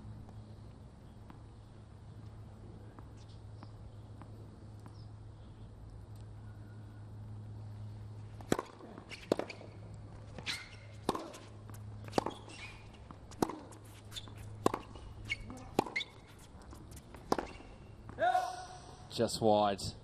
It's not a bad point though. 40-30. I think he's got to start forcing the issue a bit more, putting Tom on the defense, putting the pressure back on. He's been working hard over the past couple of weeks and months on his net game, so when he does get there, he is able to put it away. I think over the course of the event, he's actually been quite solid at the net. Yeah, I think that's where Mitch, that's where his game could have gone to the next level. He's a rock from the back, and when he starts becoming looking to come forward and finishing the points off, I think he's going to be, he's already an unbelievable player, but he's going to be something special when he's able to come forward as well. That's wide. Juice. So this is what we were talking about, the drop in the level. Jordan's been at such a high level across this match, and mind you, it was a similar sort of thing against JP a couple of days ago. Did drop off. We thought JP was going to get over the top, but he was able to regroup and put the pressure back on again, and he really finished off the match well. Yeah, I think, against the better players, when you have those little faults for 10-15 minutes, they're going to really capitalise, and I think, Mitch can definitely sense that he's going to be back into this match right now, and he's got a chance to take this set, but, against those top players, a little fault for those, as I said, the 10-15 minutes, it can lose you the match in a quick instant, because they'll capitalise straight on it.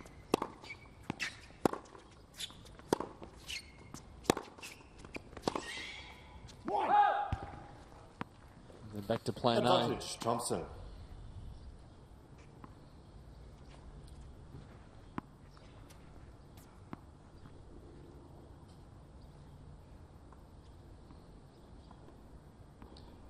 Well, point away from levelling things up at 3-all.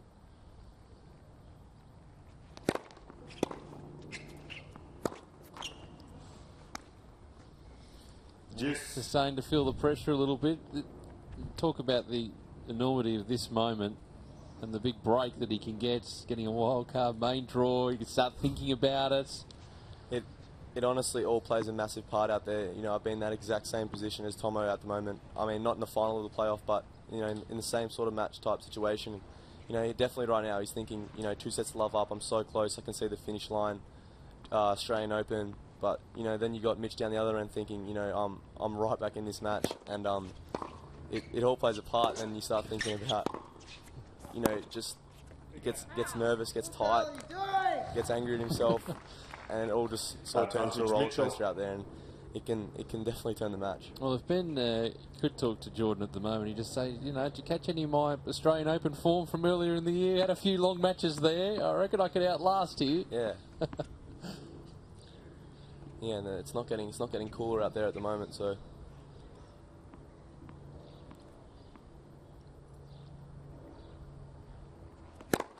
Net for serve. I think Tomo's targeting that forehand wing a bit more on those first serves.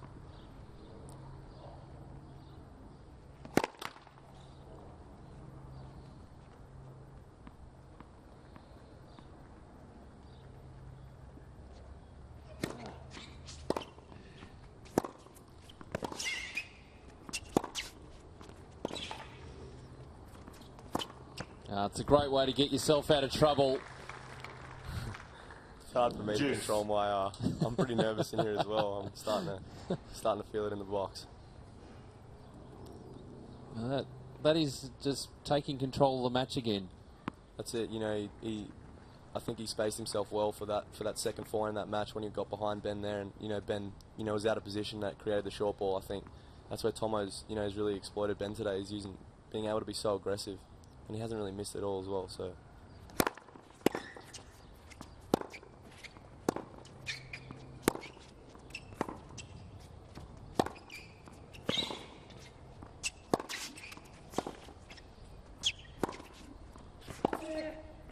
Great pass. Magnificent. Great pass. He was being bullied around the court. Advantage Mitchell. Had the opportunity. He's thinking, why couldn't I have done that in the first 2 sets? Yeah, I think that is a picture perfect idea of when Mitch is playing his best tennis. That's the sort of tennis you're going to get all matches. Unbelievable counterpunching. And how does he possibly win that point? I think if I was in Tomo's idea, I would have let him know about that a bit out there, but. Yeah, it's a world-class point.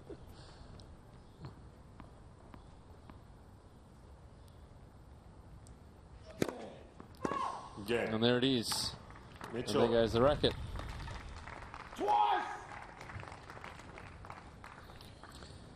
Mitchell leads. So 4 games to 2. The momentum has shifted Completely.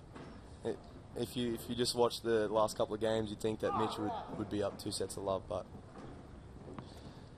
So we talk about how hot it can get here, and there I am. We were talking about that particular match. I really like looking at that. That's actually part of our. When we go through the highlights of last year, we do give that a little bit of a run. Yeah, but I think there's a lot you can take away from that picture. I mean, I forgot I had both knees taped as well. I was really struggling, wasn't I? You were. It just showed I gave everything I had. And, I came away with. I didn't get the win, but that's at the end of the day. You just got to say, I gave all I could, and I couldn't do much more. Yep. As I said before, it's what you can actually take from that, and you've taken a lot from that particular moment, that particular time, and you put it into a magnificent 2013. Yeah, that's right. I did draw a lot of confidence from that match as well, even though my body failed me, but. The level of tennis I played that day to match it with Matt was pretty incredible, so it definitely helped me. 15 all. I guess lots of ways to measure how good a year has been, but we recently had the Newcomb Medal, nominated for that. What was that like when you found out that you were nominated, like Sam Stosur, Bernie, Leighton Hewitt?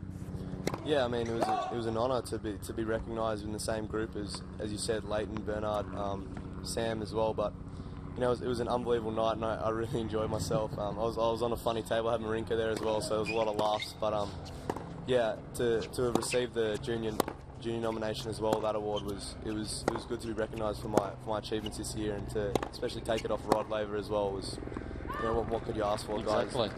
Possibly one of the greatest that's ever played. 30-15. Have you had the chance to catch up with him apart from the awards night? He has been hovering around Melbourne the past month or so. Yeah, I've talked to Rod a little bit, but that was probably the most I've sort of been engaged with him. Given the trophy, and he had a couple of words to say, a bit of advice as well. So it was really good. But he's when Leighton gave that speech about the Davis Cup team, I think it was 1973. Let's that replay the points. It gave me tingles, watching the highlights and them going and winning that tie. The bottle blew onto the court. That's why we're replaying the point. I think Tomo's just got to 30-15. Give himself some forgiveness out there. He's so tough on himself.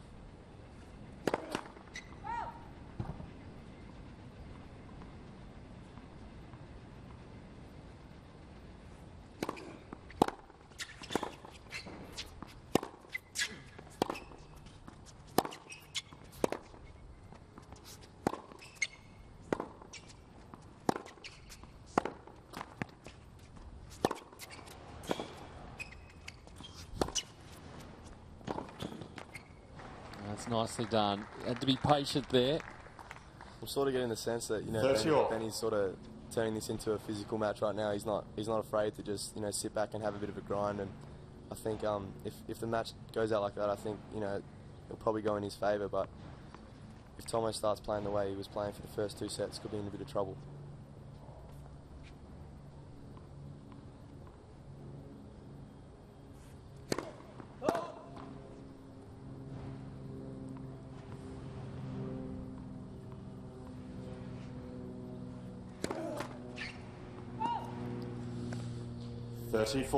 Not the time. Never a good time, but... Never a good time. But if we were doing it by degrees... that was definitely not the time.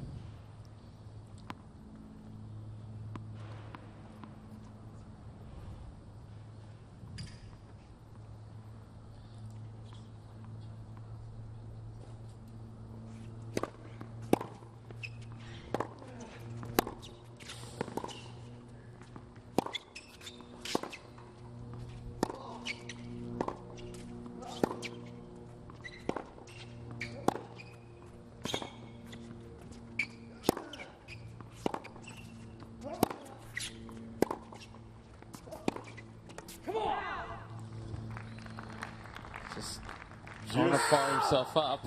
Jeez, I don't know how you guys do it in here. I'm struggling. I'm so nervous. Well, you know these guys so well, so that's part of it. That's such a big point. And every ball, I'm just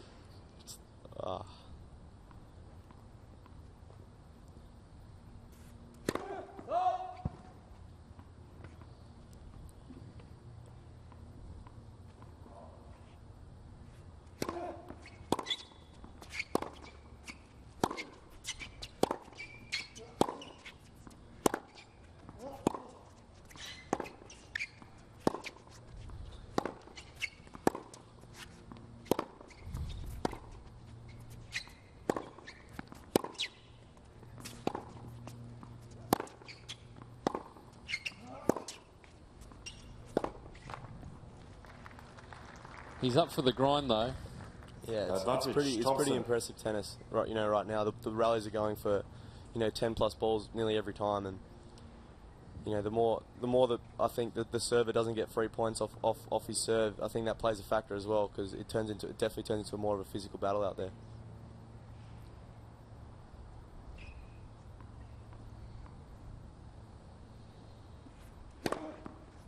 Juice. Great serve.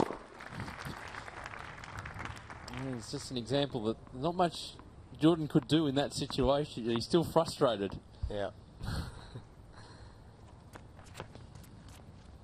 It's the definition of clutch. Yep. Right there.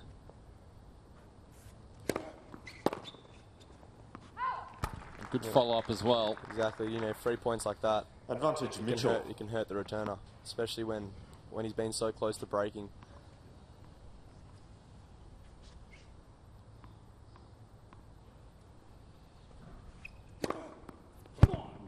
Got there. 5 games to 2 now in this third set. And the match just turning around. 5 games to 2. Oh, we've still got the opportunity to have a chat to you about 2013. And one of the things at the Nuka Medal was the 1973 Davis Cup team. And obviously Davis Cup, so important. You are along your journey in 2013. You got the opportunity to really step up and play for Australia. Tell us about that experience. Yeah, I got. Wow, it was just an experience, you know, I won't ever forget. But you know, when they told me I was playing off for that 4th spot against Marinko the night before, you know, a lot of emotions came to my head, and I sort of didn't really know whether I was going to be playing well, whether I was going to be tight as anything. I went out there and I really played well. And I was fortunate enough to get a spot on the team. And when I got announced, you know, after Leighton in the lineup, it was definitely a feeling that, you know, I want to keep having over and over again in the future. And to have gone down in 5 sets after 4 hours with Gooch, it was pretty crushing, and I was pretty crushed for the next 2 days, but that's the way it goes out there. And I got the opportunity to step out on the court again, and you know, I was up 4-1, and unfortunately my opponent retired. But you know, to go out there, you know, having Rochi, Marinko, Bernard all on the line, you know, on the sideline supporting you, and you know, getting you over the line, it's something special. I think it's what everyone wants to do. You want to play Davis Cup for your country and get one for your team. Yeah, well, tell us about the different dynamic. You travel around the world, you play tournaments, you're largely doing it on your own, you've got a small team of people, but when you can get in that team environment for a couple of weeks out of the year, it just adds a little bit extra. Yeah, you know, just the training environment the week before was something I've never felt. You know, everyone was almost so excited about the tie, you know, trying to get back in the world group. Everyone was so supportive of each other, everyone was pushing each other, the extra step, the extra shot, and you know, it was a week that I didn't really want to end the training week, but you know, the week after was probably the best week of my life so far. You know, we got back into the world group. I did everything I could for the team, and you know, when just to see Leighton and Pat, you know, to have a smile after the whole tie finished and we won was something special.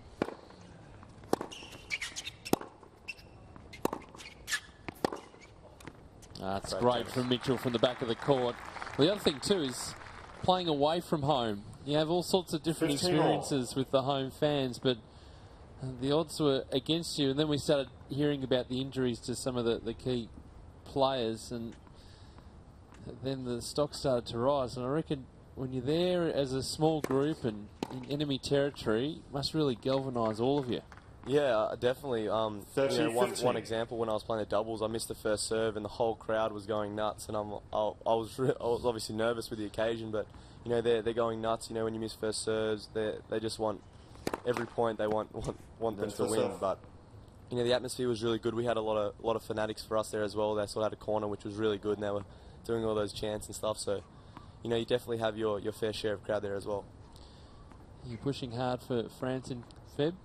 Yeah, you know, hopefully if I get picked for the team, you know, I'll be more than ready to go and do whatever I can to help the team win. 40-15.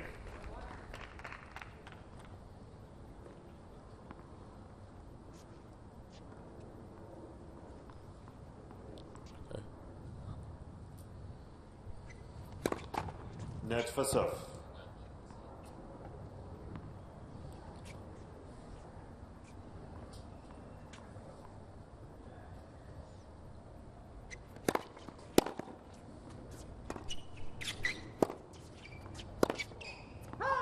That's wide. 40-30. He's going to close out this game and make Mitchell serve it out. It's amazing how this match turned.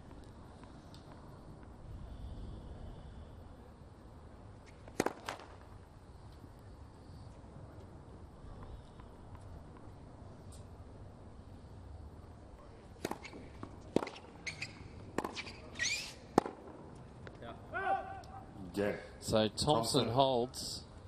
So now it's up to Mitchell to 5 serve it out. 3. He's a lot calmer. New balls, please. I think he'd be feeling a lot better too. Yeah, definitely. You know, about a set ago, he broke a racket, and you know, I think he was in a dark place, but he's done a good job to swing it around and, you know, get on top of this set. Especially 2 sets love down in the heat. You think you're a long way, you know, from winning, but he found something, and he's right back in this match. Question now is, can Jordan get back to the level he had in the first 2 sets?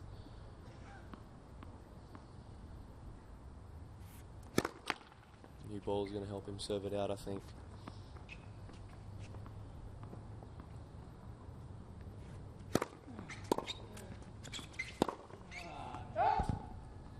Love 15.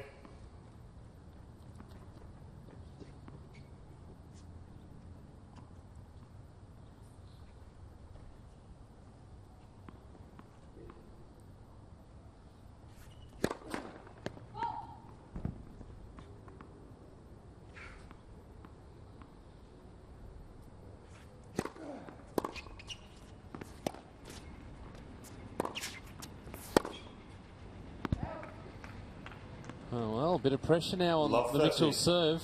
Yeah.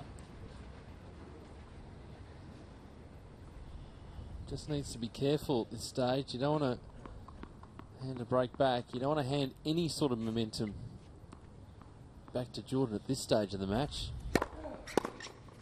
Wow, it's a great return.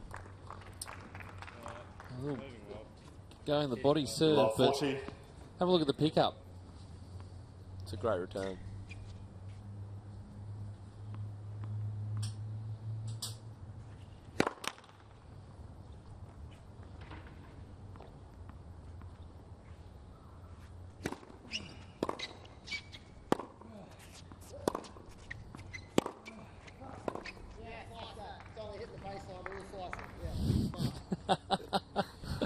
15-40.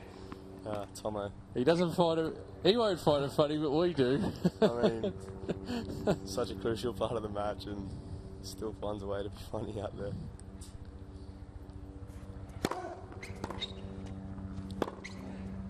That's a great approach. 30-14. Sensational, and needed to be close to the line with the speed that Thompson has across the court. Yeah. I mean, look at that corner to corner. He did hesitate for a minute there and then pushed hard. That's it.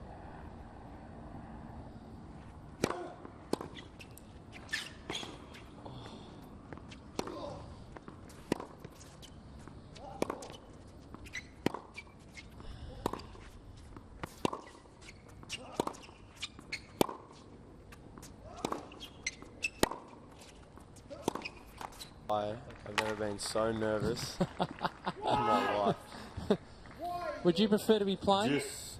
Yeah, definitely. Yeah. This is pretty grueling in here. I thought it was going to be nice and relaxing, but well, it is. We're trying. You sort of know, like when you're sort of playing, you sort of know how much riding is riding on that point. So I'm just like love 40 to back to deuce. That was big by Benny.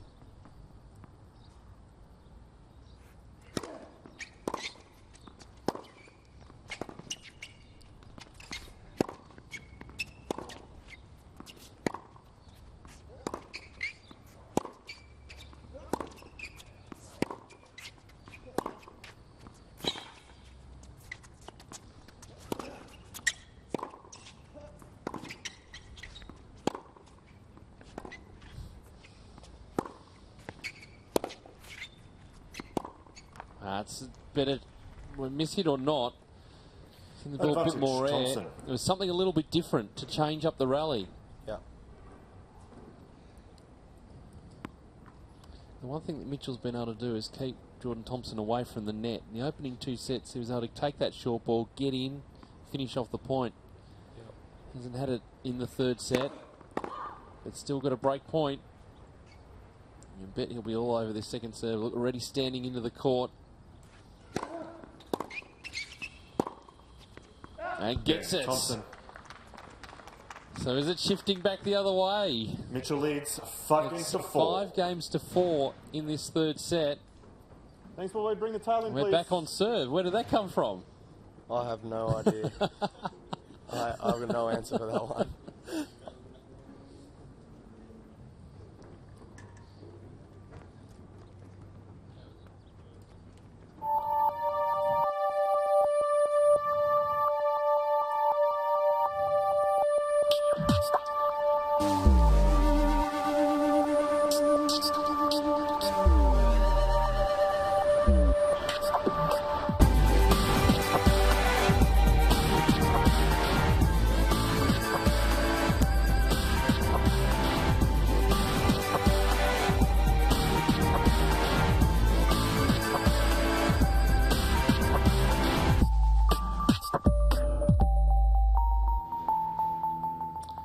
Yeah, we're looking forward to a big 2014. Nick Kyrgios looking forward to a big 2014.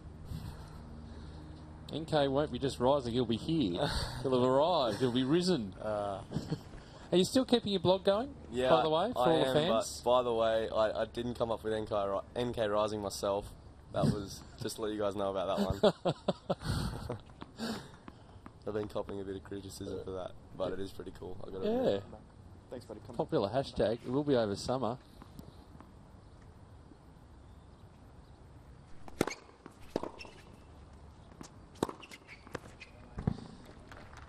Just tell people if they want to check out your 15 blog, off. the address. Well, you can just check out my blogs on Twitter. I'll post them on there every. Geez, I don't really have an everyday sort of thing, but you know, you just check on Twitter. There'll be a blog there every now and then, or on my website nickkyrgios.org as well. But feel free to go check it out. Are they all archived up there from this year? Yeah.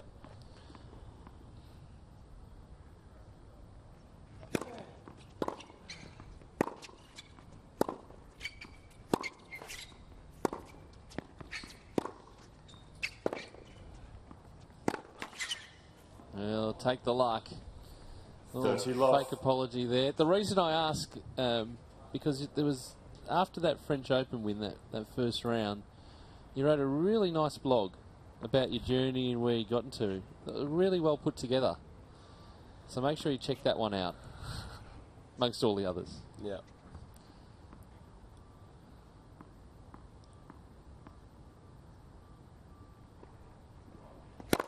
Net for serve.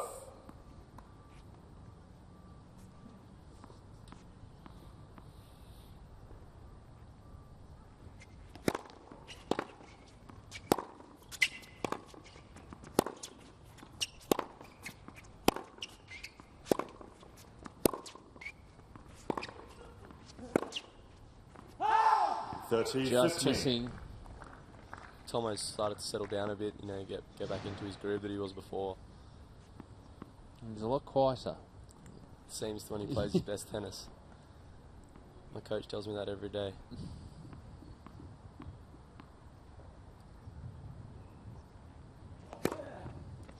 (40-15). Just taking the line. I thought it was wide.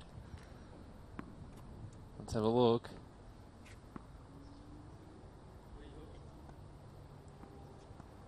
Oh.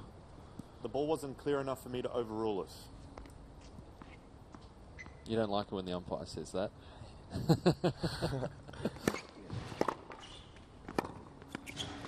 Great return. 40-30. He does happen to get the wild card, Jordan. I think the crowds will really take to him. Yeah, definitely. They'll really embrace it. Yeah, especially, you know, if he starts having that running commentary and start getting the crowd involved a bit, I think they'll really love, you know, watching him. He's an exciting player as well. Yeah. Faults. I thought that one looked more in than the other one.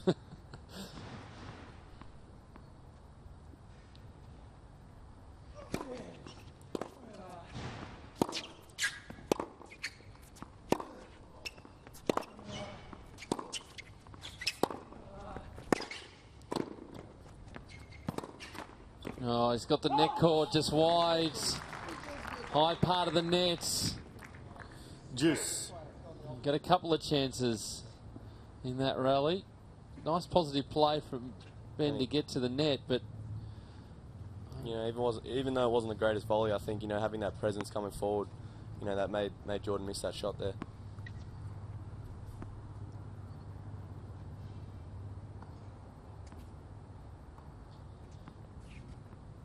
Four, five, and juice. His third set.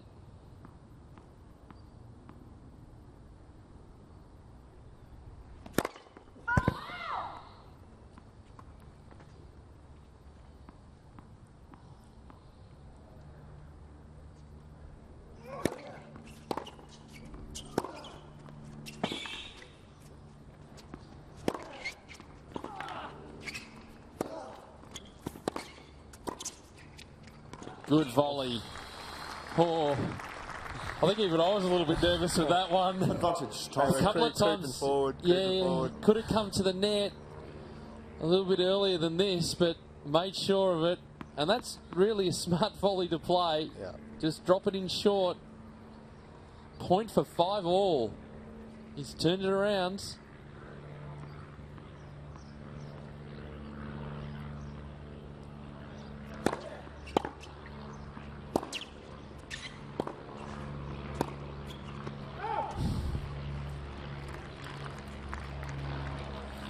Just can't finish it off.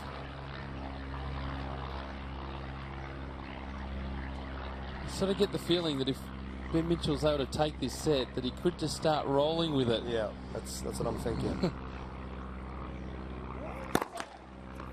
Tomo's looking for that 3 point. He's going big with that first serve.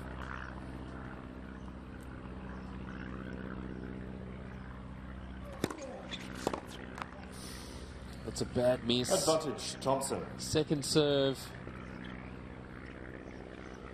It hurts. Keeps asking the question and give Thompson that 3 point.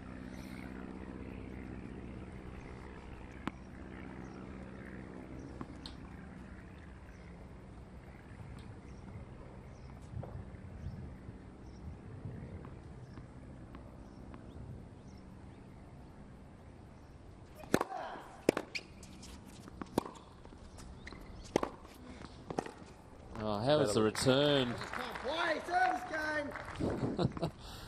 Juice. No, but credit to Mitchell. It's a great point. Yeah, he picked that up beautifully. How's that? Right on the baseline. There's nothing Tom I could really do there.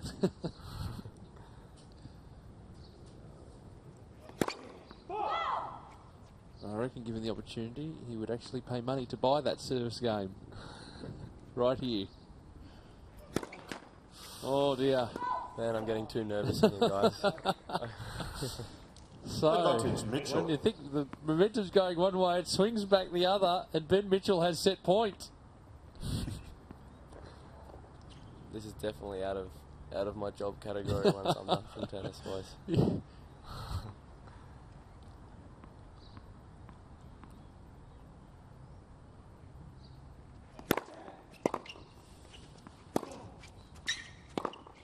Oh. In, right in the corner. Thompson can't believe it. Oh no. And that has ended up on court 2, court 3. I can't overrule it. Why? Because it's too close from where I am right now. That one was too close. Oh, he's going to have to pick up his racket and get on with it because Ben Mitchell's taken the third set 6-4. Oh, Nick, you hope that this doesn't completely swing the momentum, but 6 games. it's a tough call, but you just got to get on Thompson with it. leads by 2-1. You know, it's harder than it. It's harder to get on with it than you guys reckon. I mean, I know exactly what it feels like, and let's have a look at it. well. Yeah, clearly long, and you know, somehow Tomo's just got to get over that call straight away because you don't want this, you know, leading to Ben taking this 4th set easy at all. So how does he regroup? You know him so well. As we have another look at it. I can't overrule that one. That was so far out! He's lucky not to get a warning for that. You're telling me that was it? No, I'm not telling you that. I can't overrule it. Why? Because it's too close from where I am right now. That one was too close. So the question is now, he's sitting in the chair, he's thinking about that call. What does he need to do? He did actually get a code violation in the end. You know, I think he's got to just take the facts that he's still 2 sets to 1 up, and you know he's still playing some pretty good tennis out there. His form sort of came back a bit towards the end of that set as well, but he's just got to regroup, and you know Mitch is starting to play a bit better, but you know I don't have all the answers, but you know I'm just excited to see how this plays out now. You did a great job in here. I don't know what you were nervous about. It was a lot of fun, I'll give you that. Thanks for coming in. All the best for 2014. We know it's going to be a big year for you. So hopefully you get over this injury quickly and you'll be on court and we'll be watching you. Thanks, guys. This probably could be maybe the last time I'll come into the commentary box. Well, at least for the next 15, 20 years at least. Yeah. Nick Kyrgios joining us live as Jordan Thompson gets some treatment.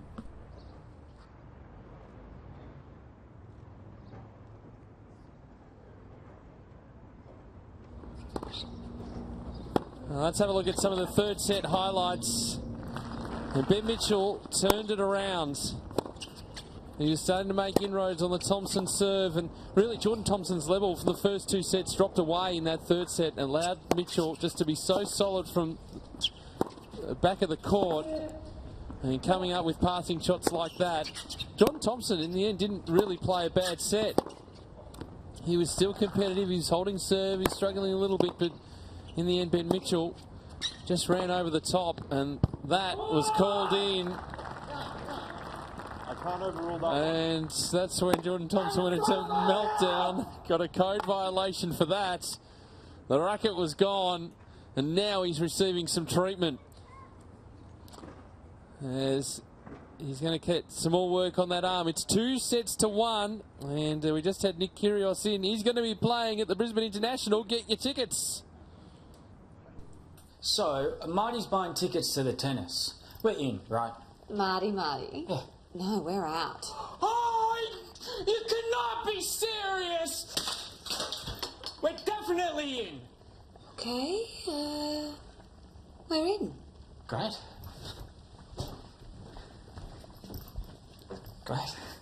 Are you in? See superstars like Federer and Williams battle it out at the Brisbane International.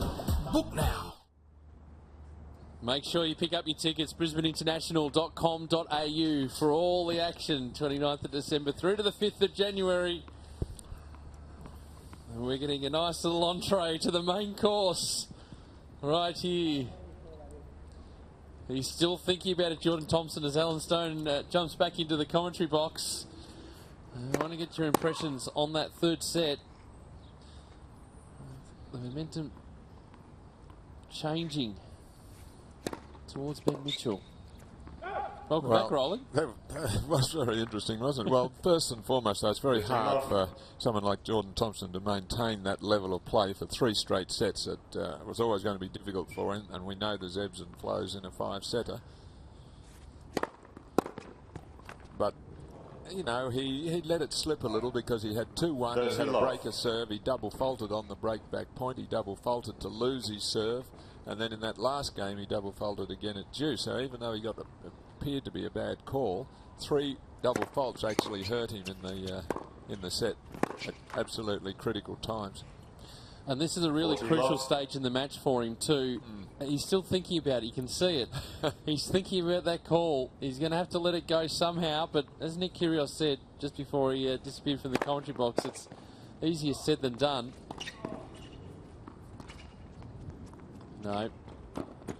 Well, he got out of that. Playing a drop shot, that sort of height on a hard court. Mitchell was always going to chase it down. I'd say his temperament, even though he gives himself a hard time, he's won some pretty close matches this week, so he's been able to work his way through difficult stages before.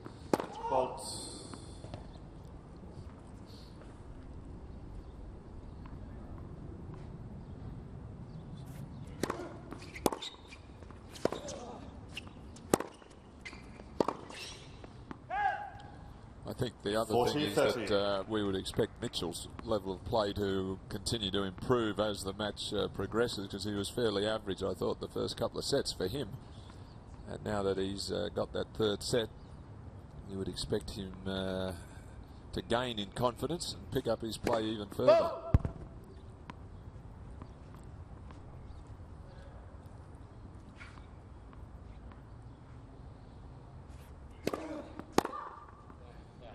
Juice.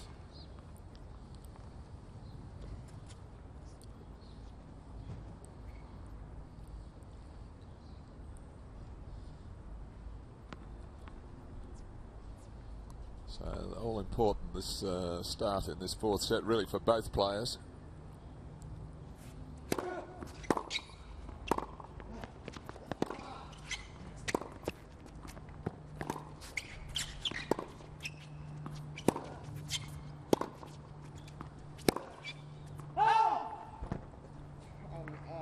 I'm done. That's not a good sign. No. Well, not a good comment. No. Saying he's not even done. to say aloud. No, Don't say it aloud. No, not even if you're thinking it. And if he means he's hurting after, you know, his visit by the trainer, that there's a problem, a major problem. Yeah, Mitchell. Well, and you'd see the demeanour on the court too. I mean, sort of just chatting to himself, and we know how exuberant he is, but when he's in this sort of mode, it's actually quite a negative mindset. Yeah. And the shoulders are down, shaking his head. And comments like, I'm done, don't help things at all. And if you're Ben Mitchell, you're just going to keep rolling along. Yeah, he had his moments in the opening 2 sets, but sure did. From there, has gone back to just being calm, working his way into the match, grinding it out.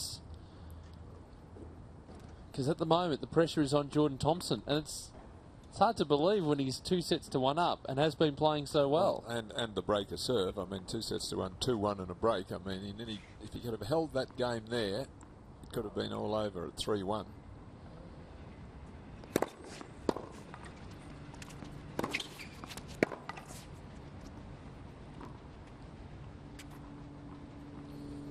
Love. Now it's a real dogfight now. So it is a real test of Jordan Thompson's character, I think, here. His personality, we've seen that. he's got to be able to hang in there. But I think he will. I mean, he's run those competitive matches, and to me, he seems really 30 love. so desperate to win. I couldn't see him throwing it away. Yeah, and I guess heading to a fifth. He's played 4 set matches all throughout this tournament. I guess venturing into the great unknown, heading into a 5th set.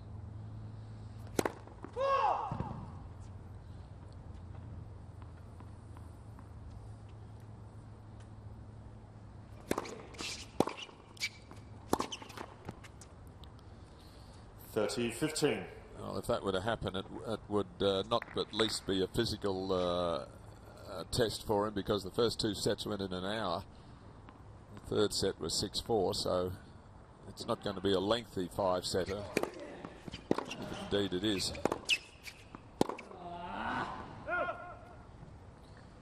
40-15.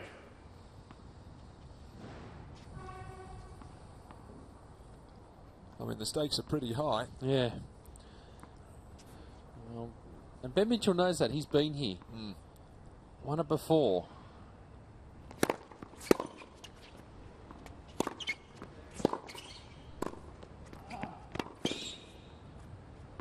It's in. Oh, gee, that was a good lunge. 40-30. On the stretch here, to be able to just lift this ball with perfect judgment. And the key there, he had his racket out in front of him as he was running towards the ball.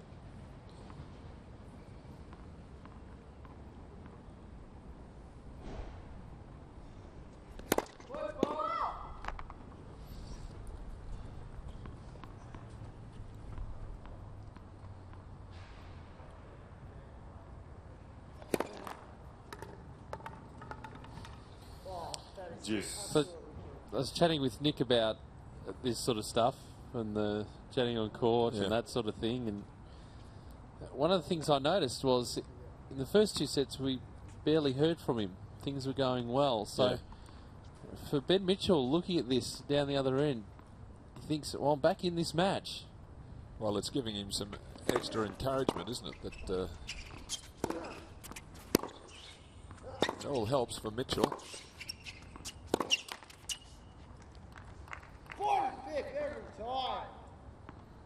Advantage Mitchell. He's had game point and served a double, and it was another pretty poor second serve. Ball tossed way too far forward. And those 3 doubles at crucial stages in the 3rd set.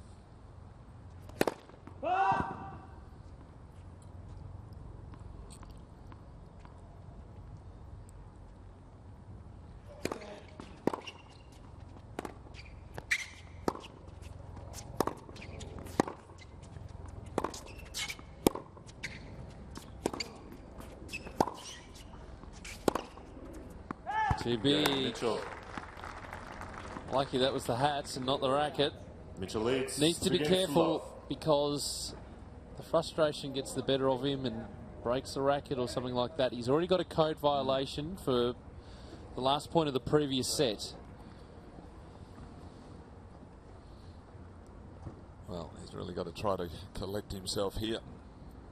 I mean, he's desperate to win, we know that, but he's got to be able to just try to just keep the hat on, keep it under the hat if he can, a bit, so to speak. Look, that's good advice. Keep your hat on. Yep. Don't blow your top.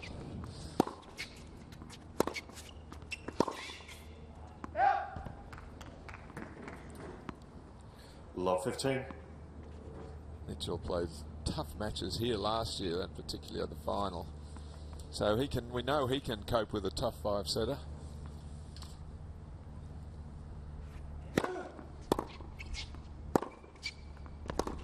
He beat Matt Reid last year, 4 sets.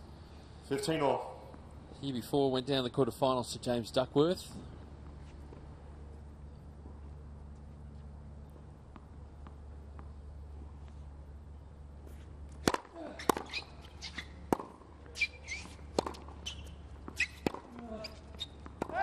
(15-30).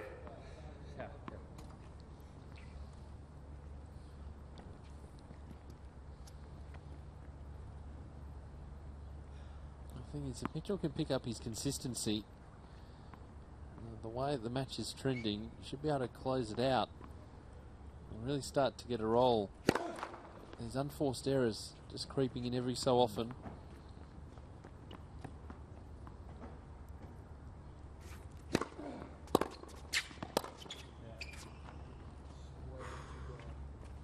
And so you get to a situation now where Thompson's able to work his way back into the set. Well, hasn't served well this set, Ben. Enough first serves, and always his second serve is under attack from Thompson. See, again, he's going to rely on the second ball now.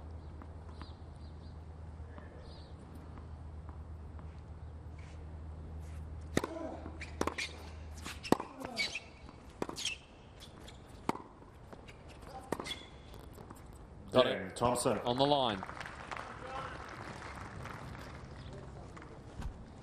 Just needs something to get him into this set. So 2 games to 1 in this 4th set. Ben Mathias is the coach of Ben Mitchell, and he's standing by to have a chat with Adrian. Ben, unusual game so far. Thompson came out and won the first 2 sets. It seemed like Ben Mitchell struggled for his rhythm. Do you think he's found it now? No, not really. I think he's just competing hard at the moment. I don't think, well, he hasn't played well this entire match, to be honest, but he's competing hard, and Jordan's lost his head a little bit here. That was a bad break back there for Benny, though. We spoke before the match about the fact that Ben Mitchell's probably been playing some of his best tennis over the past week. Can you put it down to anything in particular, him coming out and starting so slowly? Just nerves. I think level of expectation. He put a lot of pressure on himself. He really expected to win this match, and Geordie came out and put a lot of balls in court, and Benny just was tight, basically. And just finally, he won here last year. Right now, it's probably the most important stage of the match. Do you think that sort of experience will do him well going into this set? I hope so. That last game didn't show it, though. So hopefully he responds this one. Thanks for your time. Yeah, thank you for that, Adrian. Yes, that was a killer, that last game. He'd worked hard to get the break, to keep his momentum going after winning the 3rd set, and then to really give it that break back rather meekly, I felt. But so that's all that does, is really lifted Jordan Thompson, who was starting to lose it a bit.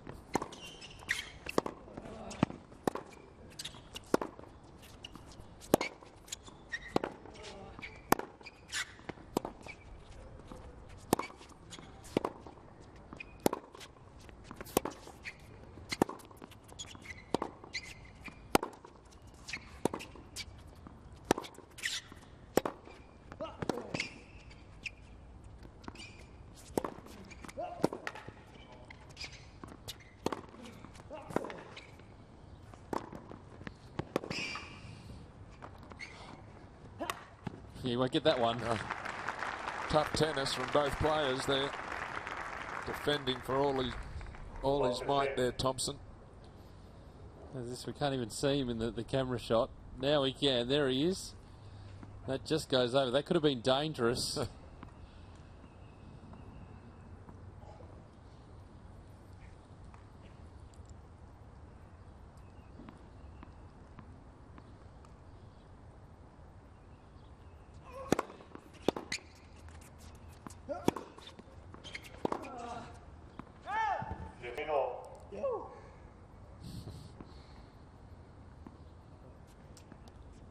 Needs to move on from that call, the last point of the last set. Yes, I think that's gone now, though. He seems to have really focusing on the moment, even though he's still getting a bit upset at things. That's not one of them now. It's whatever he's doing at the moment.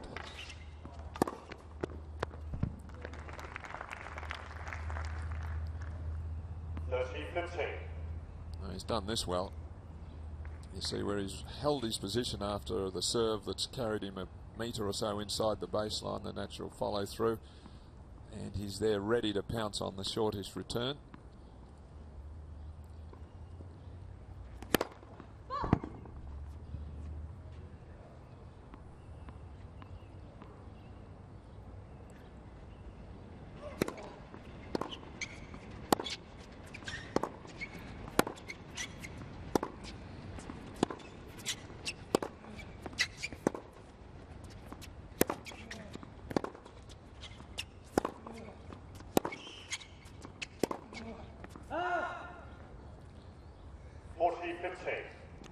Hard to predict which way this is going to go at the moment, so just...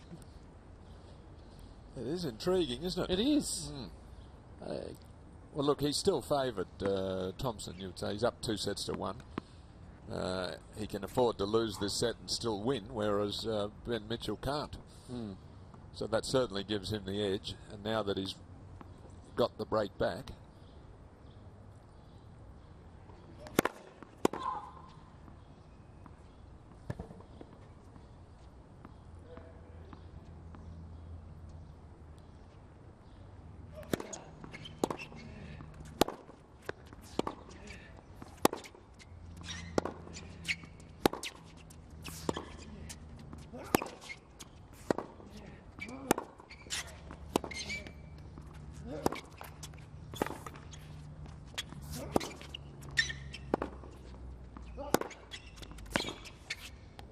As it sails over the baseline, Thompson holds 2 games all in this 4th set. Pressure back on Ben Mitchell. Well, classic power driving there from Jordan. Forehand and backhand, unleashing really full power into all of those drives, corner to corner. And eventually just forced that error, that final error from Ben Mitchell.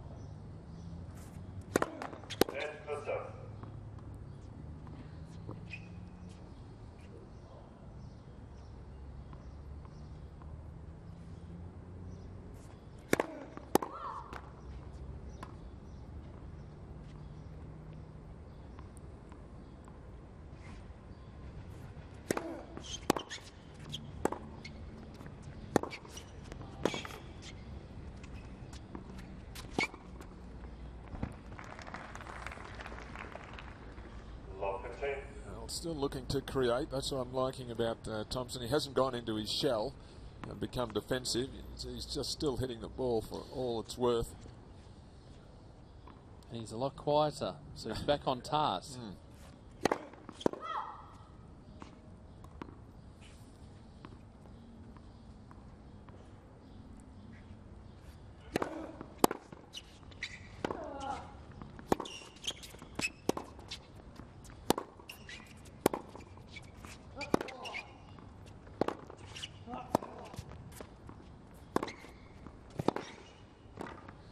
That's terrific.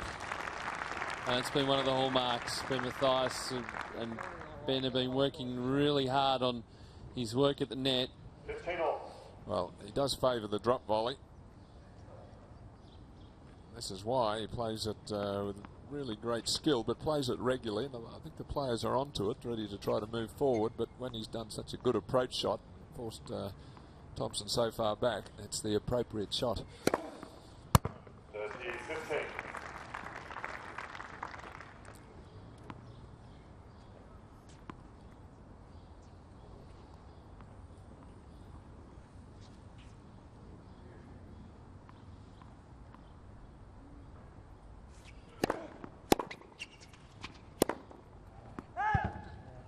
Just a few loose, unforced errors that just creep up through the match. Well, every time you think Ben Mitchell's starting to get his game together, one out of the blue just comes like that. Just a mistake for no apparent reason.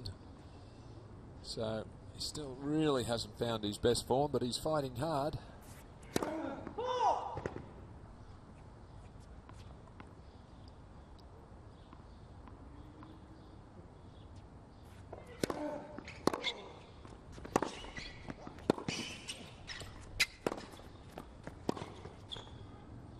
Well, Mitchell came up with the point, but how was the lunge on the backhand side from Thompson? That was behind him. It was a great get.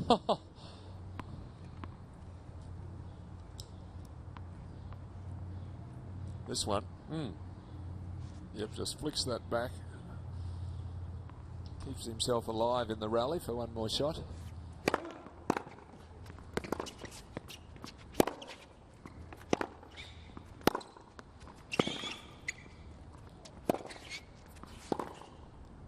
Too big. That's good pressure by Thompson.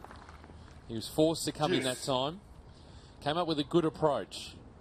Well, that's what really I like about his play. He keeps the pressure on all the time. He doesn't go back and just play a bit defensive and safely from the back of the court. He's always looking to create openings. He doesn't wait for them to just be given to him.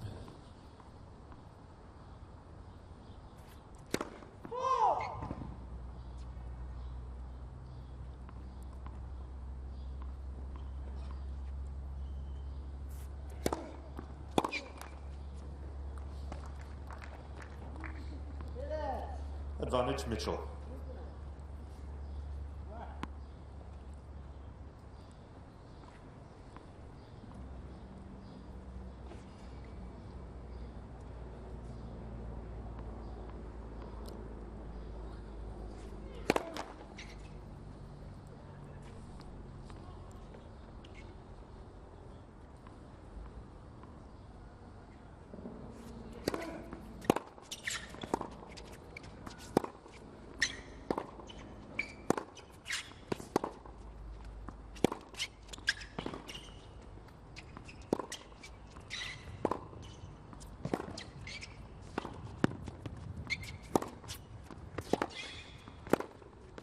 Oh, it did well. Oh, yes. Top tennis.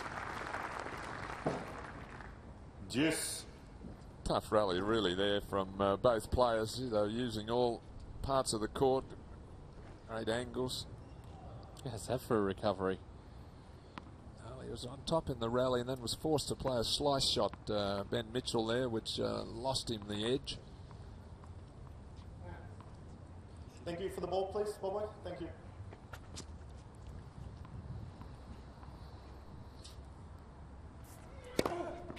Fault.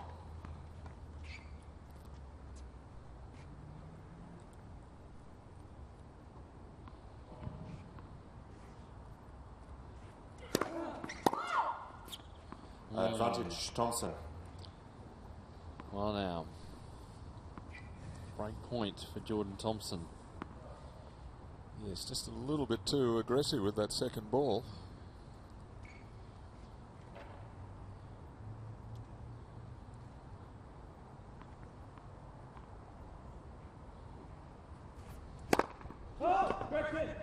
Oh no. Juice. Well, Thompson didn't have a play on it, so that's why it's been called the ace. Yes. He might argue the toss, but no, that ball was well beyond his reach.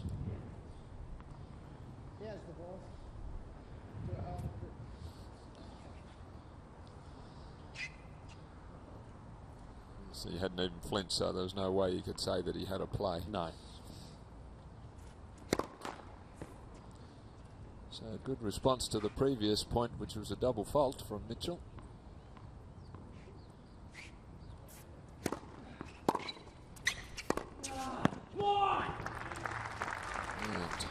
And equally good one there too. Yes. Advantage Mitchell.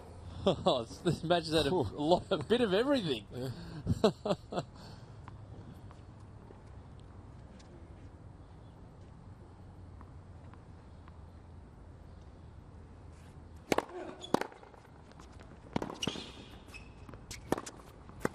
Goodness me. What great hitting from both players. But again, trying the jamming serve, Ben Mitchell that time, but it was just dug out. Jordan Thompson did enough to get his body behind the ball. It was blocked back, but it was effective. He's got good hands, really. Hand coordination is outstanding.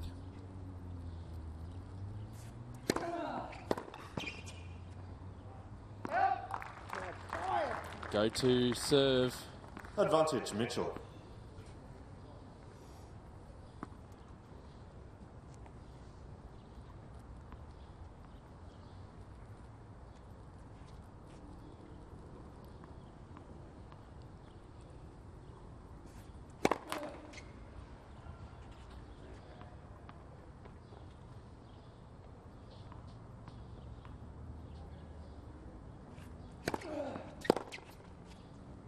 And he got there.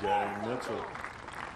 Oh, it's a struggle at the moment, but we're on serve. Mitchell leads. Three games to two in this fourth set, but Jordan Thompson leading by 2-1. Time for another Hot Shots tip with Alicia Mollick.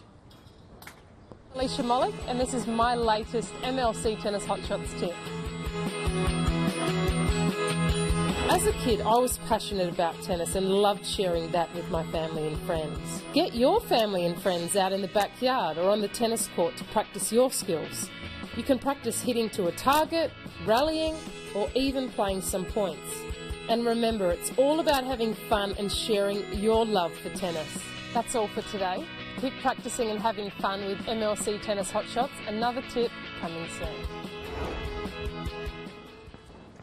And some good advice from Alicia there. Yes, well, particularly the first bit about that she played with, always had a passion for it, and there's no doubt about Jordan Thompson. It's turning into a really fascinating match now. I mean, the ebbs and flows of a five-setter. We're going to see a few more too, I think, before it is finished. Very hard to predict. The longer it goes, the more you would probably favour Ben Mitchell. But I do like watching this guy, Jordan Thompson. I do. He does happen to get a wild card in. He'll entertain the fans, no doubt about it. He's serving a 2-3.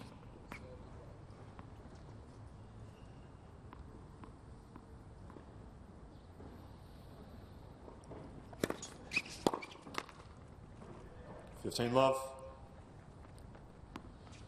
What a big service game from Ben Mitchell to get himself out of trouble. He was in trouble, out of trouble, in trouble, out of trouble. Gee, yeah, a bit of everything. Well, he's pretty cool, Ben, isn't he?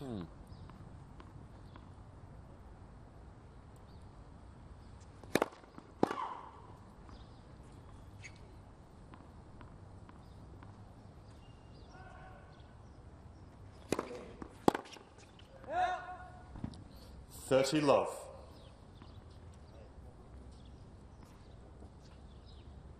Slight advantage for Mitchell to be serving first in this set, because he's always the game ahead, which means after a lengthy service game he gets to go and sit down and have the break at the change of ends.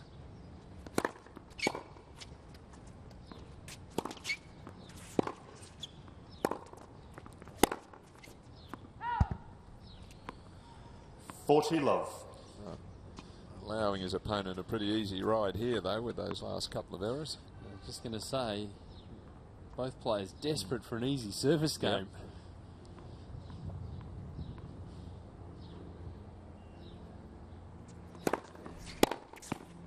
Yep, and he gets it to Love. Thompson. 3 games all. Well, it means he's able to put the pressure right back on Mitchell. He had a break point on Mitchell serving the last game, which would give him confidence, because he'll say, right, well, I didn't break there, but I was so close, so I'm really sure I've got a good opportunity this time. After this game, we're going to have the ball change, okay? That's all about how mentally you're feeling about things now, and he would give himself a chance here.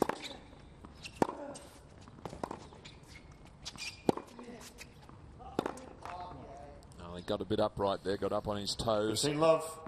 Smothered the ball. Hit some cracking backhands, though.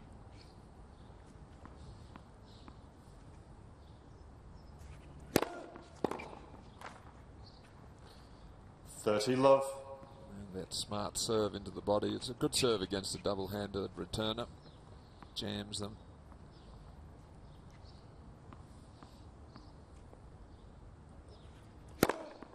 Love. Well, Mitchell equal to the task this game on serve. No threat of a repeat of that struggle in the last one. Net for serve.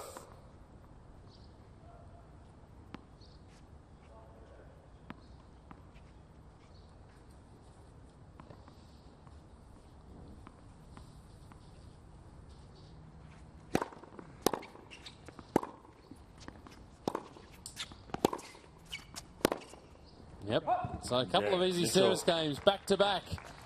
We continue on serve. It's 4-3 4 games to 3 in this fourth set. So this is the thing. We talk about momentum and which way is it going and who's in front. We have balls, please. 2 really tight service games followed by 2 easy service games. Well, the key is those first couple of points. If you can get ahead in the count, you relax a little bit more on your serve. You feel you don't under pressure. You can go for a few more shots once you're ahead. And get the chance to run through the game, and that's why the start of each game is so vital on your serve. And as from a returner's point of view, if you don't get the opening point against the serve, it's, you know, you're up against it a bit in trying to force a breaker serve. So that's why the coaches stress, get the first point. It sets up the momentum for the entire game. Means their opponent's got to win 2 consecutive points to actually get ahead of you. So you can see Jordan Thompson already back out on court.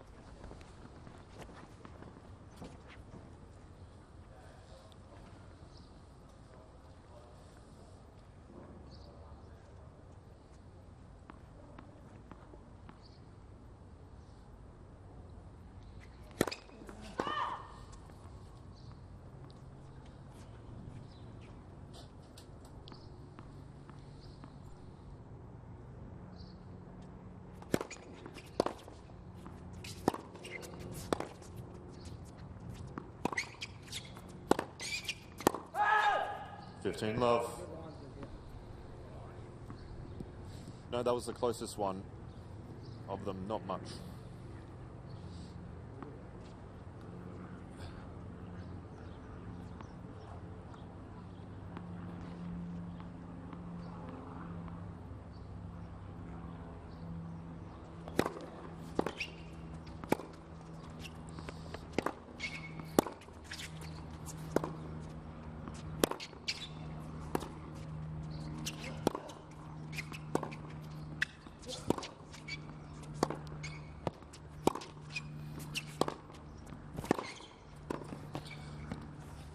No, the volley no good.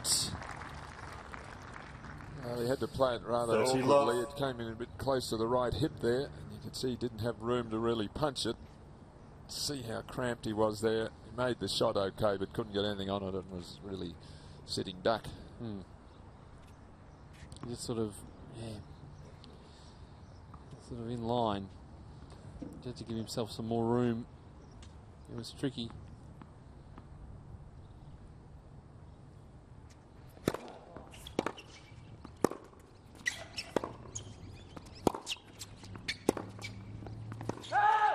Love.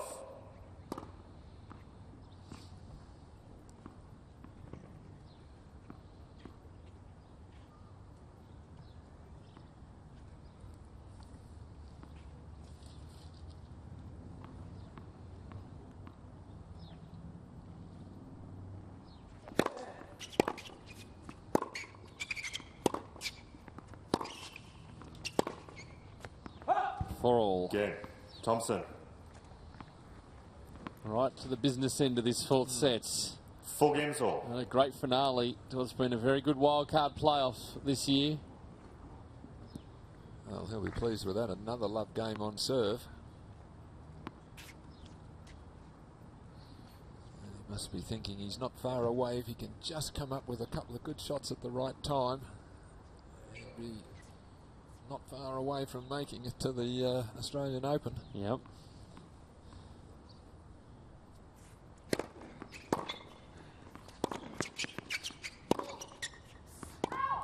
Love.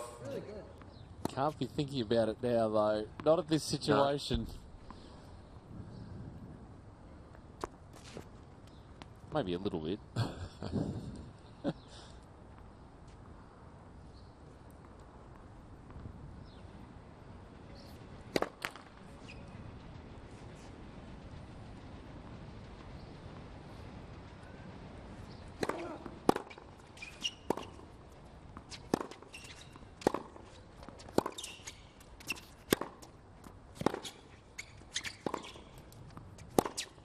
See, that's good. Yeah. Again, from inside the baseline. I mean, 15 all. That's what's impressed me the most about his play, how he tries to move forward, and then when he's inside, there he is there. He gets it early, and he takes time away from you. You just don't have time to react and recover. Generates some great angles as well. Taking the ball early, he still has time to do that.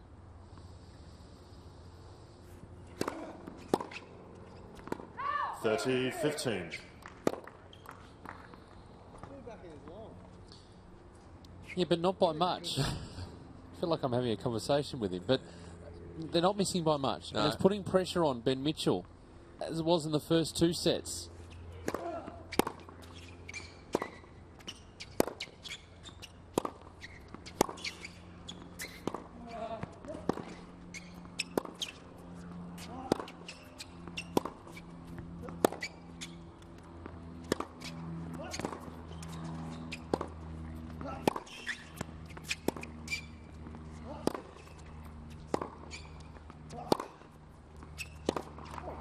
Oh, nervy times.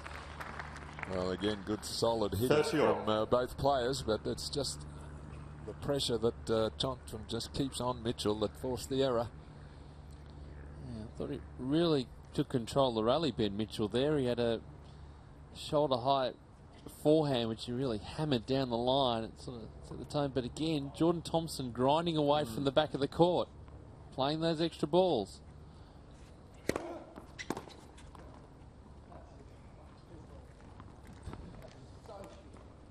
Well, he's annoyed with that because he picked that serve. It wasn't like he was beaten by the better serve who was there, and really frustrated that he just made a poor job of it.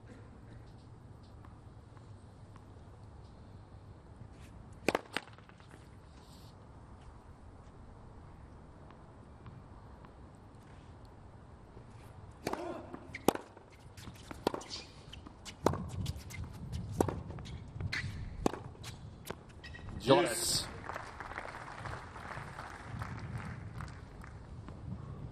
That's the other good thing. No thought of playing safe. It's game point for his opponent. It's one of his favourite shots. You can see a slight opening down the line, so he just goes for it. He's not playing to the score. He's playing to the ball.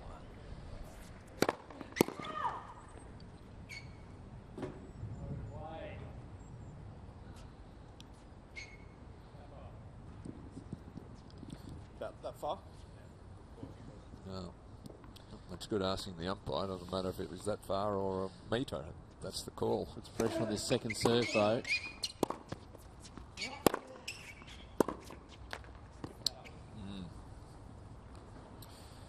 Advantage Thompson. I'm not going to go as far as to say, sometimes in this situation, if you get a break a serve, go to 5-4, effectively a match point at this point in time. But the way this match has gone, there's no way you can say that. There have been so many twists and turns.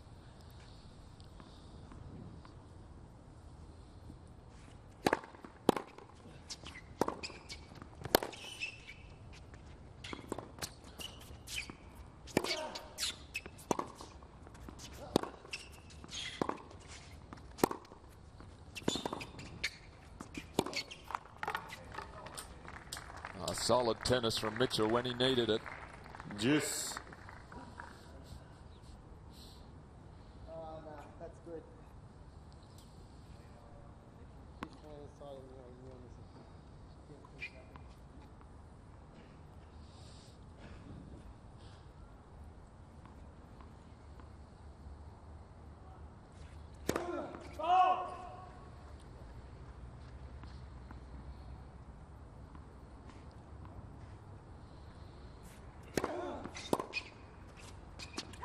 Advantage Mitchell.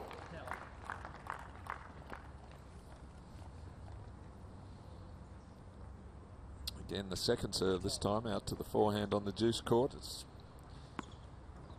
a pretty effective serve, skidding low. You serve to the backhand, you serve with topspin. That sits up a bit for the two-hander, and that's what Thompson likes.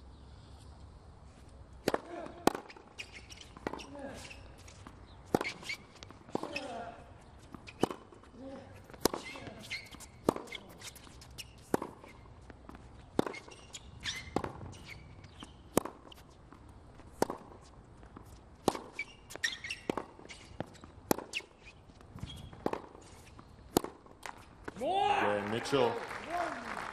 He continues to hang on. It's 5-4 in the fourth set. Mitchell leads 5 games to 4. There's a bit of tension around here. There won't be any tension, though, on Wednesday, January 8th to the Knights with Roger Federer and friends. I'll be playing Joe Wilfried Zonga. We always have fun on the court, even when it's serious. I think we have great chemistry on the court together. We also played an epic at the Australian Open last year, so I think people can really expect a great match, you know. I'm sure it's going to be a good show, and I hope this time I will be in. People should come in and, you know, enjoy it. So, night with Roger Federer and friends. All proceeds, the $64.90 tickets. All the proceeds from the event will go to the Roger Federer Foundation and the Australian Tennis Foundation. Plenty of packages still available. Time. Tickets are selling fast, though, so want to get in, I would suggest you get in before Christmas, because it will be a night of fun. You can be sure of that. Anything with the RF logo on it is fun. Well, it's also a bit of class and a bit of style. Oh, is it ever? Might even get a glimpse of the new collection for 2014. Could be given a run. The most popular player in the world still. And by some margin.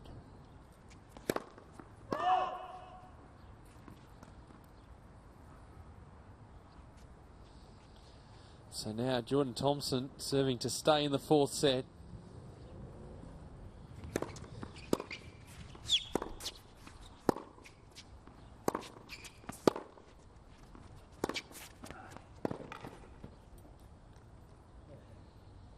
Well, paid the price for dropping it short. 15 left. Just can't afford to do that against Thompson, because he's just so positive himself. He just really hammers anything, forehand and backhand. He doesn't play safe. He doesn't actually chip and come in. You hit it short and he goes for it. That's his game. He doesn't volley that much. Not interested. It's just whacking these ground strokes.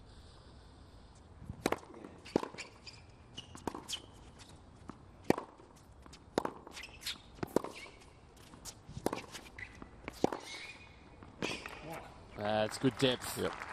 A cross-court forehand doing the damage. 15 all. Well, he's able to generate a lot of pace on the full stretch here, which is not that easy to do. It surprised Thompson, clearly.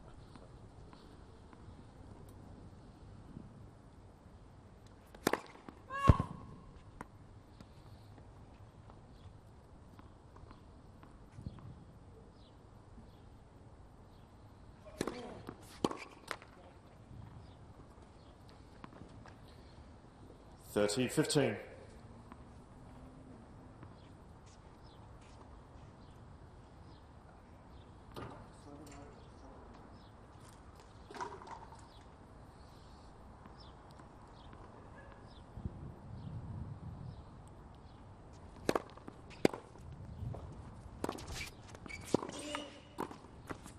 You wanted him to come to the net? There he is. Well, if you come in on a shot like that, though, you're going to get an easy volley, and very simple.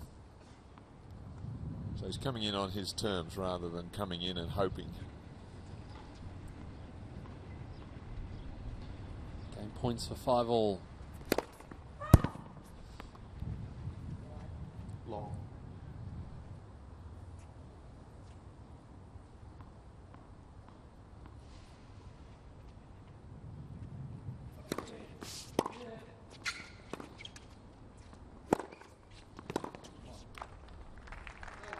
Well, I don't know what he was doing there. 40, 30. So just may have been looking for the call. It's very close to the baseline. I was wondering about his little chip shot. I don't know why that he just there played a negative sort of ground stroke for him, and that allowed Mitchell to crack his forehand.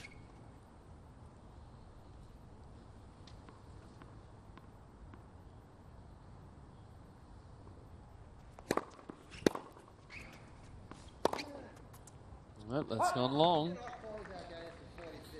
Juice. It's good work from Ben Mitchell, though. He's blocked a couple back. And they're off first serves as well. He's just giving himself a hard time there about that shot he played at 40-15. He said, what are you doing at 40-15, just playing that slack tennis? Net for serve. As now it's deuce, and he's only a couple of points away from dropping the set.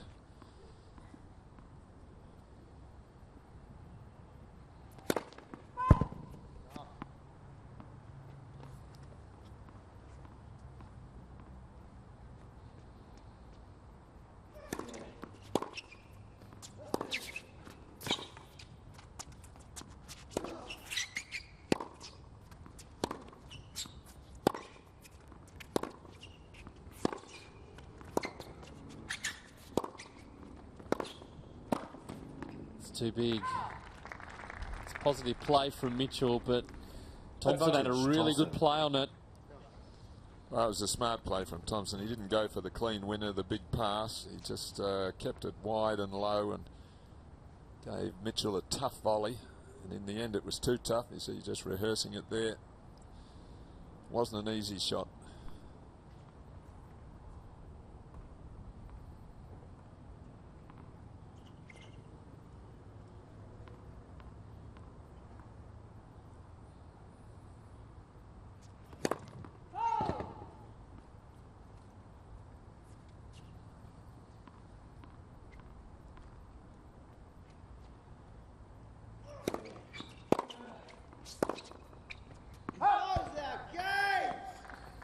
Deuce. Probably should have taken that on the backhand. Hard down the middle, and he opted to try to skip around, take it on the forehand. Didn't quite get there. Was caught a bit.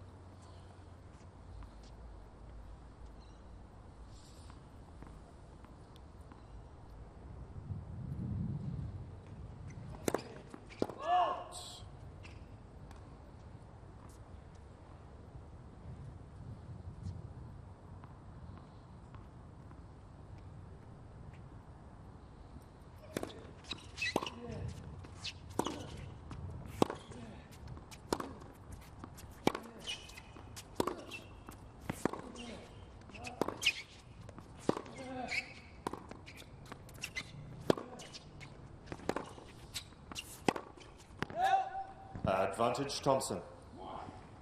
Ball boy, ball boy. Well, he took the gamble there and decided for the big one down the line. There was an opening, it was there, and he hit it well.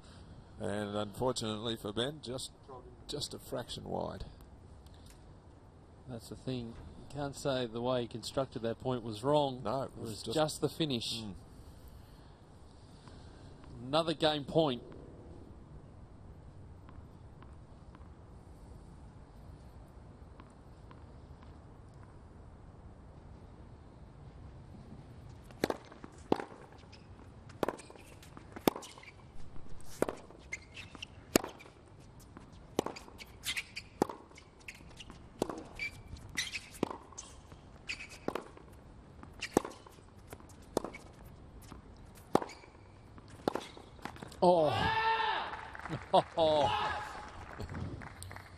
There was only the net cord in the way. Oh, the idea was right. Mitchell was going to have a play on that volley. It would have been tough. Well, it's good pressure tennis. He's putting it up to the less experienced Thompson, saying, right, I'm coming in, pass me if you can.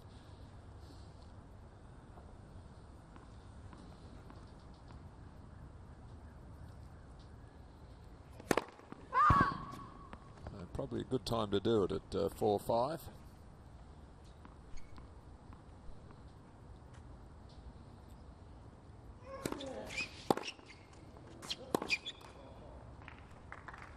A slight loss of concentration. The one thing that's been impressive from Mitchell in this game, his returning has been exceptional. He's getting every single ball back into play. And now he's got set point.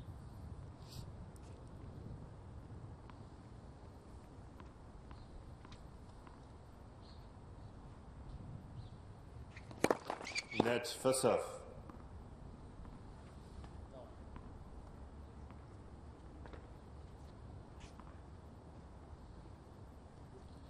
Looking for a big first serve.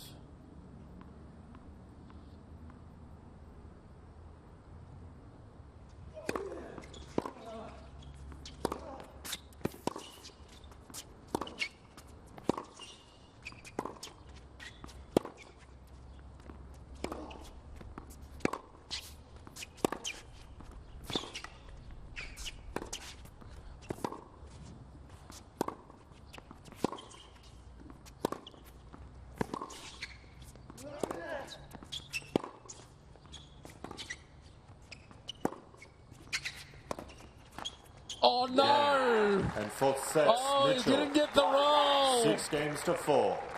Ben Mitchell takes the sets fourth set, 6 games to 4. We're off to the decider. Well, what a rally that was. There's some brilliant shot making from both players. They used angles, they used the corners, they hit down the middle. Jordan Thompson looked to be in the ascendancy in the rally. I mean, he was just hanging on. Ben Mitchell defending for all he was worth and gradually got the ball back a little deeper and a little deeper.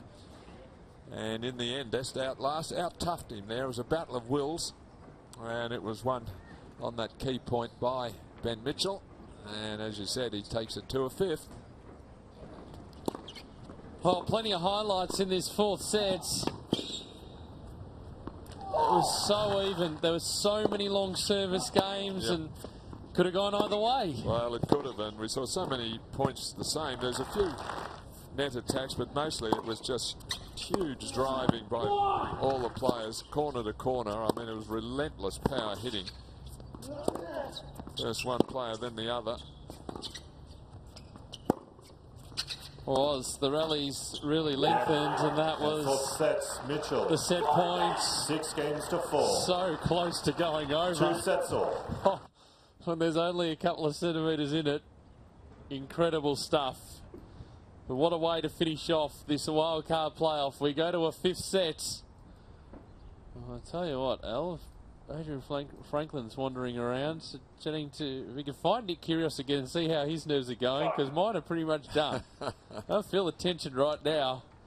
Who do you favour heading into the decider? Look, funnily enough, the stats often lead to the player who won the first 2 sets. He drops the 3rd and the 4th.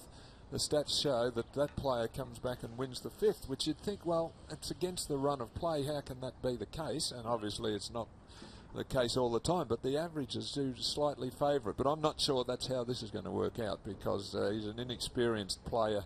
This is uncharted waters for him, Jordan Thompson, and the way he wears his heart on his sleeve. But I don't think physically either player is going to be troubled by it, because we've not quite played 3 hours for 4 sets of tennis, so that's not a lot. But I think I just have to slightly favour Ben Mitchell in this 5th set. Well, he's got the advantage of serving first to get us underway. Love 15.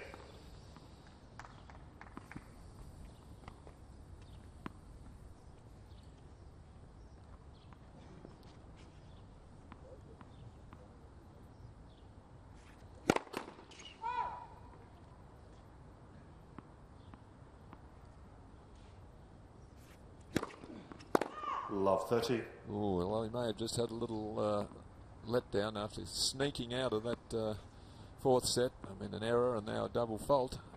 So much energy to get yourself back into the match.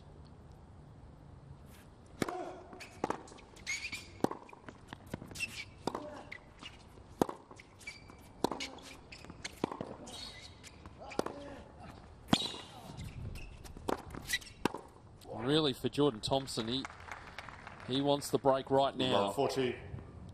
He needs to get off to a good start, needs to get out to a lead. Well, you often see an early break in a first or second game of a set after there's been a tough set. It is naturally to have a little letdown. Out game. Thompson. Not as big as that, though. No, to love. Opening game, final set. Remember, an advantage set. We are working with the conditions that they will face at the Australian Open next year. First game, final set. Can I change my prediction? No. No, it's been committed to tape. I'll stick with it, but it underlines the fact that we were talking about that the player who did win the first 2 sets often wins the match. Well, he's if it goes to 5, well, it started off in that fashion. Now that he's got it, that player's got the early break in the 5th. He definitely had a letdown there. Ben Mitchell is probably so relieved to think, gee, I'm lucky to be in a 5th set here, and that was a very poor game he played there, and rather unexpected, I must say. But then full marks to Thompson. He didn't let up after losing the 4th. He's bounced back.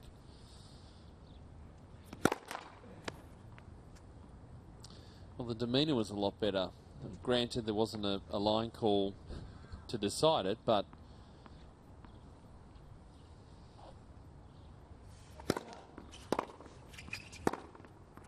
There's no real yelling and shouting and jumping around all over the court. It was 15 love. more, I guess, determination to really make an impact in this final set. It's really impressive that the way he can put the ball away, though. If he gets half a chance, he goes for it, and he does hit a lot of clean winners from the baseline.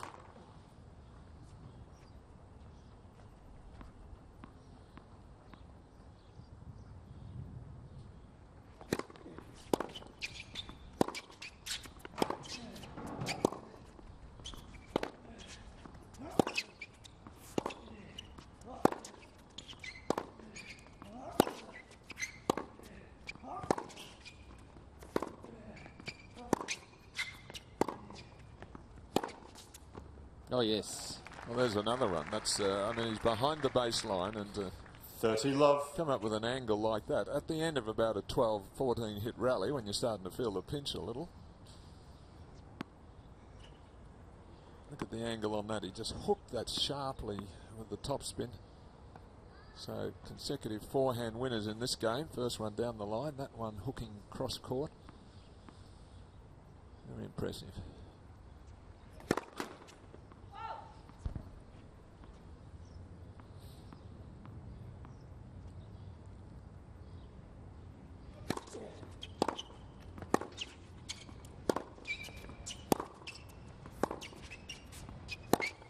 Oh, yes.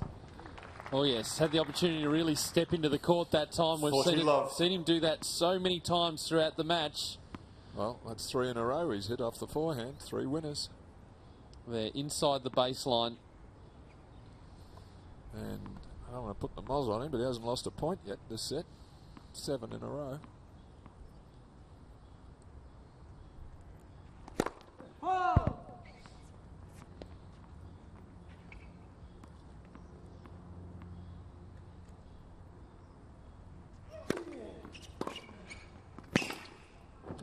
Well done, Rolling. Thank you. Yeah, good on you. 40-15.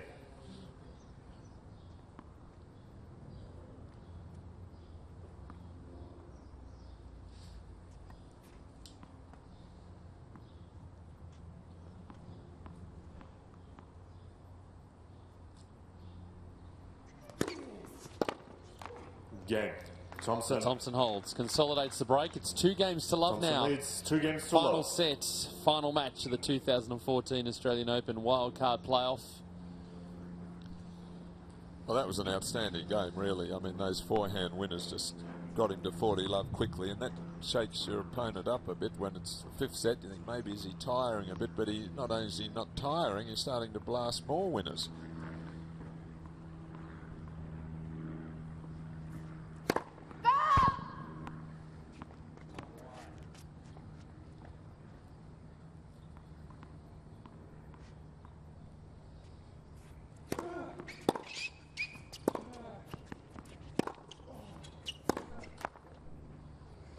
Love 15.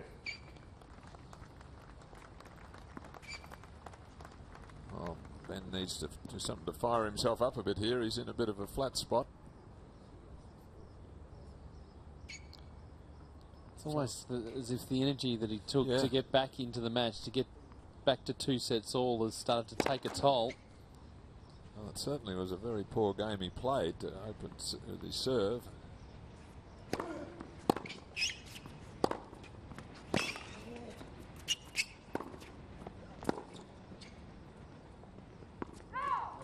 Well, that's his first point on his serve in this set. 15 all.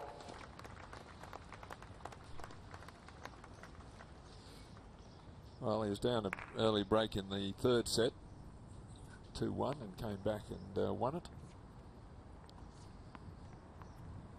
So he's a very calm, cool, tough competitor, Ben Mitchell. Not going to go away.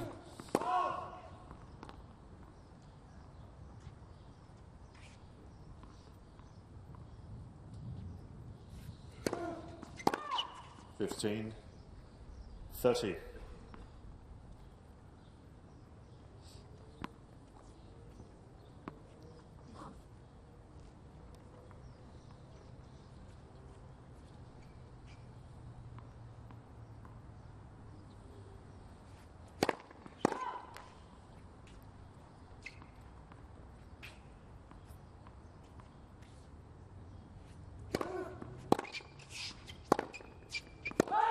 15-40. So more break points.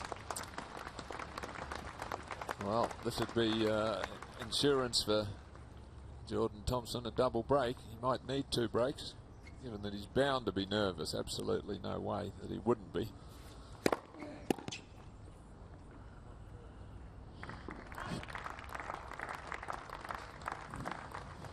$30-40.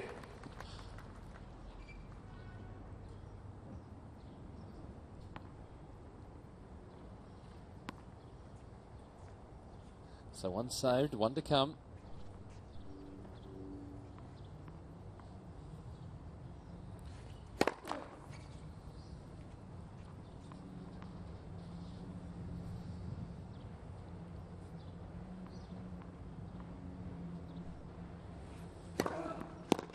That's good serving. Juice. Well, it's smart. Serves to the backhand on the second serve. There's no way he's going to miss a backhand return. It's so solid, so give him a forehand. Okay, he's going to have a crack at it, but there's a chance that he'll miss that one.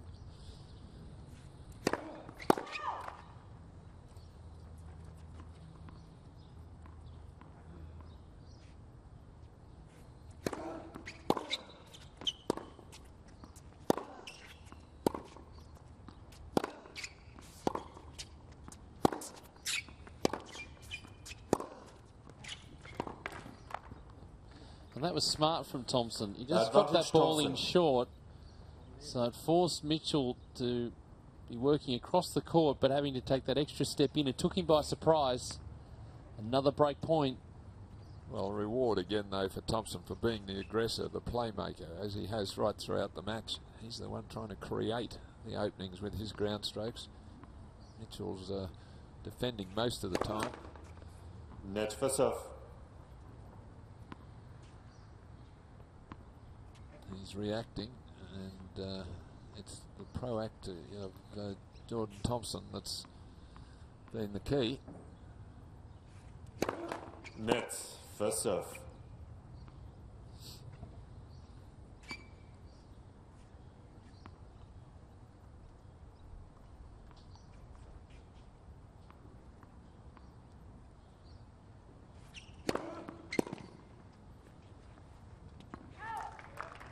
Clutch serve again. And again to the forehand. He's saying to himself, is he going to go anywhere else? Like he's saying he knows it's going there. How did he not do a better job of getting it back if you know it's going there? And you give credit to the server. Absolutely. It was a quality serve.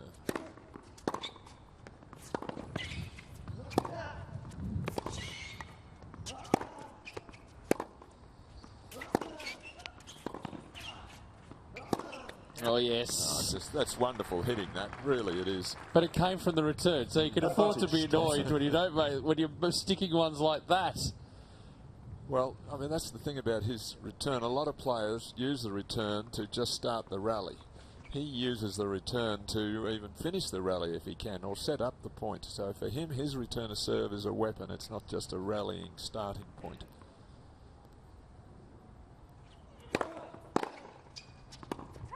Outs. Juice. So back to Juice.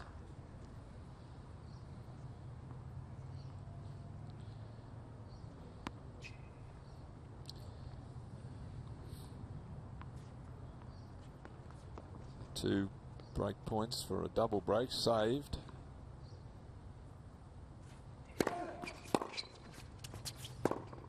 That's too big. Advantage Thompson. So lumbered towards that. Trying to force the issue. Well, it was a good sliding return, though. He's been driving his returns, and that time he didn't want to miss it, so he just chipped it back. A firm slicing ball that skidded. And a difficult shot for Mitchell.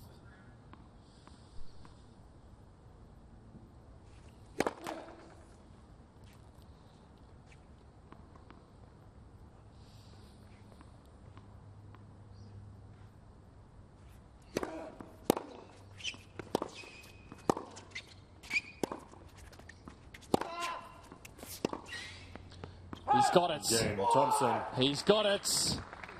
double break. Thompson 3-love, leads final 3 games set. to love.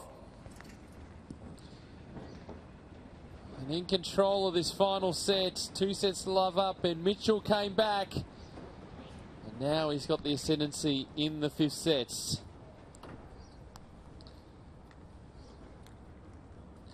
And let's go to Adrian Franklin, who's high in the stands with some very special spectators. I certainly am, Pete. I went searching for some fans, and I've actually just bumped into Ben Mitchell's family. I have sister, mother, and grandma. Nana down the end. I'm going to start with Bree. Sister, apologies for the timing. I timed these interviews very poorly. Obviously, Ben's struggling at the moment, but it must be tough for the family to watch a brother play tennis at such a high level.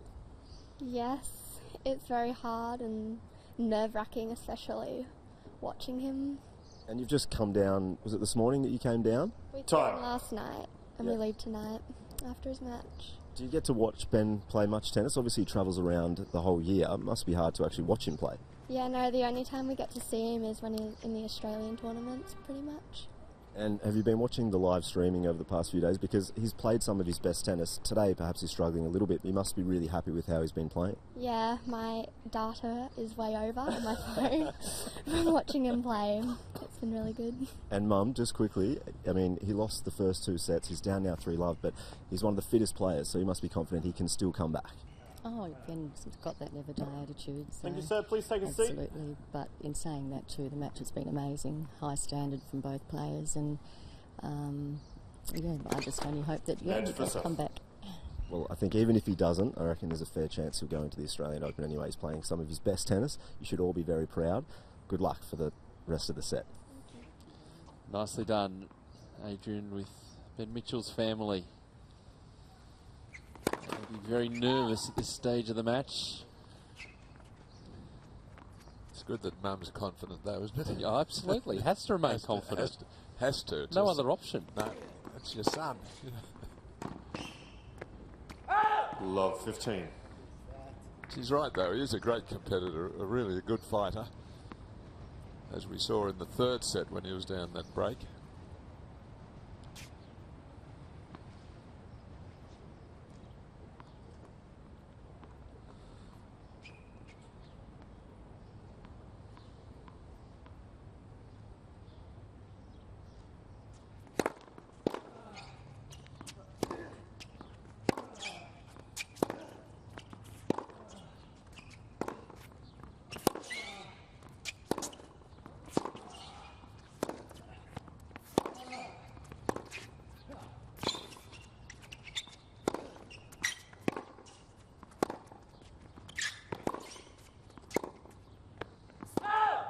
Love 30. This time it's Mitchell being the aggressor. He's going for it. Well, he did well there. Early in the point he was retrieving, but he was able to turn it around.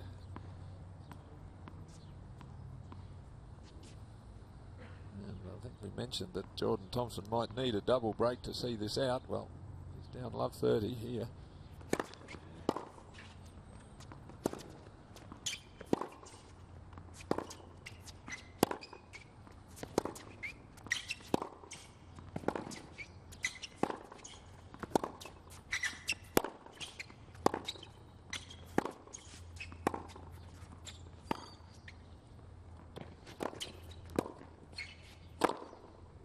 Gobbled that up. Tried the change-up play, but Thompson was onto it. Well, he's very quick, Jordan Thompson, and you don't usually play drop shots from this position on the court behind the baseline. His opponent's just got too much time. The ball's got to travel all the way from the baseline, and you've got to hit it fairly high to get it to clear the net, and then it's going to bounce up. So that was a bit of a mental error there at love 30 from Mitchell. He'd been better off hitting one hard and moving in.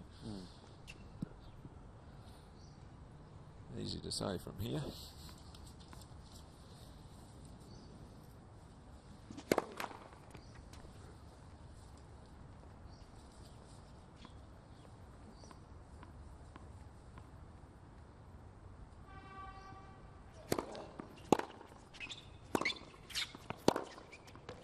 Oh, that's too good. Bit of extra pace from Mitchell. 15-14. A couple of break points. He's flattened this one out.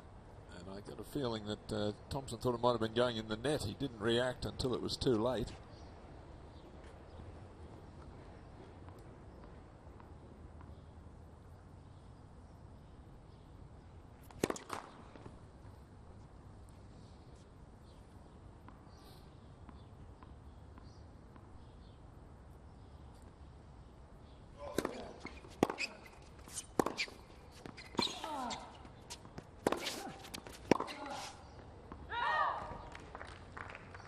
Nice fight back. Still got one more 30-40. break point to save. How's the returning from both players today? It's been exceptional. It has. It just shows you what you can do on a hard court where you get a good footing and a good bounce. You just don't see this level of returning on the grass or the clay. The footwork and sometimes the regular bounces don't allow it. Juice. Didn't get a racket to that one though. Hasn't got a big serve, Thompson, but it's surprising every now and then he really comes up with a fine placement and can flatten it out, but a lot of the times he's there sort of three-quarter pace spinning serves. And he's shown that he can serve the odd double.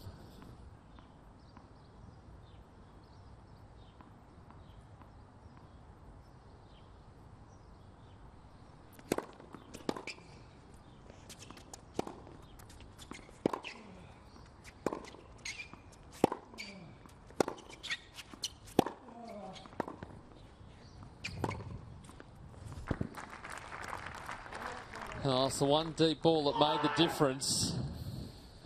Advantage Mitchell. He thought it was too deep. That's what that one there. He hesitated, waiting for the out call, then gave it a bit of thought before he decided to have a crack at the umpire about it.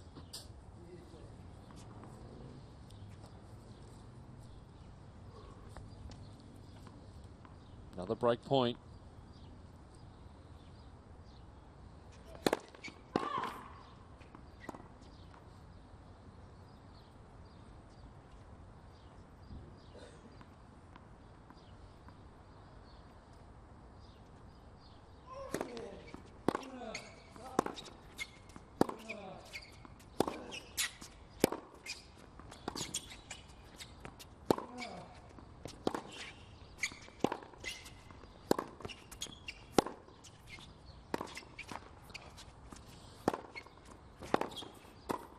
Good volley. Yeah, Mitchell. Good closing in on the nets.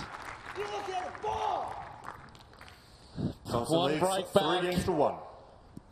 Earlier today it was Casey Delacqua 5-7, 6-1, 6-love. Winner over Arena Rodionova to earn the women's wildcard into the Australian Open. This one still up for grabs. Well, we said he might need 2 breaks. So one is gone. He's just got to calm down a little bit. He's still in the box seat at 3-1.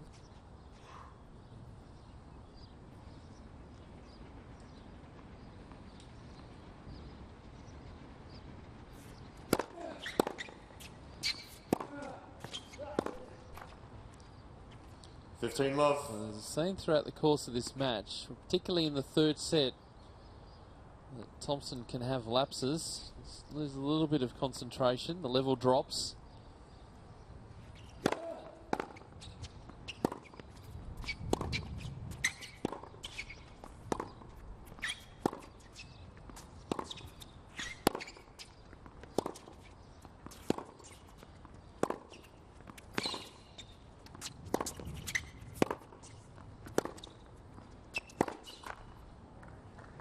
Another fine rally. 15 all. Considering where we started, we did make mention early in the match that we would get to the stage where we have long rallies, and they've been high quality. Well, you get a bit blasé about it, one after another, of just brilliant shot making by both players. I mean, it's remarkable hitting from the back of the court, this.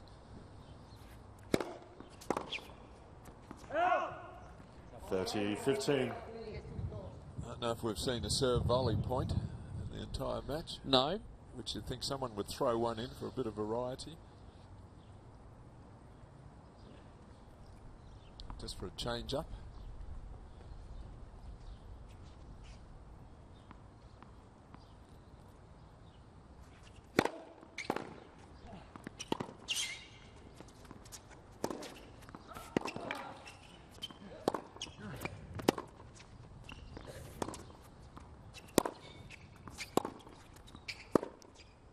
Both players are giving it absolutely everything. You can hear it in our fixed mics as they're moving around the court. This has been a draining match.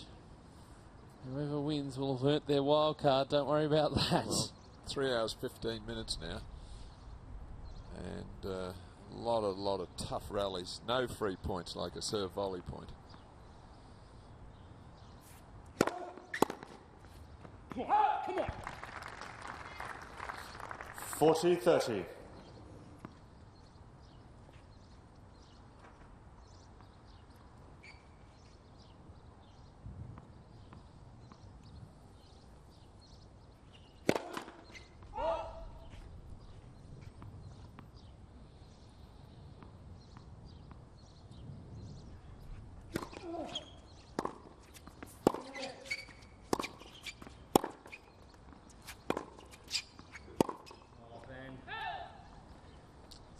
A little bit loose. Juice. But understandable. The unforced errors coming in. Yep. Because you're expending so much energy in those long rallies. Well, he was disappointed with himself there. He was late on the shot. When you get playing that off backhand, you're late. It's going to go wide.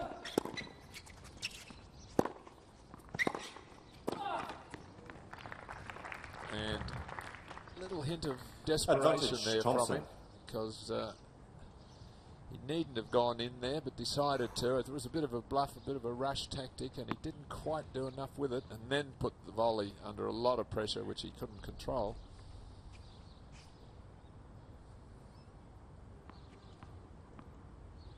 Another big chance for Thompson.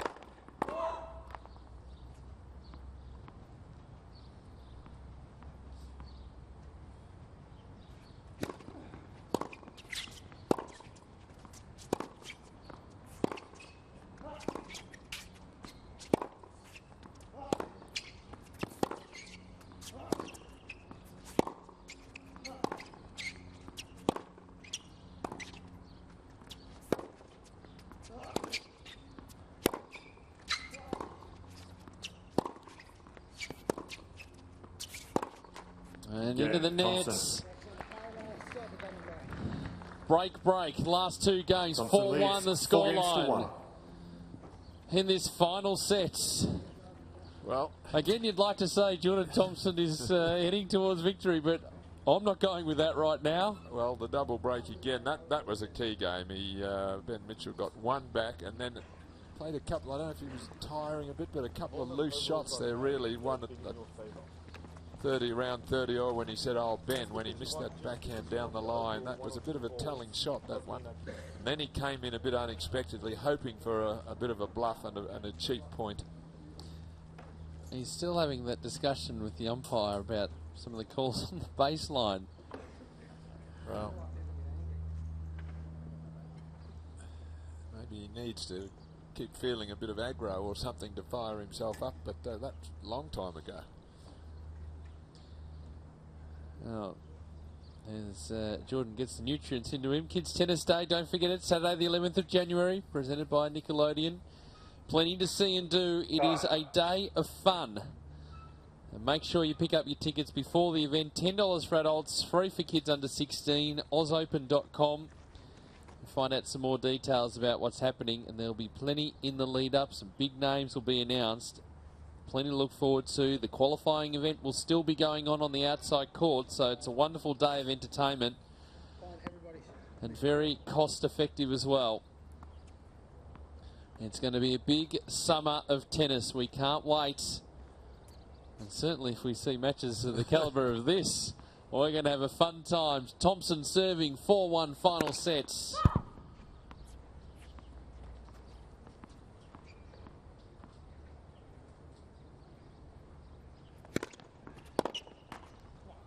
Well, that's what you want. First point. Takes a bit of pressure off this next one. Forward to play a little bit more aggressively when you're in front.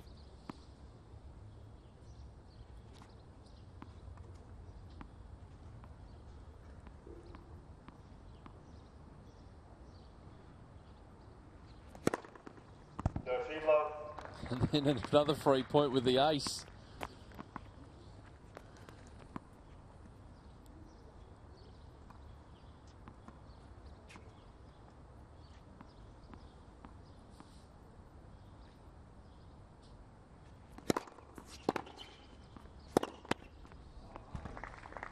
Oh, this is a dream game, this, but the serving's been high quality here, and that's what set it up.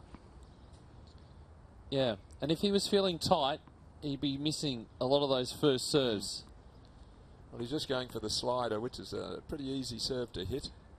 It's come around the side of the ball. Oh. And that time at 40 love, he flattens it out. What a game. Yeah. What a game. What resilience. As we said, uncharted territory heading into a fifth set, but he has stood up. And it's testament to his fitness levels and the hard work he's been doing in the training blocks he's had previous to this event. Well, we haven't had an actual lengthy set. It hasn't been an advantage set, but there's been some awfully tough and gut-tearing rallies in them, in some of these points and games. 3 hours, 20 minutes, so that's long enough for anybody on a hard court. Luckily, it hasn't been overly hot. Just the third five-setter of the tournament.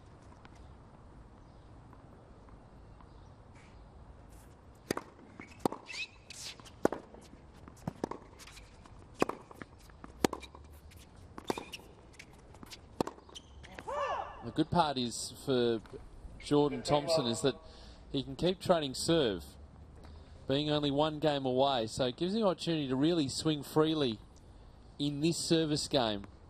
Or he'd be anxious to try to break here and serve, and you know, that's it. Not worry about having to go around and serve it out. There's the biggest service game of his life.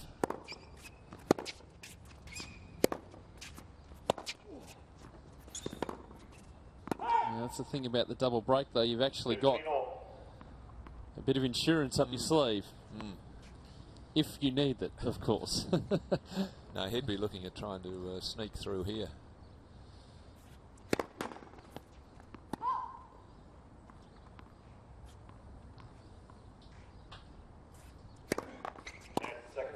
So it looks very much like that stat of in a 5-set match, the player who wins the first 2 comes back and wins in 5. Looks like that's going to ring true again.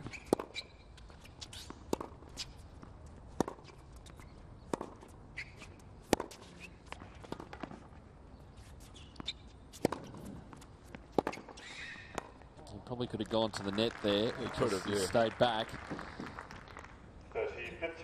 See, that's something as his career develops, Jordan would need to add that net game. You just cannot beat the top players with only a backcourt game. Yep. Unless it's like Nadal's. And this isn't. It's good, but nobody's as like Nadal's. No one.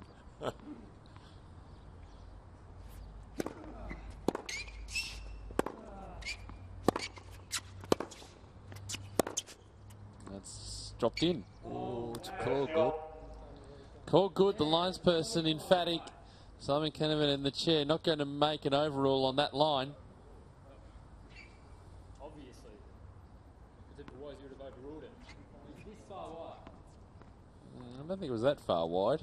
Well, it wasn't a sharply hit ball. It wasn't going all that fast, so the linesman had plenty of opportunity and time to make a correct call, really. I think the ball dipped late.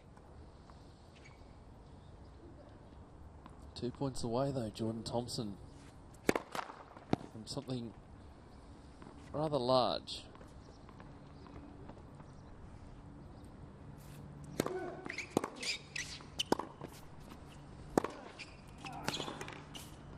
It's big. Wow, 5 long sets. It's been an entertaining contest. And now Jordan Thompson has a match point.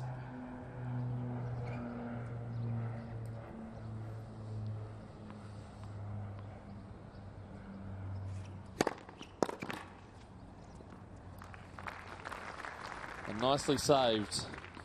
Juice. Right serve, right time. Yep. It's been the go-to there out wide, as it has been in this court as well.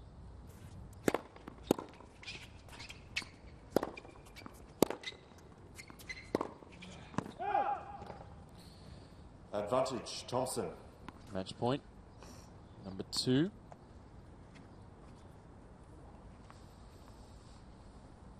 "19 years of age from New South Wales."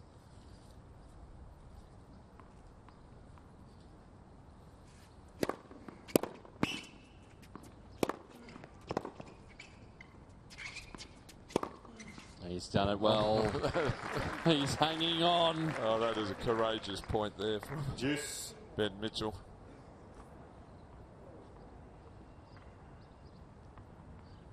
Takes a lot of guts to go for the line there on when you're down match point.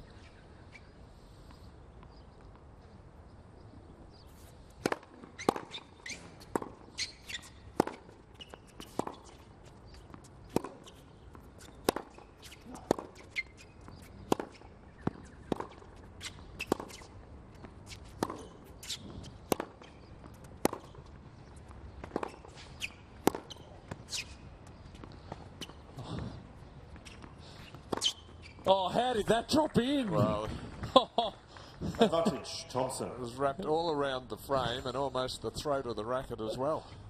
So he was lucky there, no doubt. You saw there's the miss hit.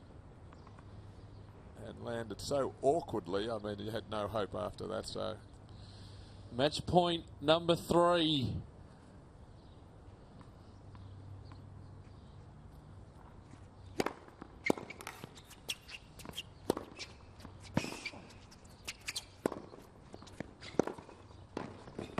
He's done it! Thompson.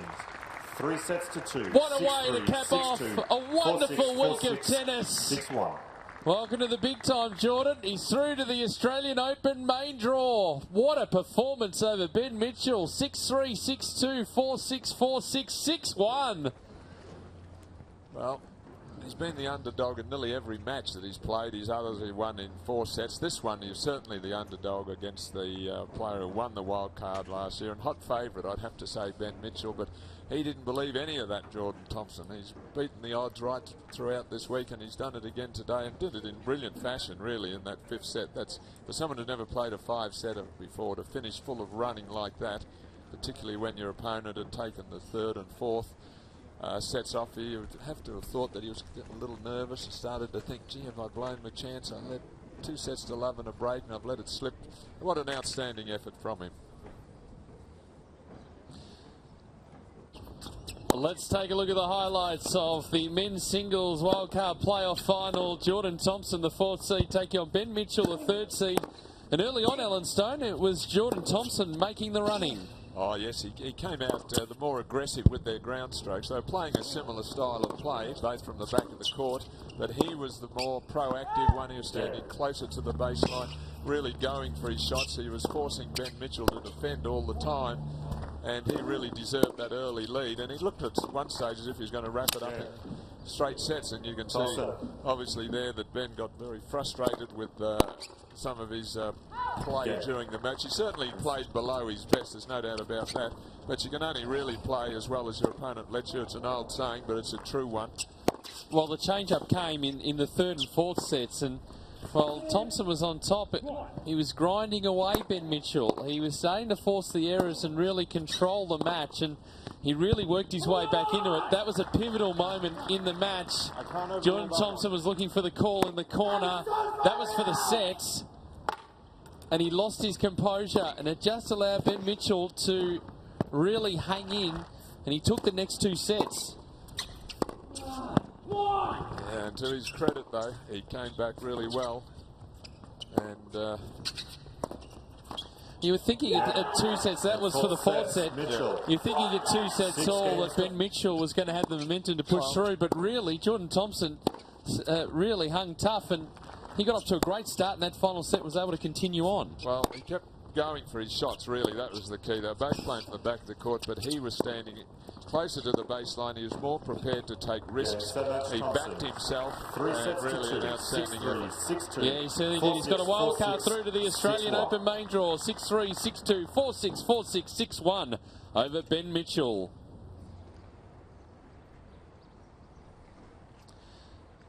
Well, all is in readiness now for the presentation. Let's go to Adrian. Well, one of the best things about the Wildcard playoff is that you get to see a glimpse into the future. And this week we've seen players like Luke Saville, Alex Bolt, and a boy named Akira Santalan, all big names that we're looking forward to seeing what they can produce in the future. But today, it was two players. They rose to the top. Ladies and gentlemen, please put your hands together for our finalists today, Ben Mitchell and Jordan Thompson.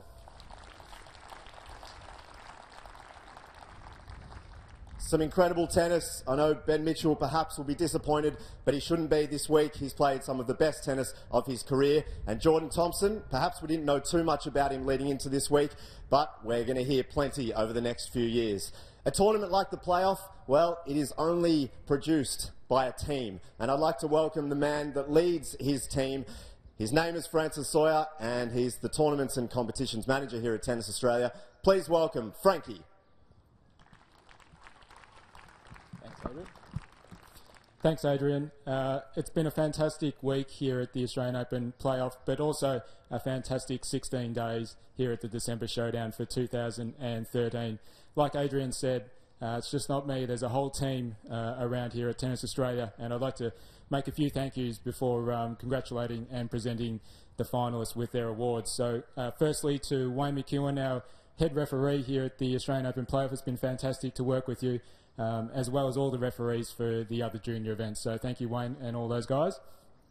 To chair umpires, court supervisors, physios, tournament staff. There's so many names that I wish I could mention individually, but we just don't have time. And ball kids, court services, the cafe staff, Tennis World, IT, the live stream crew have done a fantastic job this year. It's been certainly one of the best productions so far in this.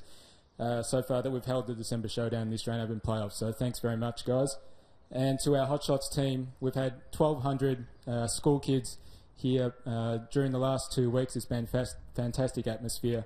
And also to the Tennis Australia team overall, it's been fantastic to have your support and coordination to help us put on such an event over 16 days in what is a busy Australian Open bump-in. So thanks very much, everyone, and well done to Jordan and Ben. Thank you, Francis Sawyer, everybody. Now, I'll welcome across the finalists today, perhaps not his best performance, but as I mentioned before, this week we've seen the best of Ben Mitchell. So Ben, do you want to come over here? Put your hands together, please, for Ben Mitchell, ladies and gentlemen. He won here last year, and he picked up a towel there.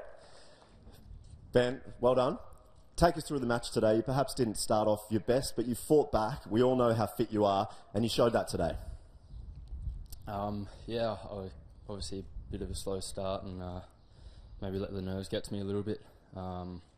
Didn't bring much to the table today, but I fought the best I could, and you know, Jordan really deserves this win. Now, we know about you've got a very close family, and we saw your mum, your grandma and your sister up in the crowd. I think they flew down yesterday. They're flying back to Brisbane today, but it must be great to have some strong support, not only from your family, but your coach over there, Ben Mathias, as well. Yeah, it's I've got support everywhere. Also, my dad watching back home with my older brother and his friend. Probably Luke is watching in Vancouver as well at the moment, so I'd like to say hello to all you guys if you're still watching. Probably not, but...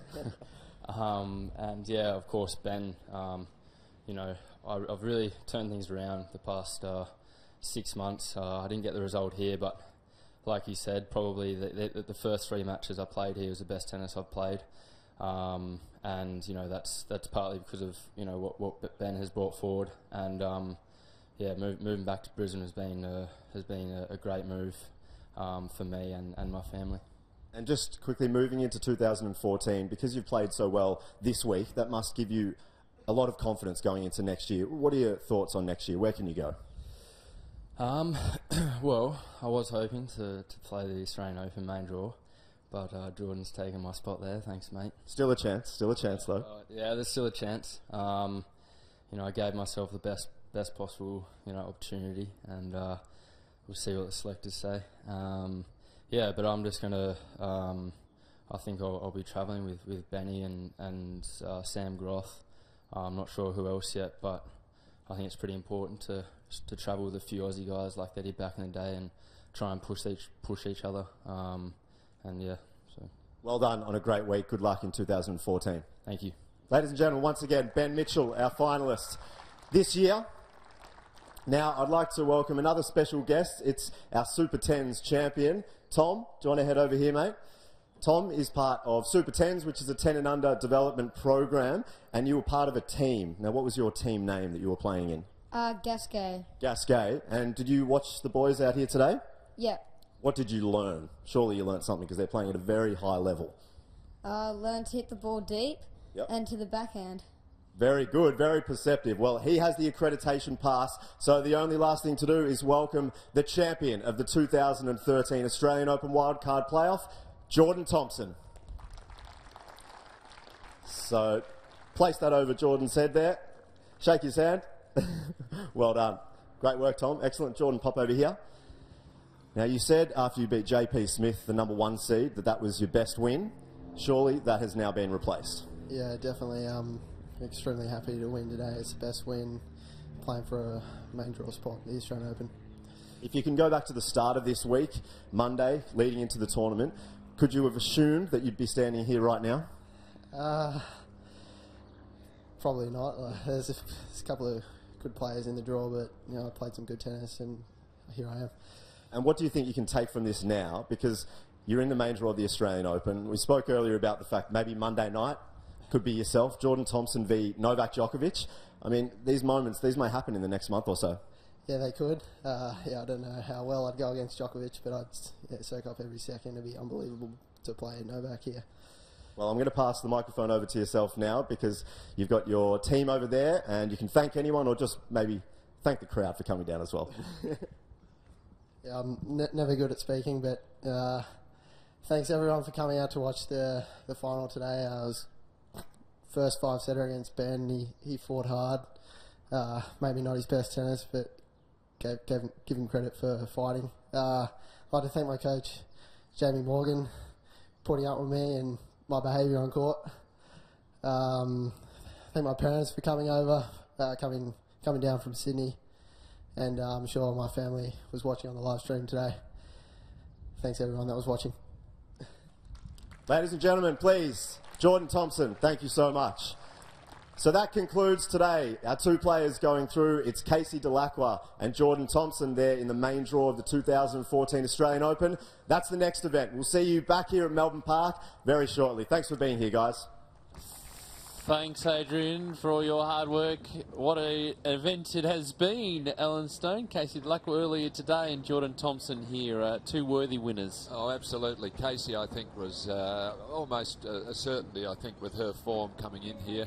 And a bit of a surprise with Jordan winning. I thought Ben Mitchell was the one, but what an outstanding performance from him. And I'm going to be looking forward to see how he progresses, not just in the Open, because that'll be such a big thing for him, but over the next couple of years. I think we've unearthed another player with some talent, real talent. Let's have another look at the match point as we see the photos being taken here. We're going to take two on the picture. Let's have another look at it. How happy he was at the ends. Happy and I reckon relieved as well. It was a stern test, but getting across the line in 5 sets, I reckon that would have been his first 5-set match. Yep. And what a way to win it 6-1 in the 5th. Well, you mentioned 6-1 in the 5th. I think it was really lucky that he did establish such a big lead, because clearly he would have been nervous. He couldn't be anything but nervous if it was 5-4 or 6-5 or a set like that. So the fact that he was able to get through 6-1 in the 5th was a real bonus, and he's just showing off his accreditation there. And 3.5 hours, that's a pretty tough assignment. Some of the rallies were unbelievable. I mean, Ben Mitchell mightn't have played at his best, but he still played a pretty good tennis match, and it was not decided until really the last half hour or so of 3.5 hours.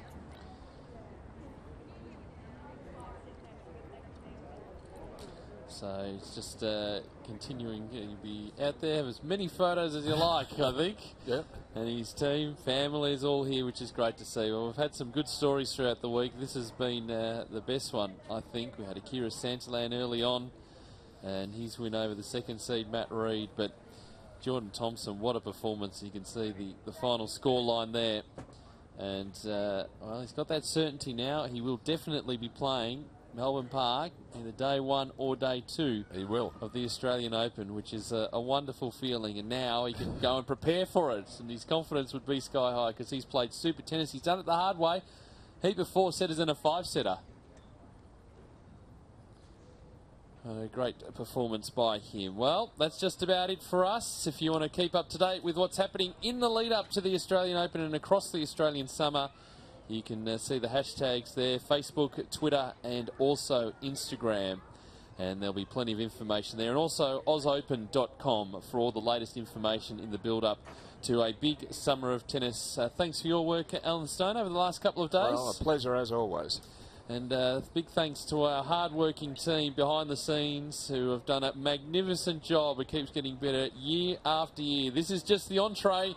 A big summer of tennis to come in the next couple of weeks. Have a great Christmas, and we look forward to your company throughout January. Keep it right here.